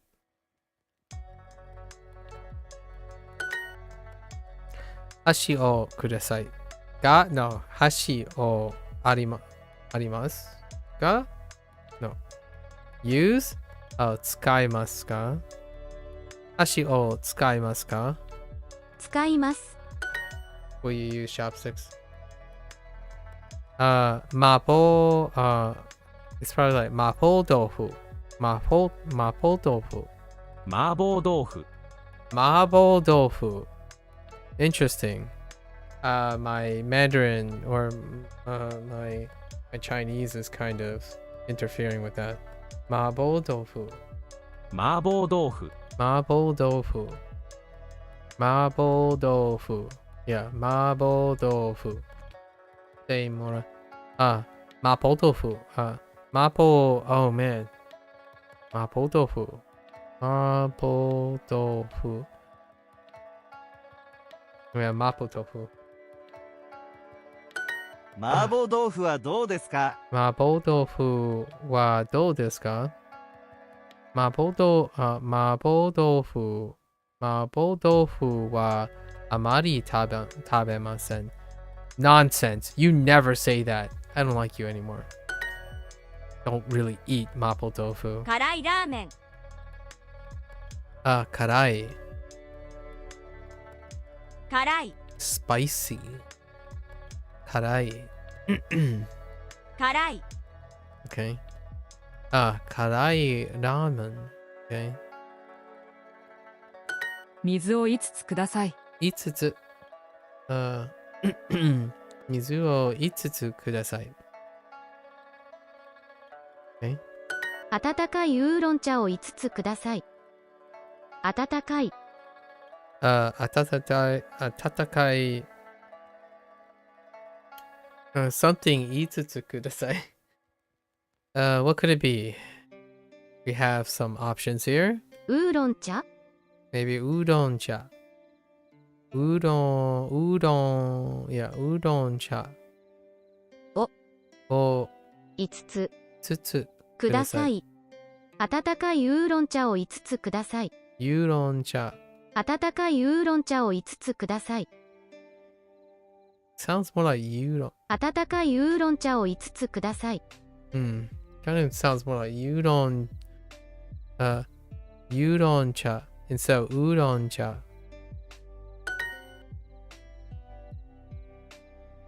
Was just studying the Duolingo mobile version and it gave me a keyboard option. Did not know that was a thing. Oh yeah, the desktop version has it too. And you can enter everything as a keyboard as well. I didn't realize, is that... does it pull up like a touchpad on your mobile? And then how do you like change the input? Or do you, does it automatically do it? Like how does that work actually? So you pull up and it's gonna have the keyboard thing, right? Do they already have like IMEs installed in the app to convert like the stuff? I'm obviously thinking about it in the context of Japanese, but do they like convert it already? They already have a built-in IME. That's really neat. Nice. What is this? Menu. メニュー Menu. 辛い 口。口 胡椒。胡椒 胡椒. And then senko. Incense. Incense. Incense. Thanks, Lotus. Hey, Silver. Good day to you too, Silver. Incense. Okay, sorry. Major. Senko. 先行 You're not sure yet? I have to add the keyboard in my phone settings. Saw the option and came over to tell you the exciting discovery. Thank you. Yeah, you do sound very excited. That's cool. Let me know. Let me know your experience. There will be 3 days or 3 or 4 days I won't be able to like use the desktop version, and I haven't actually used the mobile version yet. I'll be away for 3 or 4 days this year, at least 3 or 4. So it's kind of cool to see that, to hear about the mobile version.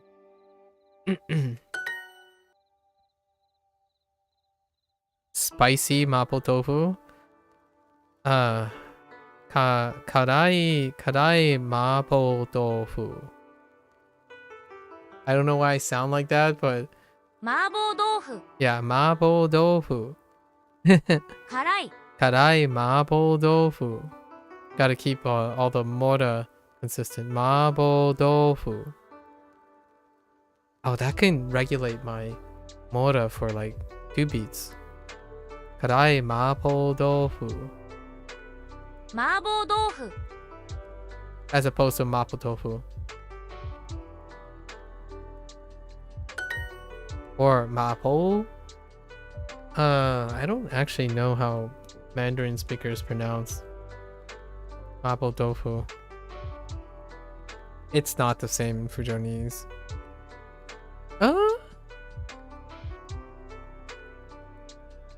I should ask my parents. Huh.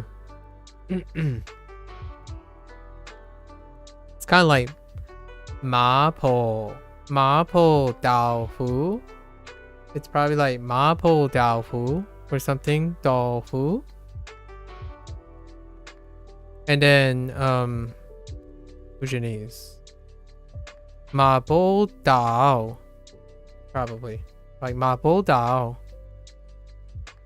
I don't know. Dao is tofu. Yeah, it sounds different, but language.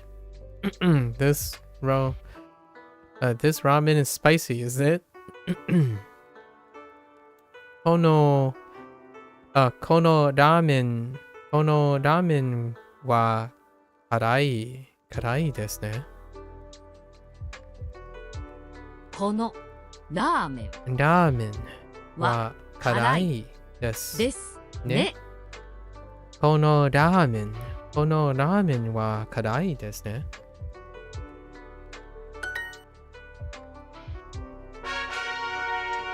Da da. 6つ Mutsu.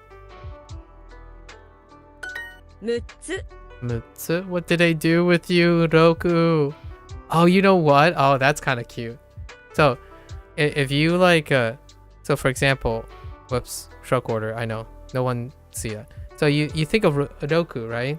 It's a wizard, right? Roku, wizard, right? But if a wizard like turns sideways and like casts something, you can kind of imagine it becoming Mu. You know what I mean? Because there's the wizard's hat, right? There's the wizard's hat.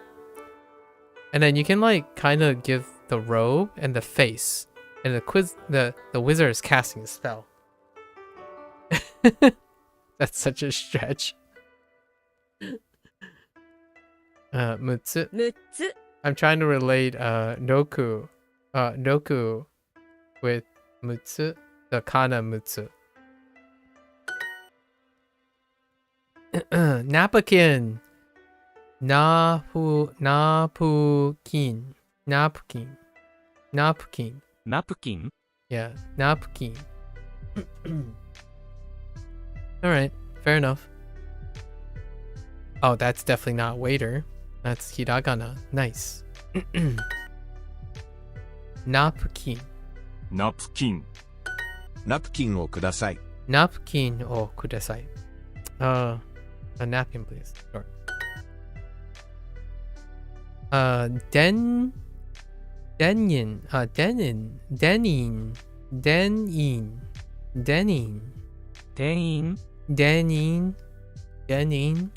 優しい店員さん。 Ooh, they're struggling with that. Yasashi Denin-san. Wait. Yasashi Denin-san. Ooh, okay.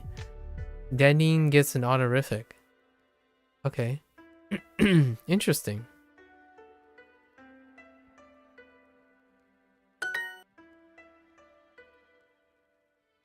Itsumo Denin-san.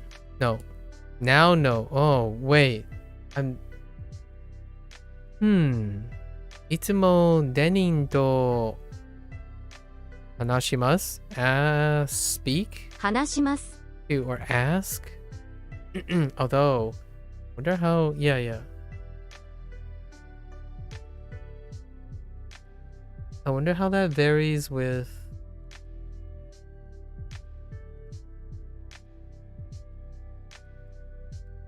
What was the other one? Oh, no, it's this one. Never mind. He always talks with the waiter. Meanwhile. Okay. エビチャーハン。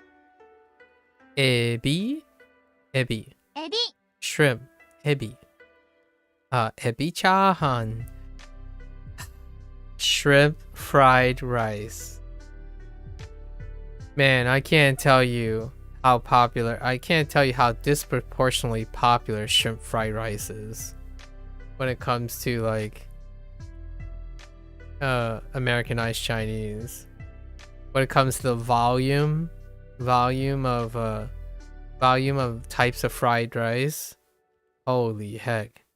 Shrimp fried rice. Okay. Ebi. エビ、 Ebi. お茶を6つとチャーハンをください。お茶を6つとチャーハンをください。Okay. お茶を6つとチャーハンをください。お茶を6つとチャーハンをください。Okay. 6 green teas and fried rice, please. And a fried rice.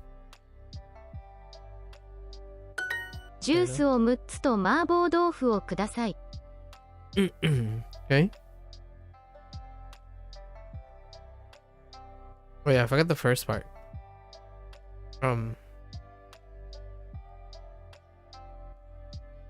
Mapo tofu, yeah. Mapo tofu. Map tofu, yeah.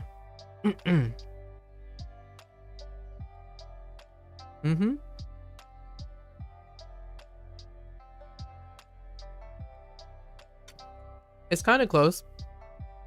Yeah. I feel like I want to say mapo tofu. Mapo tofu. It's probably the closest thing, my closest impersonation of a Mandarin person. Mapo tofu. Or something like that. And I already mentioned that it's a little bit wonkier in Fujianese, at least. It's like mabo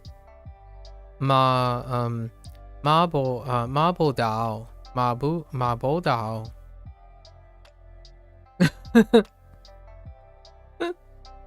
I actually haven't. I don't remember how my parents say mapo. Mapo dao. It's probably the closest. And it's also my go-to dish for hosting. If someone wanted something like scrumptious and if it's a little later in the year, I would probably do a spicy and non-spicy version of mapo tofu. As a soul food kind of, the equivalents of Chinese soul food kind of thing going. Just 3 characters? Wait, for what? Oh, you mean the way I said the way I said it? Mapo Dao. Oh yeah. Dao is probably the closest.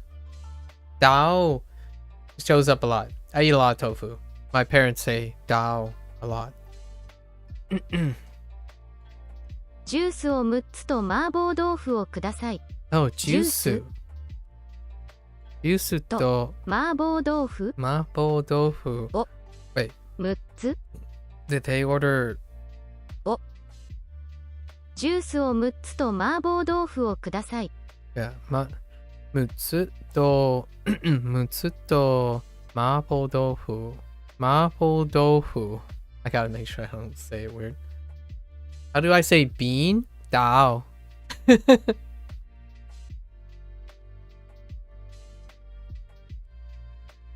It's the same.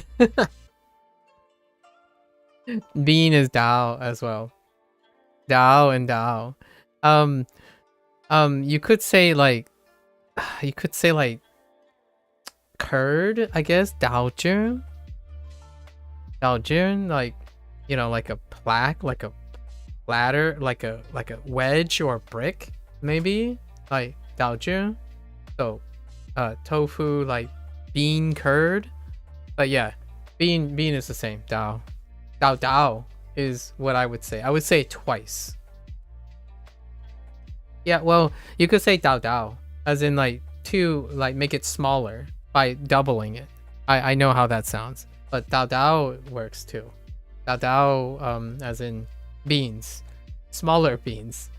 So dao for tofu and dao for beans, for little beans, because it sounds smaller when you repeat it. I know that I don't know how that works, but it's a diminutive. I guess it functions like a diminutive, right? Like when you have a nickname, right? It diminutize the thing. So like if you're saying like someone's name is like Bob, right? Like Bob, you could say Bob, and that makes it like cuter, like diminutize it. So like Big Bob would be just Bob, and then Little Bob would be Bob. So it's kind of it's kind of like that, yeah, like the ito, yeah, like the ito in Spanish. So dao is probably the way to go. If you say dao, you're probably referring to the smaller thing, the bean itself, and then dao would be the tofu. I said option so many times in that sentence. Wait. Keyboard option seems to not always be an option, but when it does, drawing is the best option. Oh, okay. What'd you call it? Yeah, keyboard option. Hunter, I kind of talked about this a little bit in my theory. Why it is it's only when you're using the target language. So keyboard function is only available in your target language. Any prompt that deals with your native language, no keyboard function. And one of the things is because it's probably very complicated. Because your native language, there are incredibly lots of options, and I don't know if from a design standpoint it will be maybe productive in a way or flexible enough. So the keyboard function is only available in prompts where it's in your target language. So the language you're learning is that's the only time when the keyboard function comes up. Yeah. So yeah. Looks like it checks out on the mobile front as well. ジュースを6つと麻婆豆腐をください。麻婆豆腐をください。How about ください? ください。 How could I be so impolite? Yeah. I don't know. Would you want it? Would you want to use your native language? Like have to input your native language? I don't know. I thought it'd be kind of fun. Like how many different ways you could translate the Japanese, or like you get a Japanese prompt and figure out how many ways to fool Duolingo. Like, oh yeah, but I could interpret it this way in my native language because my native language is more complicated, right? or you know more about your native language, I feel like that would be a little nightmarish. You'll probably get a lot of things wrong. Not because you're wrong, like, you know, not because the system doesn't include the responses. There'd be a lot of responses, especially Japanese. In some cases. ジュースを6つと麻婆豆腐をください。 Okay. 6 juices and a mapo tofu. That's weird. Ordering 6 juices and 1 mapo tofu. That's not enough. For 6? What? サラダを6つと麻婆豆腐をください。サラダを6つと麻婆豆腐をください。I really gotta restrict myself from skipping Mora on Mabo Tofu. Because I really want to say Mabo Tofu. Mabo Tofu. Okay. 6 salads and a Mabo Tofu. It's trying to teach me Mutsu again, but 6 salads and a mapo tofu? 1? Nah. Everyone gets a mapo tofu. Okay. I can convince myself 1 mapo tofu might be enough for 2 people, all right? For 2 people. At least 3 mapo tofu. このレストランのスープは多いです。このレストランのスープは多い？多い。Oh, interesting. A lot of I'm gonna have to look into the difference between たくさん and 多い. Huh. The use cases for I'll do that after stream. たくさん versus 多い. Huh. このレストランのスープは多いです. Okay. This. Oh, never mind. Okay, it's a different. Oh, I get it. Okay, wait. Let me translate this. What do you guys want? This restaurant's soup is a lot. Oh, okay. Never mind. I don't necessarily think that is different though. That is a different expression actually. Yeah, this restaurant's soup is a lot. No, that's definitely different. Okay. 麻婆豆腐は本当に多いですね。麻婆豆腐は本当に多いですね。I love this phrase. I love oi. You know, when you eat a lot, you know, after you eat a lot, it's like oi. You know, unhinge the belt or something's like oi. That's a lot. Sorry. I actually make this noise sometimes. I actually exclaim oi quite a bit. And when you eat too much, I do sometimes sigh oi. Oy vey is, yeah, sometimes oy vey, yeah. Oy vey, I do it more for good grief, right? Oy vey. Good grief. Oy vey. 麻婆豆腐は本当に多いですね。This restaurant's fried rice is a lot. Where can I go to that restaurant? Hello? レストランはどこですか?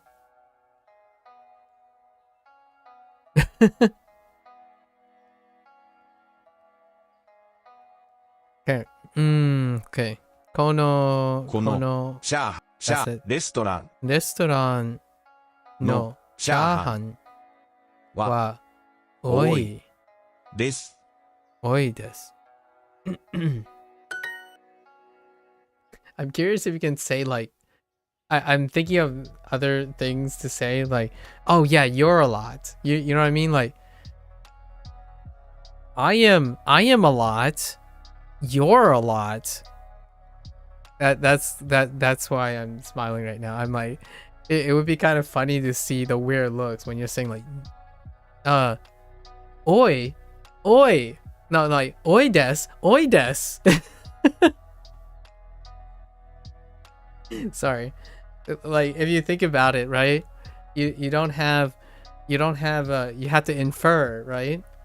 So you could do like anata wa oi desu, right? Anata wa oi desu. It's like watashi no oi desu. Anata oi desu. Anata wa oi desu. I don't know. Obviously it's a misuse. I don't actually know you can use that, but my first thought was in English, like, are you accusing me of being a lot? You know what? You're a lot. Or like you're too much, as in like you're the expression you're too much, as in too ham, right? Too enthusiastic or too inflammatory. Obviously that's not how this is being used to some extent, but it's fine. I was having theoretical thoughts in my head. 中国 wait. 中国 中国 중국 の yeah, no epi wa oki 大きい ですね。ですね。中国のエビは大きいですね。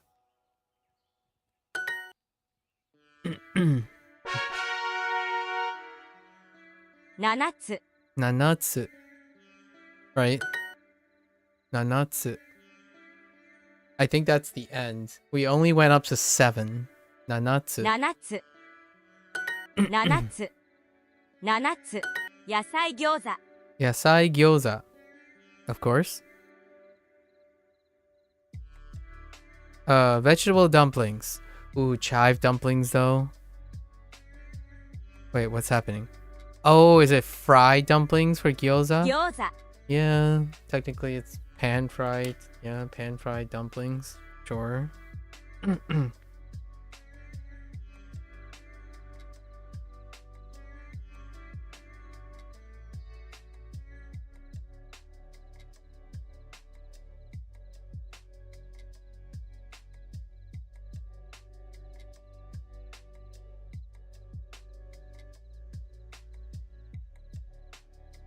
Okay. お釣りは100円です Otsuri? So it's a tsuri with an O, right? Tsuri. お釣り Oh, no, it's not. Maybe not. Otsuri wa... お釣り Otsuri wa... Yaku en desu?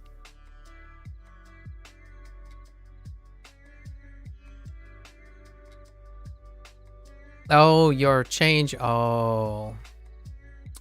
Yeah, so tsuri. And then version. Otsuri. Otsuri. Otsuri wa 100 yen desu. 100 yen. Or... Yeah. Okay. Otsuri wa... Quantity. 500 500 515 15円です。お釣りは240円です。お釣りは240円です。40円です。40円です。40円です。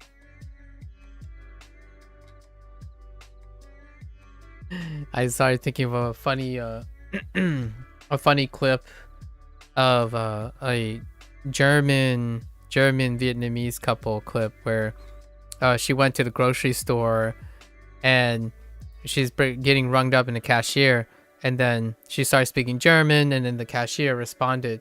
The Vietnamese side of the couple started speaking German, and then the German cashier responded and said, "Oh, but we can speak in English instead." It's like, "Oh yeah, but I want to speak in German." So it's like, "Oh, do you mind if we speak in German?" And then they said like the number of change or cost, and then she's like, "Come again?" I have a distinct feeling this is going to happen. When I get into a convenience store, it's like, "Wait, what? Nah, I'm just gonna just slide a larger bill." Just make sure you throw enough. Find the difference. Anyways. お釣りは240円です。Okay. Your change is 240 yen. 全部で6000円です。全部で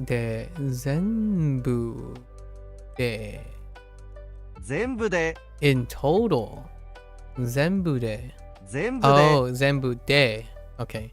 全部で6000円です。6000円です。全部で6000円です。6000円です。This is what I was talking about, the skit. It's 6,000 6,000 Oh, it's just 6,000 6,000 yenです. 6,000 yen in total. 全部で全部で餃子は美味しいですね。餃子は美味しいですね. They really are, though. My dumplings are indeed delicious or tasty. すみません。全部でいくらですか？すみません。全部でいくらですか? Solid question. 5000 yen です。5000 yen です。会計はどこですか？会計 会計 Cashier check 会計 check 会計はどこですか? Where the cashier 会計会計に行きましょう。会計に行きましょう。会計 会計 whoops 会計に行きましょう。サラダを3つとジュースを7つください。サラダを3つとジュースを7つください。So, 3 salads and 7 juices? What kind of order is that? Why isn't everyone getting a salad? I'm just kidding. ビールを3つと餃子を7つください。Okay. ビールを6つ。3つ。3つ。3つと、餃子を7つください。ビールを3つと餃子を7つください。ビールを3つと餃子を7つください。ビールを3つと餃子を7つください。3 beers and 7 fried dumplings? That's fairly reasonable. Ooh, they brought back Hey. Yeah, 払いましょ会計で払いましょう。会計で払いましょう。払いましょう。会計で払いましょう。払いましょう。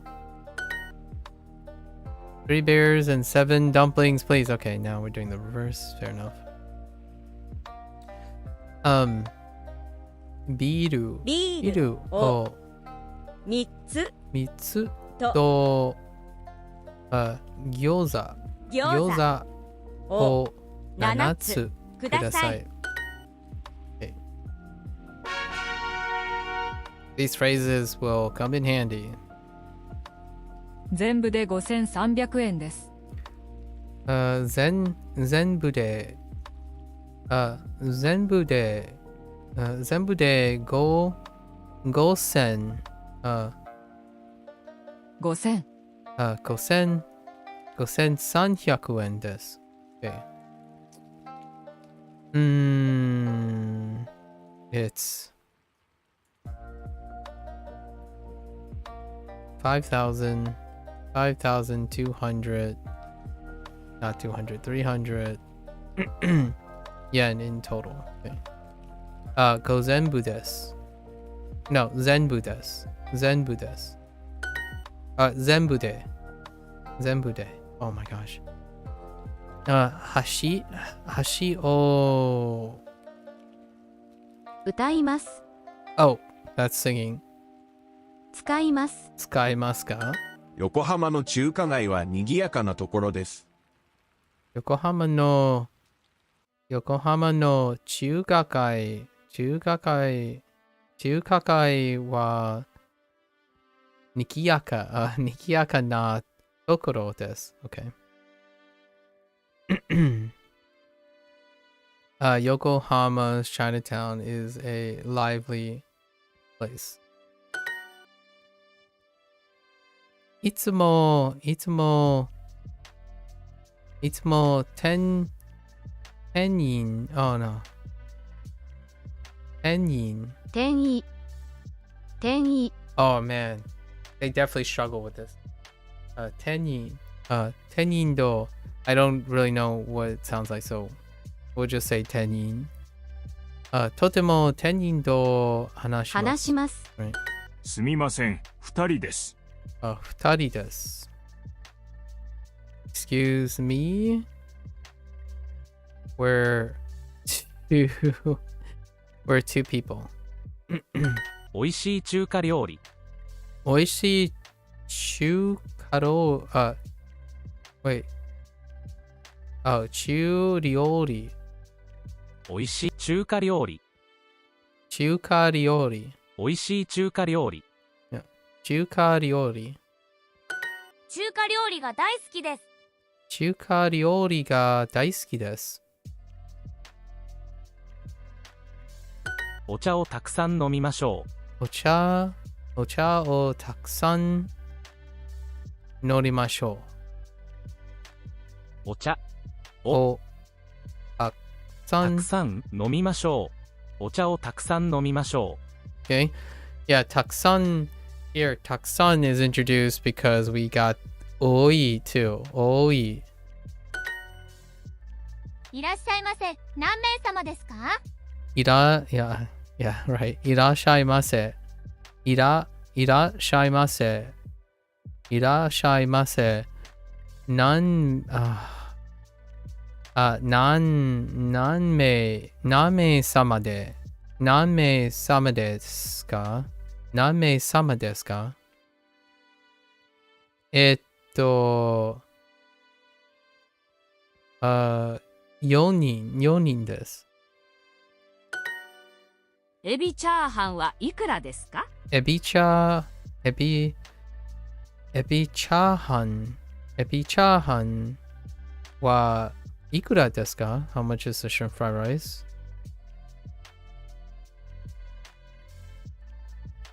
About how much is the shrimp fried rice?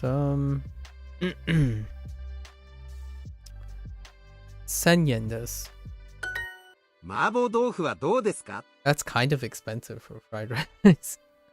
麻婆豆腐はどうですか？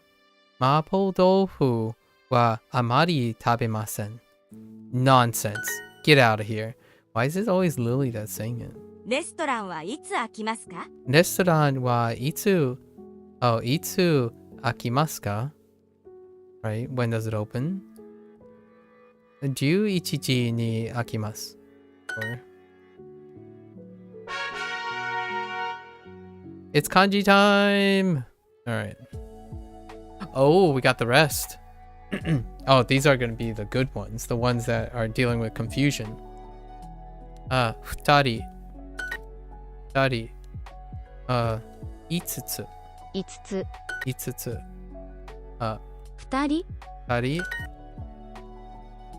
2人。2人。5つ。4000。4000。4000。2000。5つ。2人。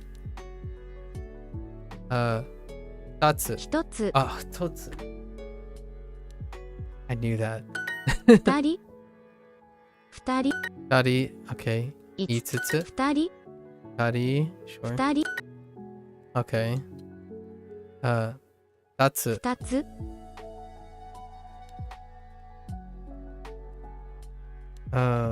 400。400。7000。2人。5 5つ。5つ。5つ。5つ。500。 2人。9000。9000。9000。and 1つ。1つ。Okay.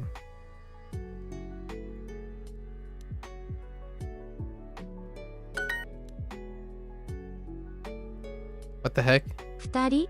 Okay, they just lump it together? Sure. 2人。200。5つ。2つ。6000。Okay.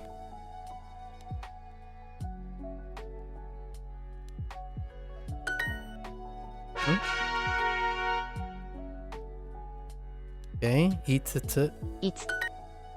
and 5月。Okay. 5月。 Okay. 5 5時。時。 5つ。 50 50分。分。5月。15 15分。分。15分。Okay. 5月。 5月。 Sure. 5月。 5つ。 Okay. 5つ。 5つ。 5月。 5つ。50分。5月。15分。5時。Okay. 2回。 2回。 Interesting. What is that going? Oh, okay. 2回 versus 2人. Fair enough. 2回。 2人. 2人。 2回. 2回。2回。2人。 12. 900. 2回。 2人。2つ。2人。 2人。 Okay. 2人。ふん。中山。食べ物。2回。2回。2回。 2回。 2人。 2人. Thanks, Nojo. 2000 500 3000 3000 Yeah, I thought it was Oh, maybe I mispronounced 3000 2人2人2人2回2人 Okay 2人2回7時買い物作ります Oh, 買い物作り that was my bad 2人 Get more. Yes, yes, yes. Super Duolingo. Ito. Okay, and then Futari. Okay. Ito and Futari. Fair enough. Mizu. 2人 Futari. Nikai. 人 Ito. 4 4 人. 人 Okay. 2人人 Okay. 本 Hon. Mizu. 人 20 20分 Ni- 2人 Ah, 2人. Okay. Go. Go. Go and mitsutsu, probably. Oh, no, itsutsu. Go and itsutsu.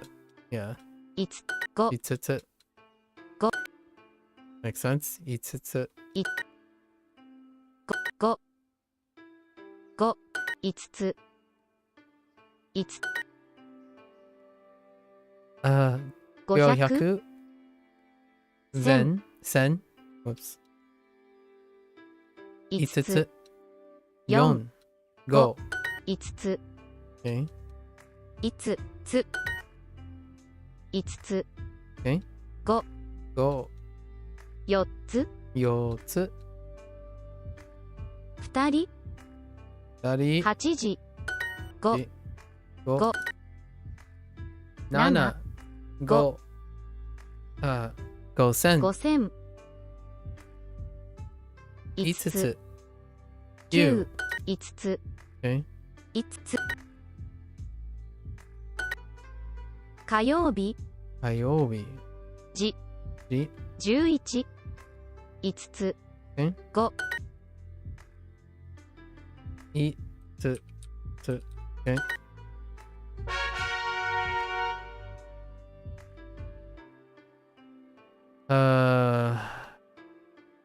Go.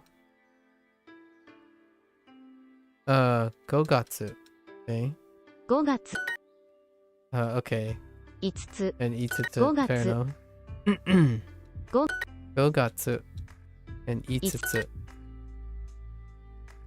5月5月5月5つ Okay. い月曜日.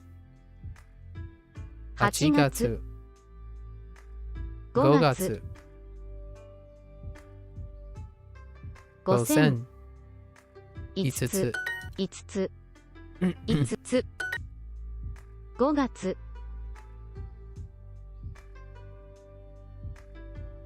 何回月曜日5つ4000 5月5月8 8月月. 5 5つつ. 来来月月. 5月. 5. 5つ5つ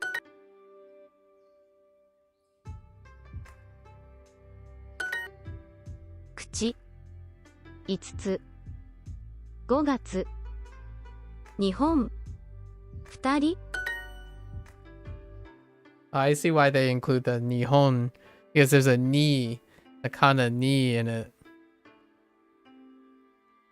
Okay. Okay. Okay. Itsutsu and mutsutsu. Alright, fair enough. 6つ Mutsu, sorry, mutsu. Oh, I see why they did that too, because the kana tsutsu. Okay. 5つ Itsutsu. But it's a small tsu. It's 6つ Okay 3つ4つ5つ2つ6つ5ついつ Oops. いつ Oops. I pulled the wrong one. 6つ6つ5つ Okay 1 1つつ5つ4つ3つ and 6つ6つ6つ Okay 6 6つつ2 2つつ1 1つつ4 4つつ5 5つつ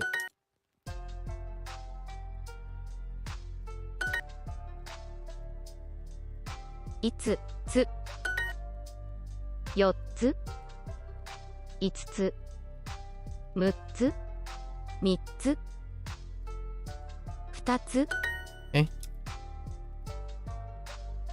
6つ5つ5つ Ooh-wee. Oi.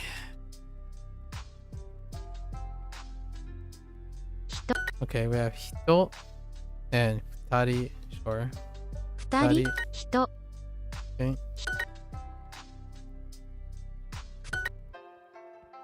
人人2人人4 4人母母2人200 2人2人え2人15分人300 5つ人2人お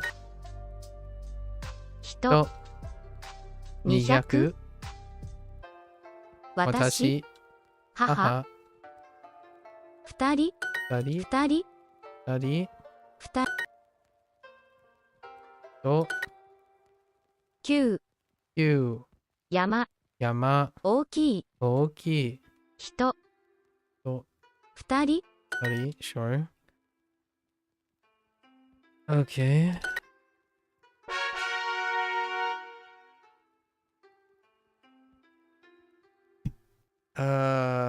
4人4人 and 7つokay 7 4人4人4人よ7つ Okay 5000 5000 5000 4人500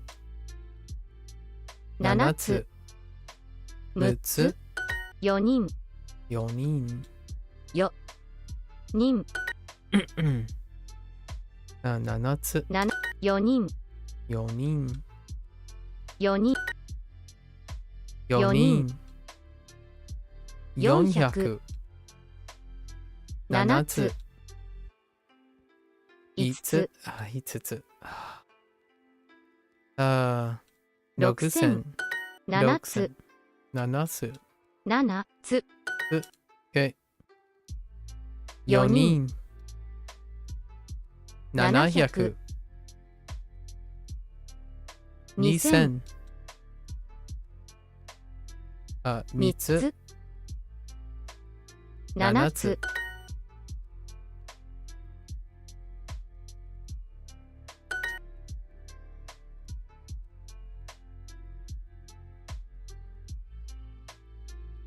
よ人7つ800 Oh, 800 4人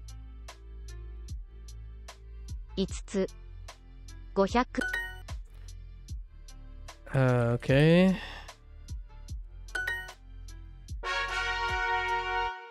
I still have time? Dang. Go and 4人4人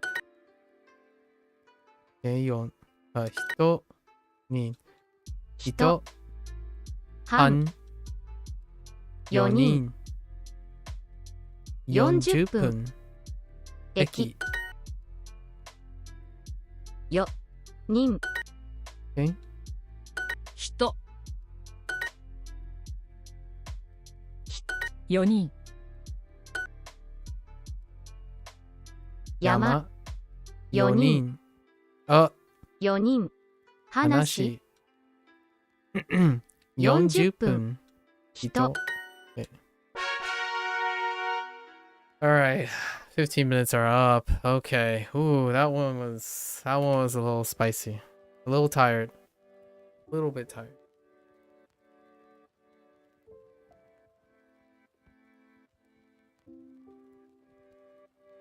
Okay.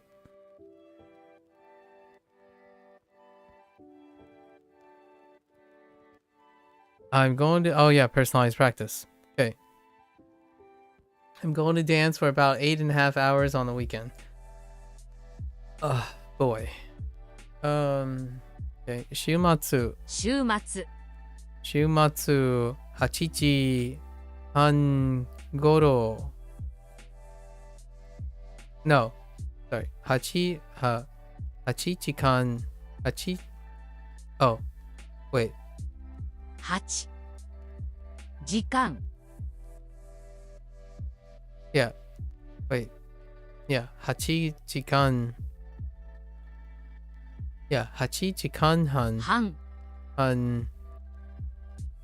ぐらいぐらいぐらい Hey Gozy. Hello. And 踊ります。踊ります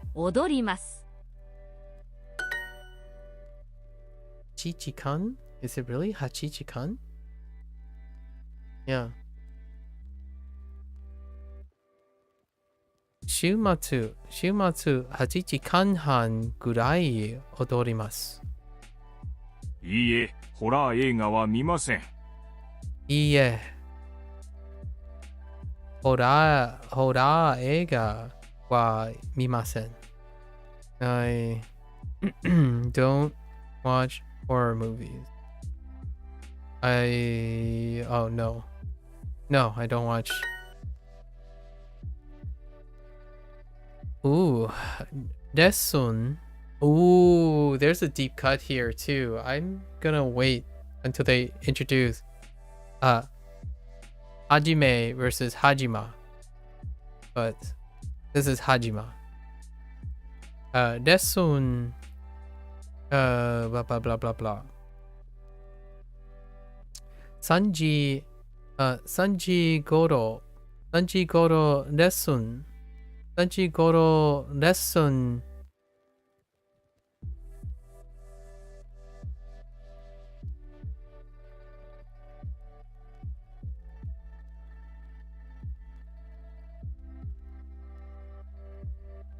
Yeah, Sanji Goro lesson ni hajimarimasu. No, wa hajimarimasu. Yeah. Because it's not okay, yeah. Just go with that. 3時頃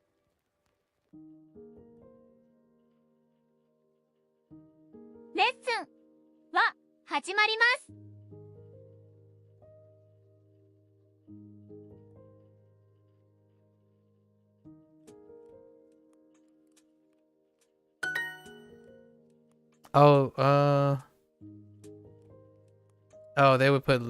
They would suggest lesson wa. Okay, lesson wa. Okay, that makes it a little bit less confusing on if I were kneeing or not. That's fair.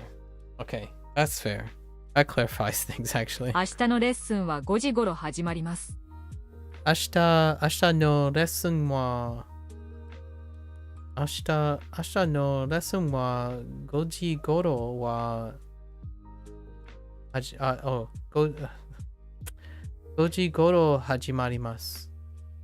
明日のレッスンは5時頃始まります。Okay. Sure.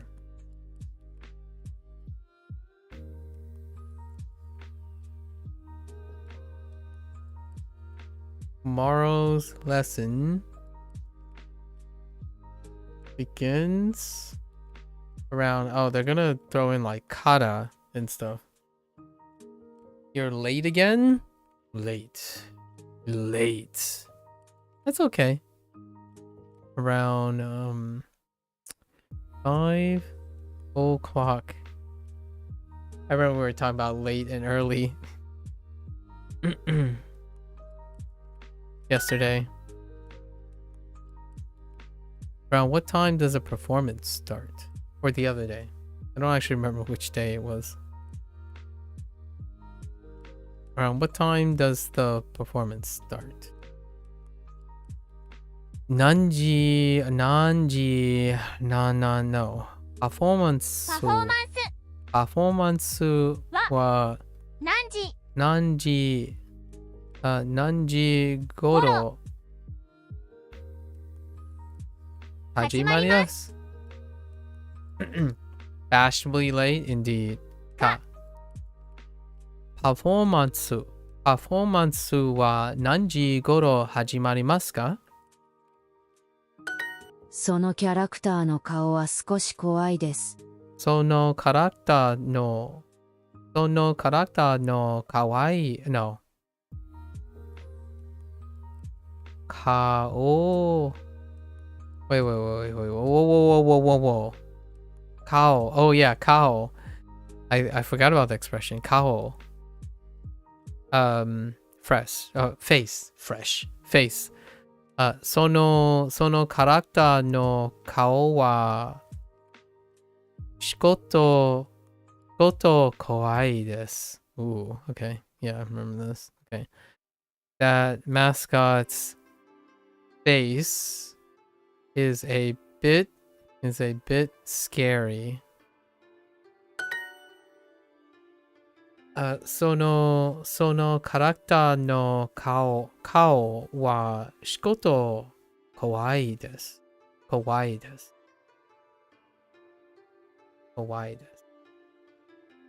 I dance for about 10 hours every week.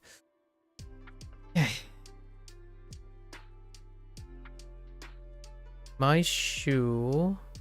Sorry. My shoe 10時間ぐらい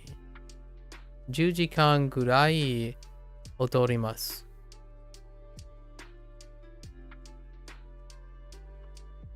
10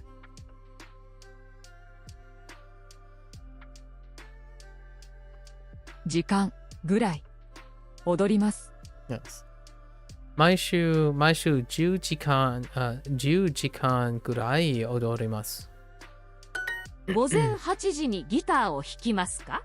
午前8時にギターを弾きますか？ Okay, are you going to play guitar at 8 a.m.? That's very early. 明日9時間ピアノを弾きます。I don't know how I've already forgotten. How to express early. Oh, I totally forgot about expressing early and late from last unit. The last half. So when I was doing Total Recall, I totally forgot about early. Oh, I forgot early, late, and dark. Yeah, or dark. It's just early and dark. Dark was kuroi. Oh, no. Kurai. Yeah, dark was kurai. Didn't recall that until now. And then early.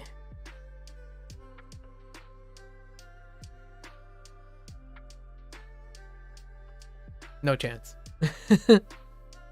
That was when I was rambling.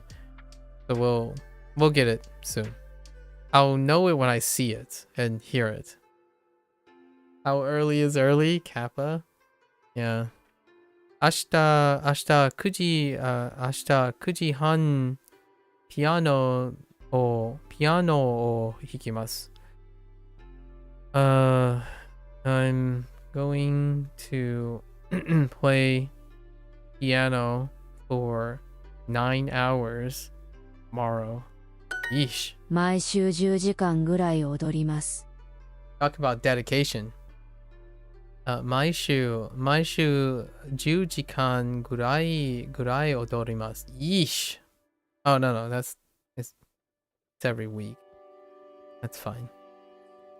I dance about 10 hours every week.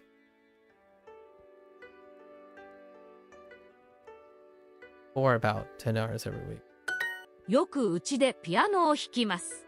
よくうちでピアノを弾きます。I play piano at home. I often play piano at home. その赤いキャラクターが好きです。その赤いキャラクターが好きです。I like that red mascot.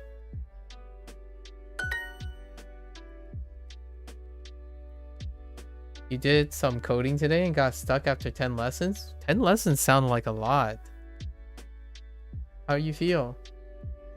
I think 10 lessons is a job well done, Cozy. あの黄色いキャラクターは面白いですね。黄色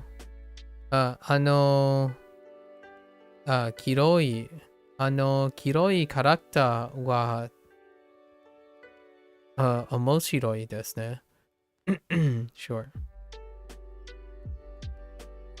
That mascot over there, that yellow mascot over there is funny, isn't it? いいえ、アニメはあまり見ません。いいえ、アニメはあまり見ません。マミ。いいえ、アニメはあまり見ません。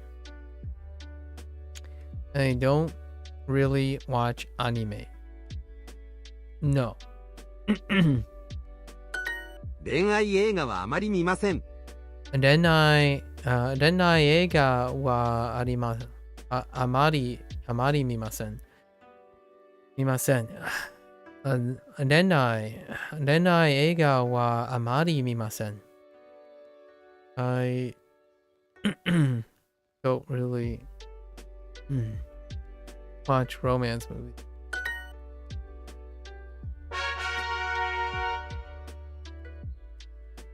イベントに行きませんか？ Good to hear. Good to hear.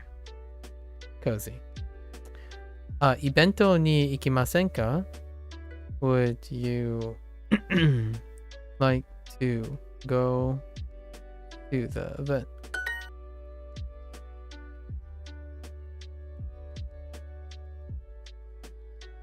スポーツのイベントって時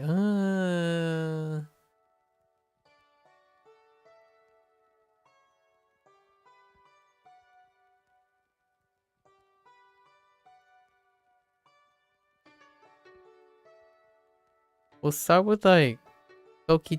No, yeah. Does it matter where it goes?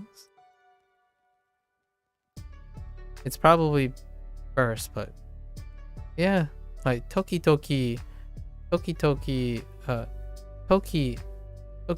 スポーツのイベントで写真を撮ります。時 We'll 々 go with that. 時々スポーツ Where's スポーツのイベントでイベントで写真を撮ります。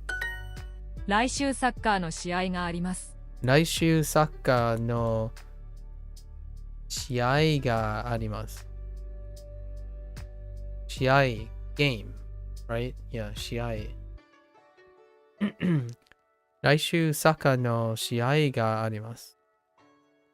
We have a soccer game next week. 来週。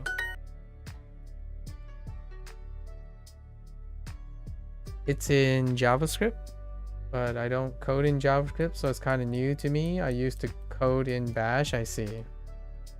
And even at that, when I did JavaScript a few years ago, it's all new ways of coding it. I see. Do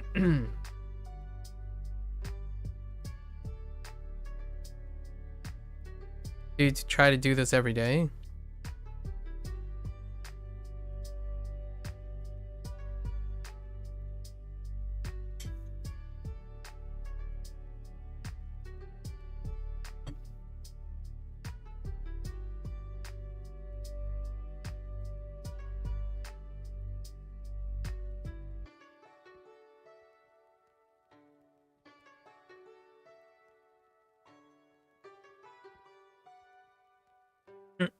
I like it. A little bit every day. Remind me, what were you gonna what are your thoughts about using JavaScript? I'm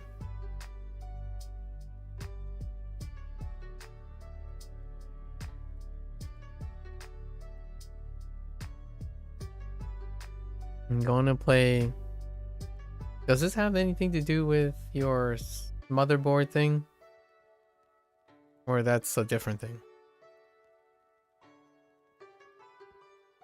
I'm going to play tennis for about 4 hours on the weekend. 週末週末4時間4時間くらいテニスをします。パズルゲームをしますか？パズルゲームをしますか？ Do you play puzzle games? Fair point. I mean, fair question. バスケットボールの試合金曜日金曜日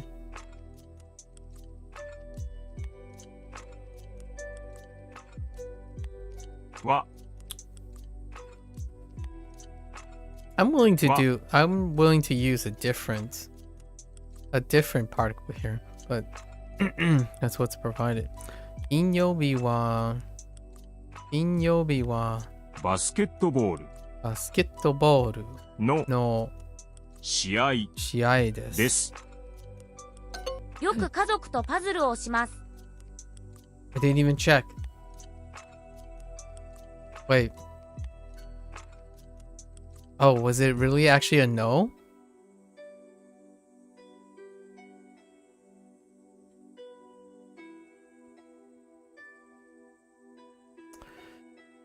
Okay. I guess we'll see it again. よく家族とパズルをします。よく家族とパズルをします。I often do puzzles with my family. Sure.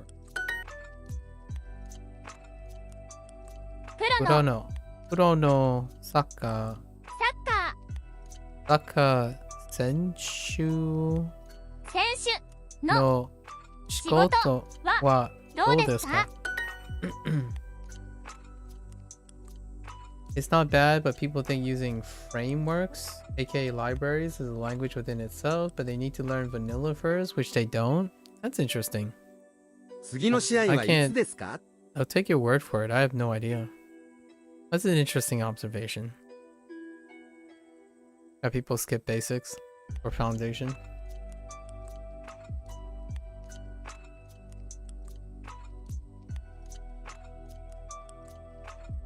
Tsuki no試合はいつですか? When is the game? When is the next game? 明日4時間バドミントンをします。And I want to be able to code motherboards or servers, I see. Related to it, I see. 明日4時間バドミントンをします。I'm going to play badminton for 4 hours tomorrow. 毎日パズルゲームをします。毎日パズルゲームをします。I play puzzle games every day. 毎日？時々スポーツのイベントで写真を撮ります。Okay. I sometimes take photos at sports events. 医者の仕事は大変です。医者の仕事は大変です。Right. Work as a doctor is tough. 今日イベントで写真を撮ります。今日イベントで写真を撮ります。I'm going to take photos at an event today. 今日4時間サッカーをします。Okay. I'm going to play soccer for 4 hours today. Hardware servers. Fair enough. So what did I do here? It said 金曜日.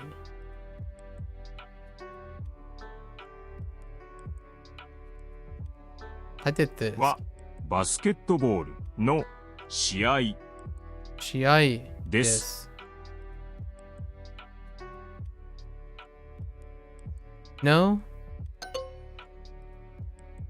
バスケットボールの試合は、oh, okay. I see. Because the basketball, oh.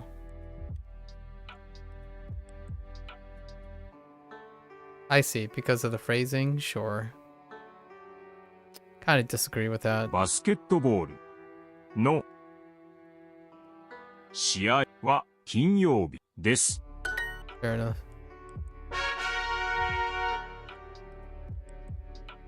Okay. School stuff.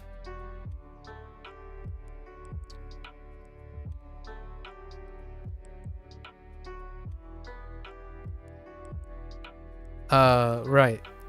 博物館は面白いです。ね。面白い。面白いです。I said 面白いでない。面白いです。ですね。博物館。museum。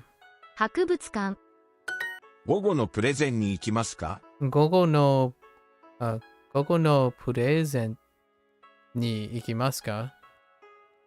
Presentation。はい。プレゼンは何時までですか？までですか？ That's until? Yeah, until what time is the presentation? 3000円は少し高いです。3000円。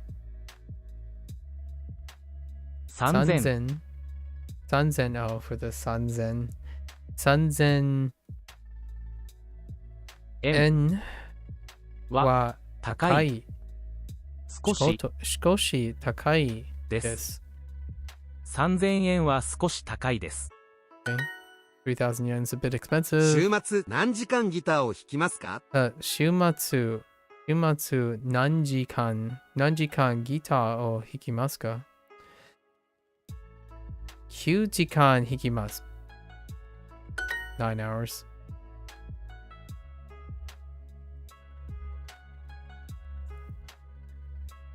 Sashinka. Sashinka wa. No. Sashinka no Shikoto wa tanoshii desu ka?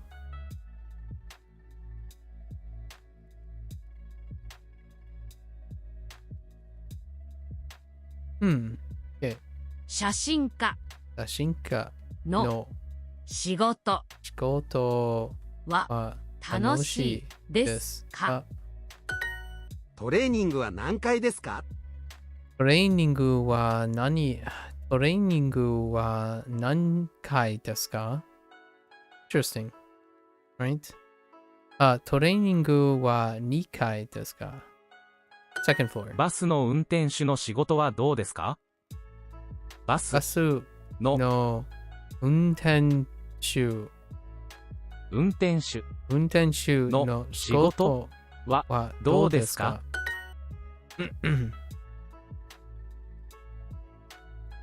午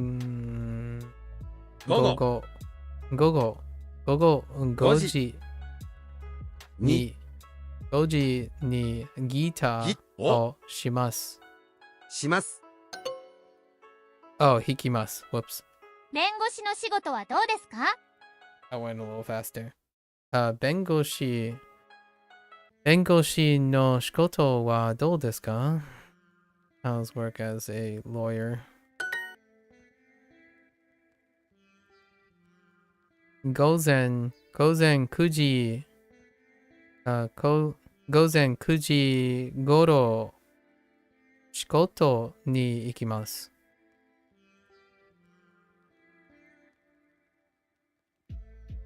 午前9時に No, it's 頃 just 頃。午前9時頃仕事に行きます。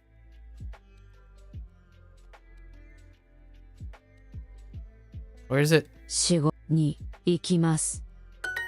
どのバーに行きましょうか？どのバーに行きましょうか？ Should we go to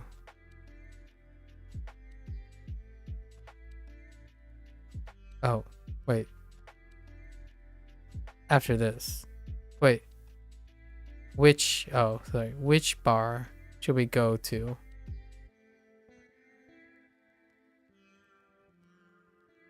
Yeah. クライアントとミーティングがあります。Okay.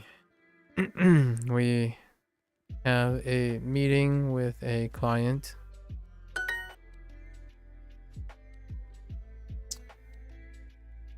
Ikimasu.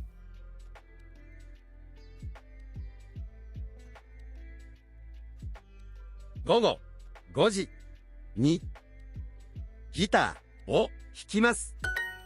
Okay. Alright, we're not doing kanji this time. Let's do enough to fill these in, right? We need to fill these in. Fill. Okay. 4人。4人2人。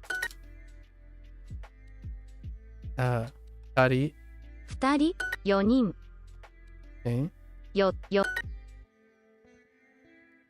2人4人4人2人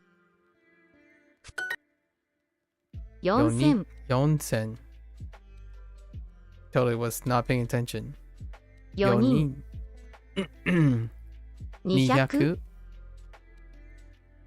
2人4つ2人2人何ですか？金曜日4人月曜日4人4人2人200 4000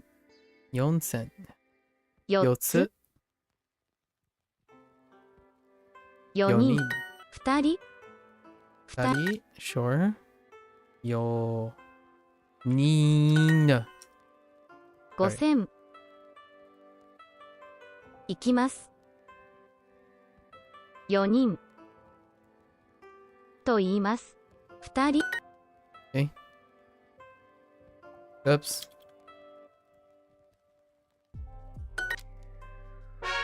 All right. Oh, okay. All right. 7つ。7つ。7月。Well played.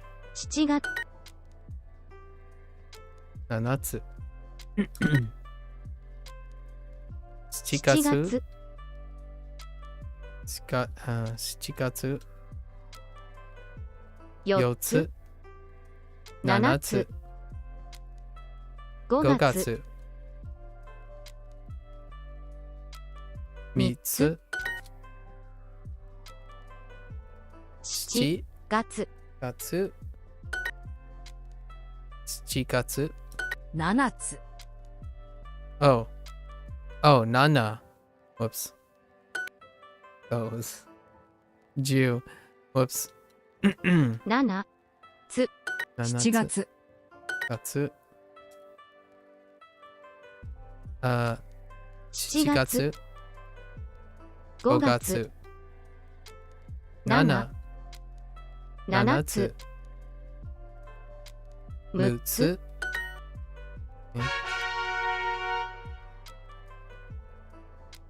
7? あ、7つ。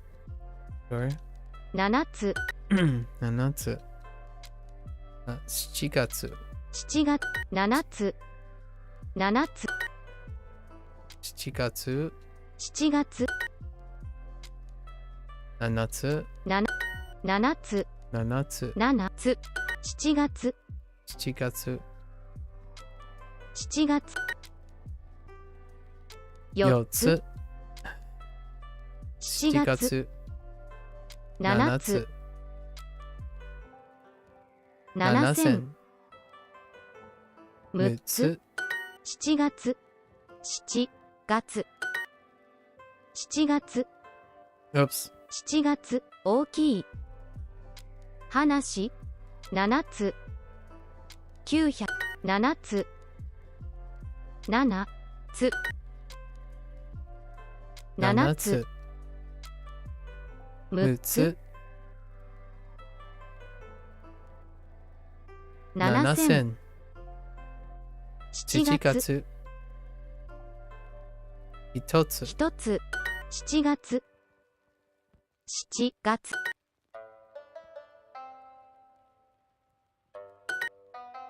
4時。私。7月。7つ。書きま。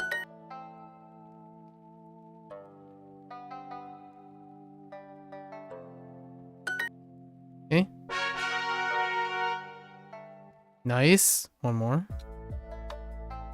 Roku. 6 Okay. 6つ. Makes sense. 6 6 and 6つ. 6つ. 6つ。 6. 6 6つ。 4. 6時.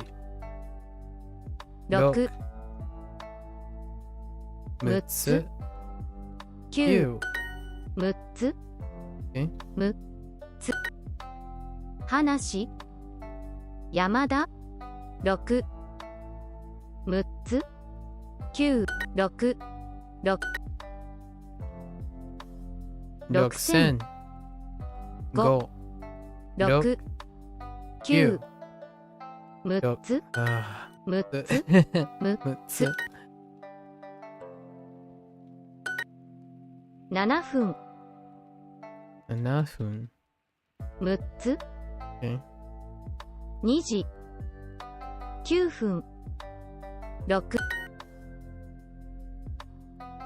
6つ. Alright, we're good. Let's go back and complete our 5 lessons. And some R&R and maybe some grammar.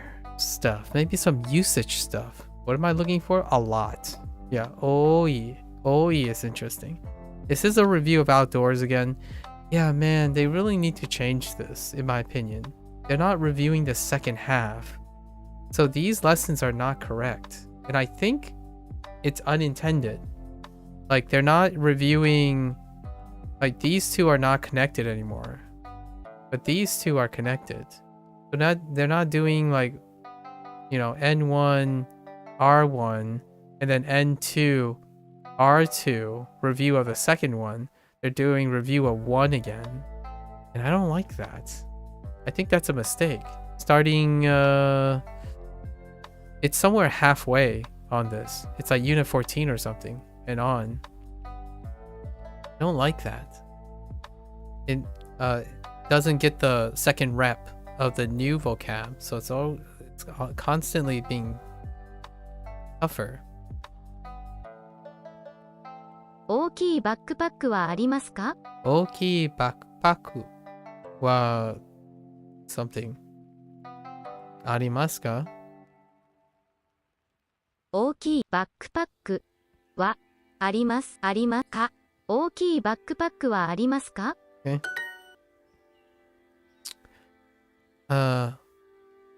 北海道の山は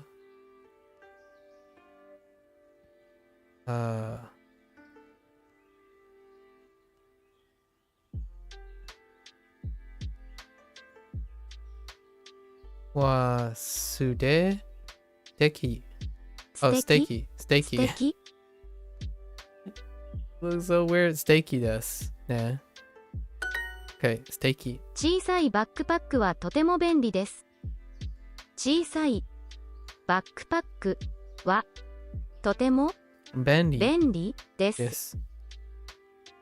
Small backpacks are very convenient. 便利。小さいバックパックはとても便利です。来週キャンプに行きましょう。行きます。行きます。ハイキングに行きませんか？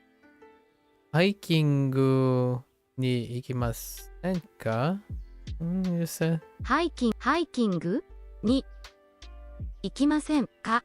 ハイキングに行きませんか？ I like this phrase. Would you like to go hiking? ハイキングに行きませんか？キャンプに行きましょう。Yeah, that's more like it. 何曜日がいいですか？ Oh yeah, I forgot about the phrase いい。Oh wait, yeah. Oh man, yeah. A new, different way, yeah. 新しいバックパック。新しいバックパック。バックパック。A new backpack. 北海道に行きましょう。何曜日がいいですか？ What day is good? We should like to go hiking next week. 来週ハイキングに行きませんか？来週ハイキングに行きませんか？ハイキング I'm saying it so sharply, sorry. ハイキングに行きましょう。いつがいいですか？ Okay. I see what you did there. That's pretty good. Different expressions. Because you could ask like what day is good or when is good, right? Which mountain is good? Which mountain is good? どの山がいいですか？ Or yeah. どの山がいいですか？ Okay.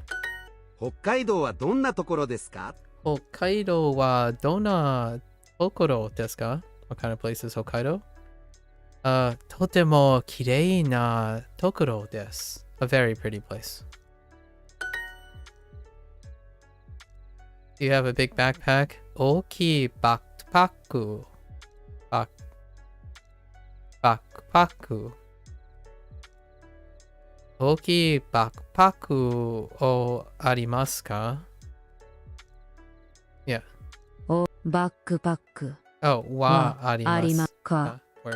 Yeah. 花さん、北海道はどんなところですか？花さん、北海道はどんなところですか？ What kind of 花さん、花 What kind of place is Hokkaido? What are your responses? 静かなところです。A quiet place. It's a quiet place. キャンプはどうですか？キャンプはどうですか？ How about camping?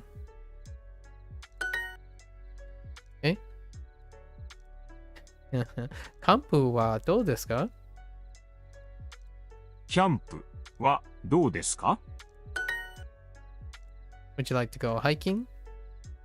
ハイキングに行きませんか？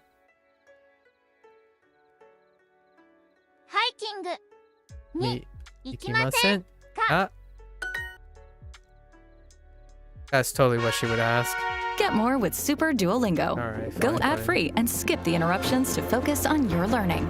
Unlock unlimited hearts and make as many mistakes as you need. And you can target weaknesses in your practice hub with AI-powered practice sets based on your recent mistakes. So what are you waiting for? Upgrade your learning with Super Duolingo.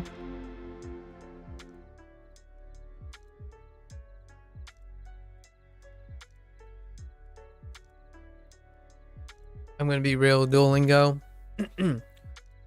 What I'm waiting for is some sort of guarantee that the super features actually work. Because the last time it was not very promising. So we'll think about it in the future. 5月5月 May 5月5月5月1日1日1日 The first 1日1日バーベキューとピクニックをしませんか？バーベキューとピクニックを楽しみます or no しませんか It's probably しませんかバーベキューバーベキューとピクニックピクニックをしませんか？バーベキューとピクニックをしませんか？ Okay, would you like to have a barbecue and picnic? 1日1日休みます買いますす書書ききまますす5月ピクニックは楽しいですね。ピクニックは楽しいですねねピクニックピクニックはは楽しい楽しいでですすねね。ピクニックは楽しいですね。Picnics are fun, aren't they? Or yes. 大きい1日9月100 5月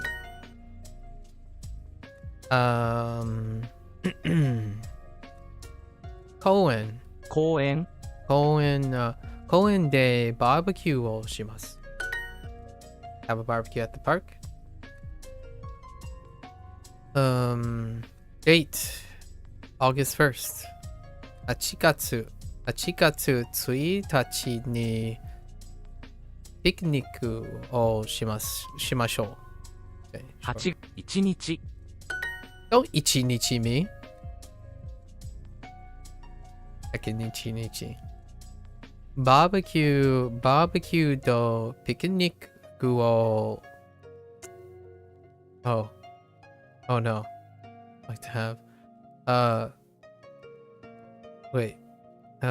Shimasenka? Yeah. So, barbecue to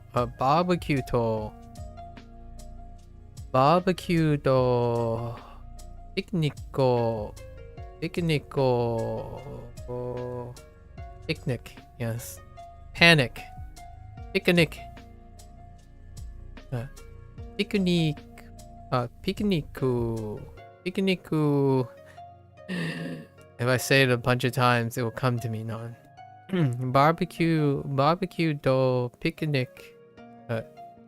Picnic o shimasenka. Let's just read it. バーベキューとピクニック Picnic o しませんか shimasenka. Picnic. Okay. Barbecue to picnic o shimasenka?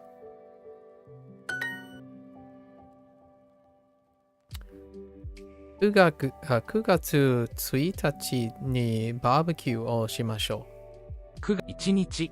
Oh, 1日目. Get out of there. We're also going to have a picnic.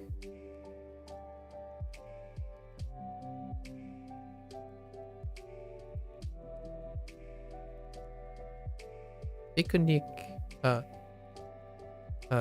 Picnic mo. Wait. Picnic mo.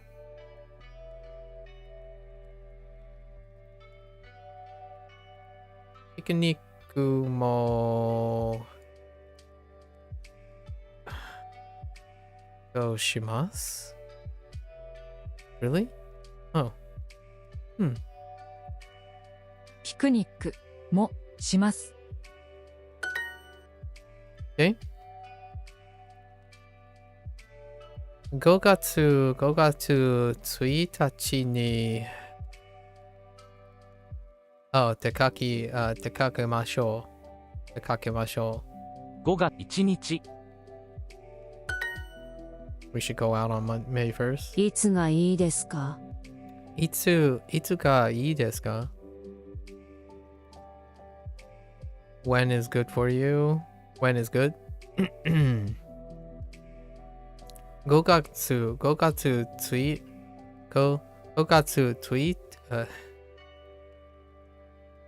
月1日がいいです。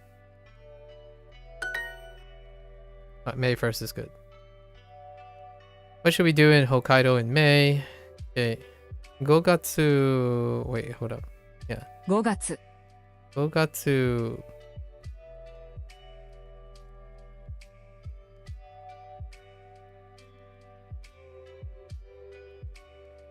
に5月に北海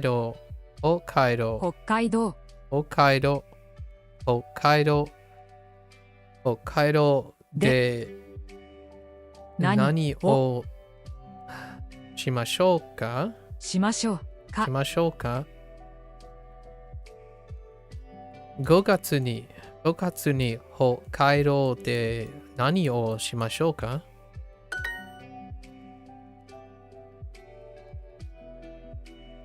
5月31日。5月31日。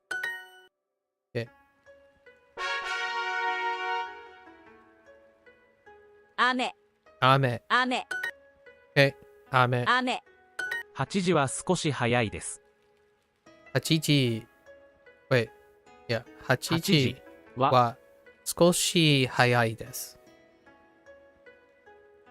Early. Oh, wait. 早い is early. There it is. Yeah. We know it when we hear it. We know it when we see it. 少し早いです。8時は少し早いです。Yeah. 8時は少し早いです。8時は少し早いです。8 o'clock is a bit early. Opinions. Just kidding. 5月会います。1日1日。Okay. 雨。午前4時はとても暗いです。午前4時。4時ぐらい something です。とてもとても暗いです。は、okay. Wait.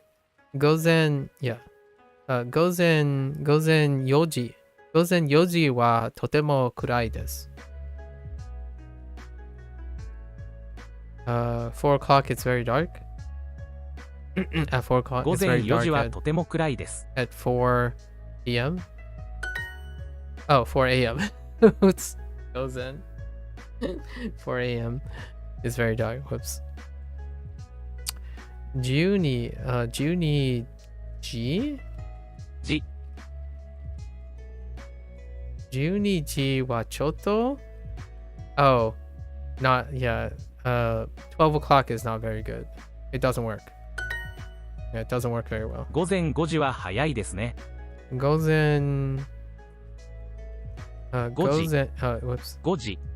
400。Wait. 400。午前5時。 5時は早い。早い。ですね。午前5時は早いですね。午前5時は早いですね。5 a.m. is early, isn't it? 雨の日が大好きです。大好き I really love rainy days. Yeah. That's a weird one, but 金曜日。 I like rainy days. That image is a little weird. Remember yesterday about stomping on puddles? I remember Cozy mentioning jumping in puddles. It's fun. 金曜日の6時はどうですか？金曜日の6時はどうですか？ No. How about 6 o'clock on Friday? Will Hokkaido be rainy next week? Let's see. 来週北海道は雨ですか？来週北海道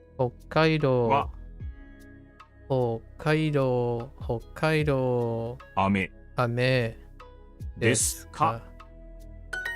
Okay.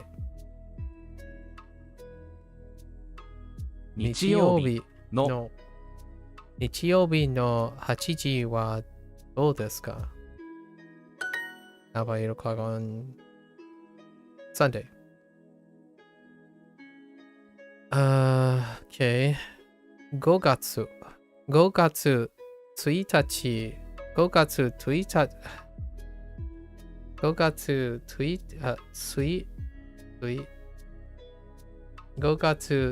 日は雨です。5月1日は雨です。ケンさん、火曜日はどうですか？ケンさん、火曜日はどうですか？ And how about Friday? Or how about Tuesday? Whoops. How about Tuesday? 火曜日はちょっと Tuesday doesn't work very well. I said Tuesday. Oh no. I know some people who said Tuesday. 6 o'clock is early.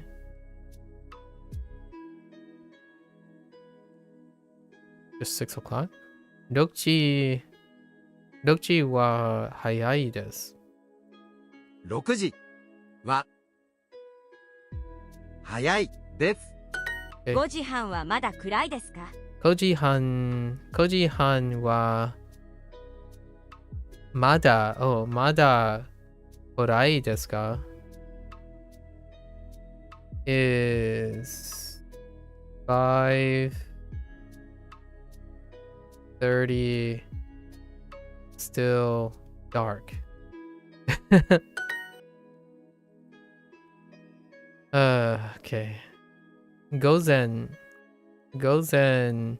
7時。午前7時は暗いですか？午前7時は暗いですか？12時はちょっと。12時はちょっと。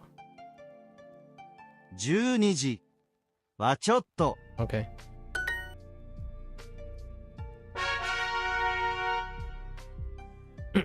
Two more without screwing up. Okay. 川、雨、Oops. 川。山の景色も楽しみましょうか？景色。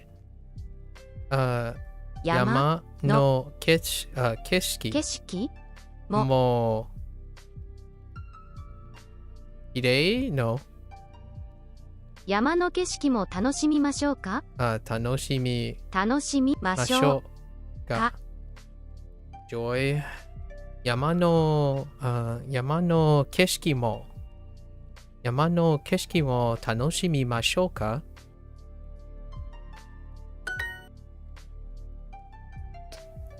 雨0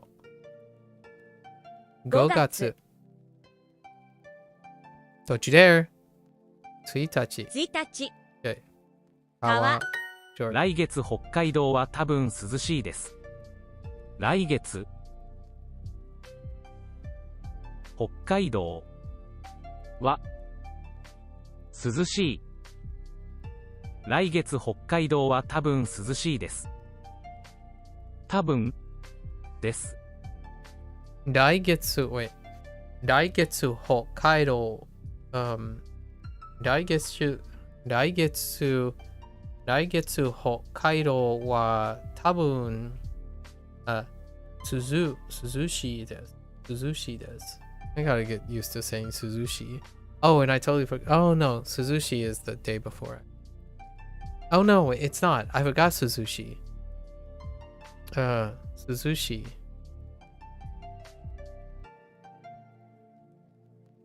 来月北海道は多分涼しいです。And it's cool. Suzushi is cool. Okay, Suzushi. Totally forgot about Suzushi.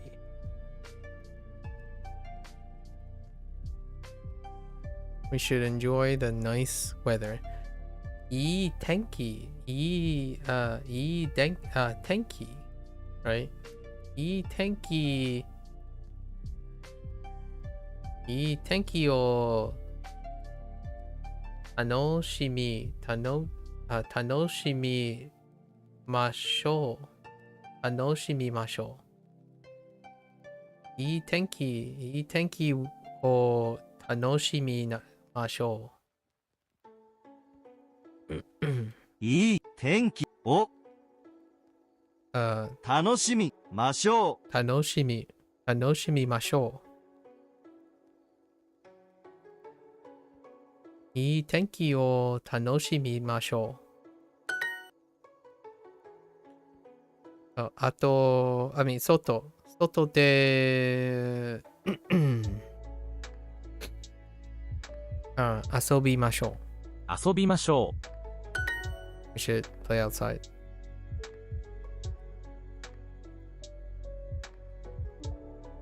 北海道の景色を楽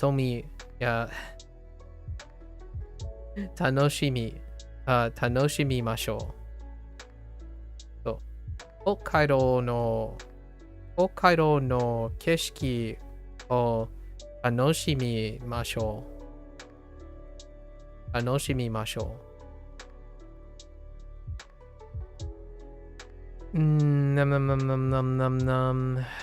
北海道の景色を楽しみましょう。女彼女とピクニックを楽しみます。彼女高い山の景色。山高いの景色。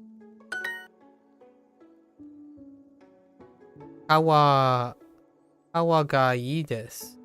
川がいいです。近くの川に行きませんか？に Oops. がに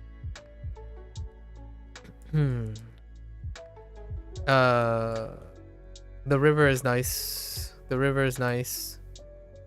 Would you like to go to the nearby river? Right. サムさんどこがいいですか？サムさん、どこがいいですか？涼しい山はどうですか？ How about the cool mountain, right?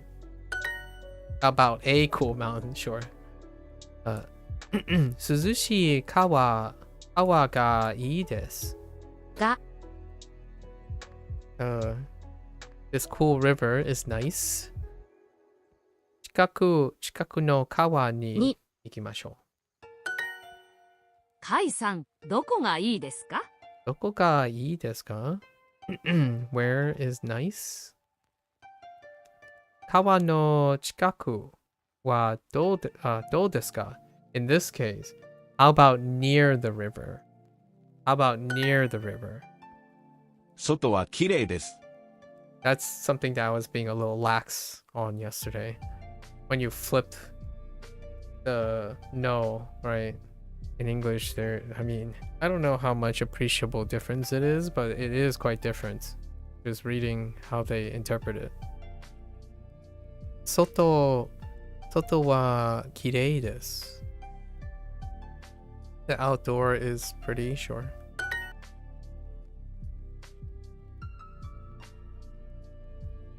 外は This one's probably 外は寒いですか? As opposed to I just got there was cold again, right?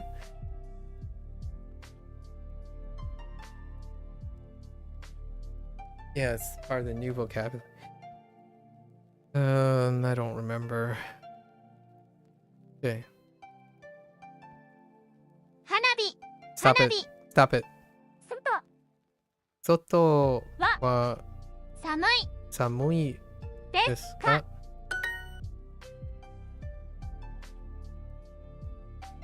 外はとても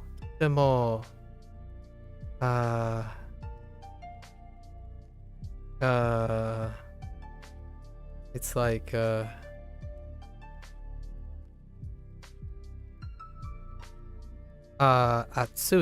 暑いです。雪 Stop. 外はとても暑いです。Okay.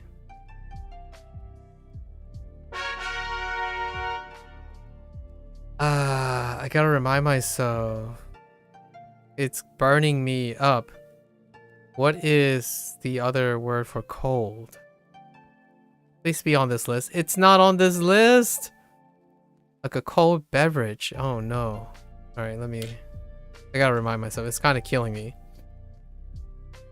Yeah, I'm stretching myself thin. 19. I think they were like 23 in today's unit. At least 23 or 24. Cold. Naked? No.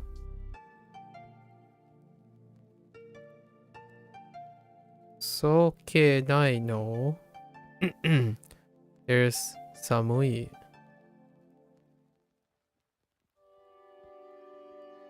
Oh, tsumeitai. Tsumeitai. It might be tsumeitai.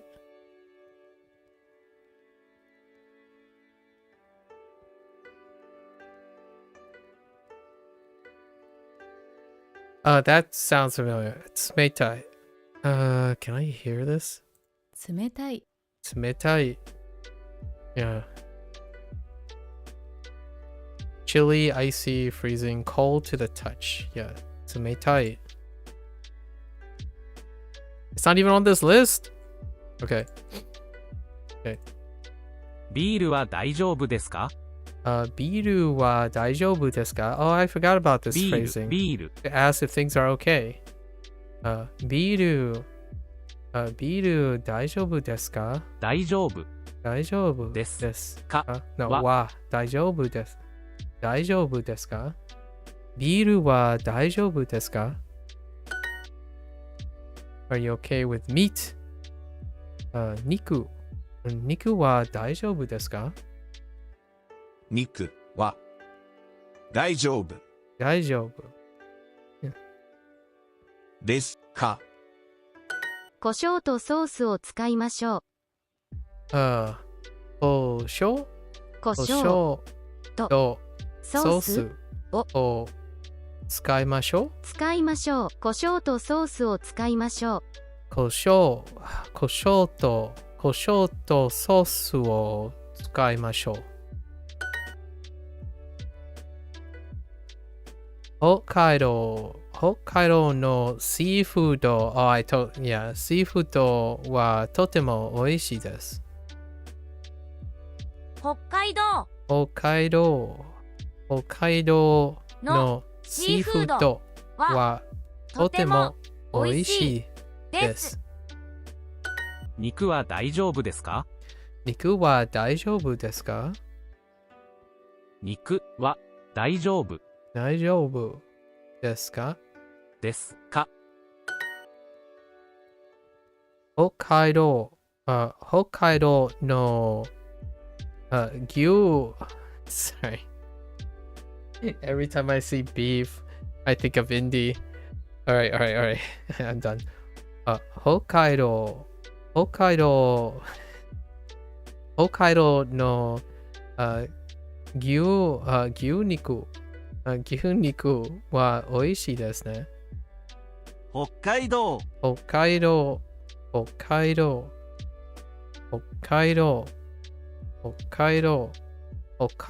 の牛肉は美味しいですね。北海道の牛肉は美味しいですね。塩と胡椒が欲しいです。塩。胡椒。No. 胡椒。塩と胡椒。塩と胡椒が欲しいです。が欲しいです。が欲しいです。塩と胡椒が欲しいです。What the heck? 魚も焼きましょう。But that's a bear. Why isn't this Falstaff? Hey, we need an update here. Duolingo, please. Update Falstaff. I feel like he's goofy enough, alright? I feel like Falstaff deserves in this picture, alright? DLC. Let's see. Shio to kosho wa amari tsukaimasen. Amari? I don't really use salt and pepper.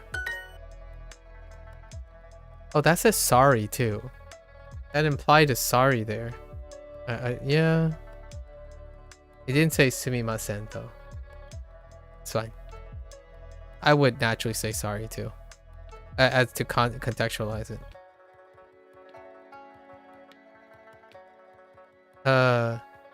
Yasai wa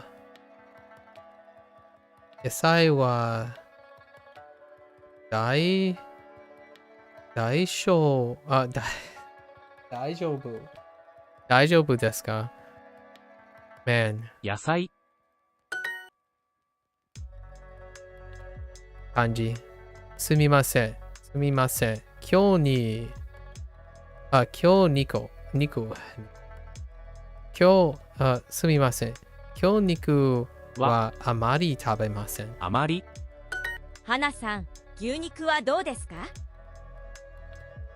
牛肉はどうですか？すみません。Oh, I said 今日 didn't I? 牛肉 Man, I just realized how much that looks like kyo. Alright, gyuniku. I totally missed it. It was gyuniku. That makes so much sense. Sumimasen, gyuniku.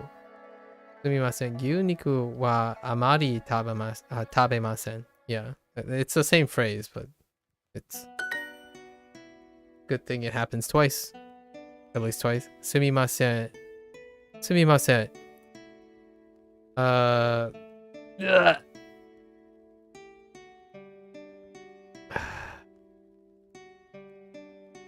Okay, すみません。シーフードはあまり食べません。はあまりトマトは焼きません。トマトは焼きません。We won't grill tomatoes. We won't grill the tomatoes. 醤油と胡椒を使います。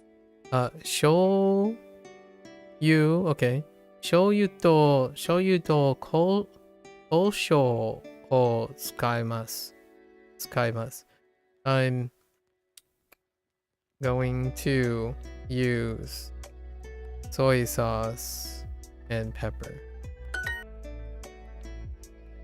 I don't eat raw. Oh, they threw in raw. Nama. Nice.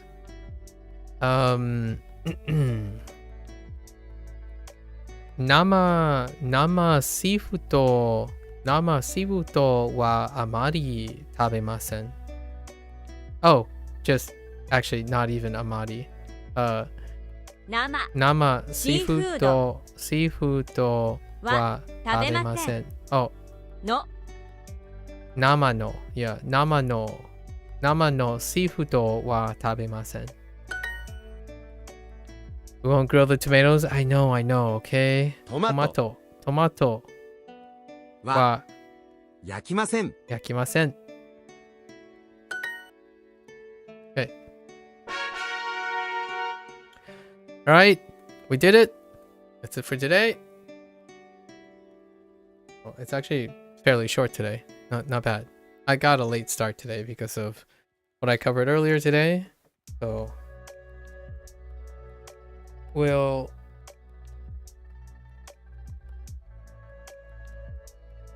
convene tomorrow. The review is coming up, man. All right. Thanks for chilling. Thanks for hanging out, folks. I had a lot to say this earlier today. Hope it's interesting. I know I'm probably going to be placing myself on the line for that one. But yeah, I just want to leave with the aspect that I honestly take this very seriously. Maybe that's just not for everyone. But honestly, it's not about diatribes and chastising and soliloquies and whatnot. I earnestly think you can have a lot of disagreements while learning a lot of things. The one thing that I want to highlight is that the internet is so much more than a place where you throw jokes and not be held accountable, right? I get the whole idea, the pastime or the passe interpretation of still thinking that the internet is a place of anonymity and that you dehumanize anyone you see at the other end of the screen, right? And that's still very prevalent now. However, I am going to go out of my lengths to treat most people like human beings. Whether you don't think it's serious, I'm going to take it serious. Because honestly, if you had the time to try to interact with me or target me in any way, that's at least worth discussing or trying to reach a compromise, right? Well, in this case, it's a battle lost, but the war continues, right? Figuratively. Not necessarily like a physical sense, but more of an intellectual sense. I will continue to strive to make connections with people. It was a very interesting encounter with someone who illustrated my point about ChatGPT, or like the use of artificial intelligence to compensate, but not learn and evolve from it. I honestly wanted and curious about how that person generated that prompt. ChatGPT is down the line in my plans to like utilize and make a more dynamic and challenging environment to learn Japanese. So that will be a way farther down the line. But I was very curious. It's unfortunate and quite disappointing that the zeal of that person's use of tools became more of a crutch than becoming a bridge to opportunities in enriching and sharing ideas. And not only that, lying about it publicly with records, because anonymity is not so anonymous online. It is incredibly well tracked. So while I may seem a little bit tactful about facts, I like to believe that much like I don't treat many other people like inhuman, incompetent people, I usually prefer to overestimate someone than underestimate someone, because I truly find it far more rewarding in the long run to elevate someone's position, find meaning in a joke, find meaning in why they spent a random time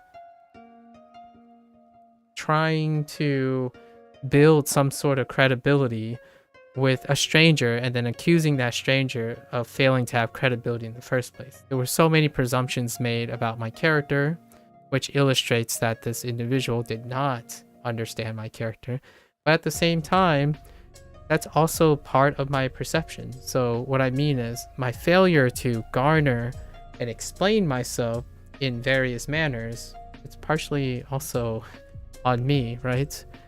And it's kind of disappointing that I wasn't able to reach a compromise. Not only that, this person believed that placing something in a public forum openly allows them the anonymity and the diffusion of responsibility for what they post. The internet is not that place anymore. The place almost of permanent residence, right? It's kind of like the person who believed that they posted a Twitch, like a tweet out, and then they can resend the tweet in time without having accountability for it.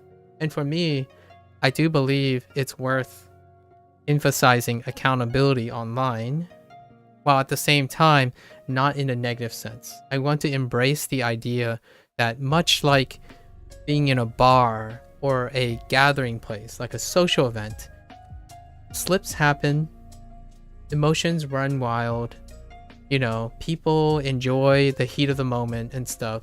And I would love to be a person who find it encouraging to see people resolve differences and compromises online, even through text.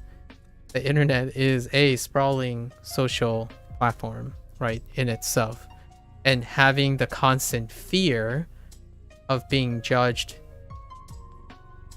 a lot are the same people who believe they have the confidence to take on challenges are the same people who defend themselves using anonymity. So I want to make it clear that everyone can reach compromise, right? It makes me feel so... I didn't want to jump to presumptions about this, but it happens a lot when you are smaller. Oftentimes, when you're someone who doesn't strive for collectives and influence, you are often the target of someone who feels they are compelled to be in a superior position. That is usually what I presume, until proven otherwise, oftentimes. And sure enough, so far, I have not failed to do that.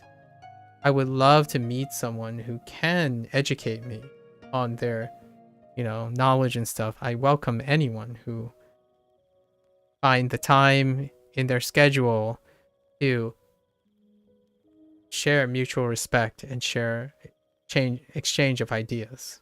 Not, in my opinion, cutting corners and then rescinding and not taking responsibility for your actions and blaming systems or diffusing your responsibility. The tool is not the thing that does the action without a facilitator of the user. So any extension of things like posting AI scripts and AI products, the user is the one that is the abuser, not the product. Much like blaming a product for being evil per se, right? So that's a fairly morbid topic, but I believe the tools can also be used to create wonderful things, especially machine learning.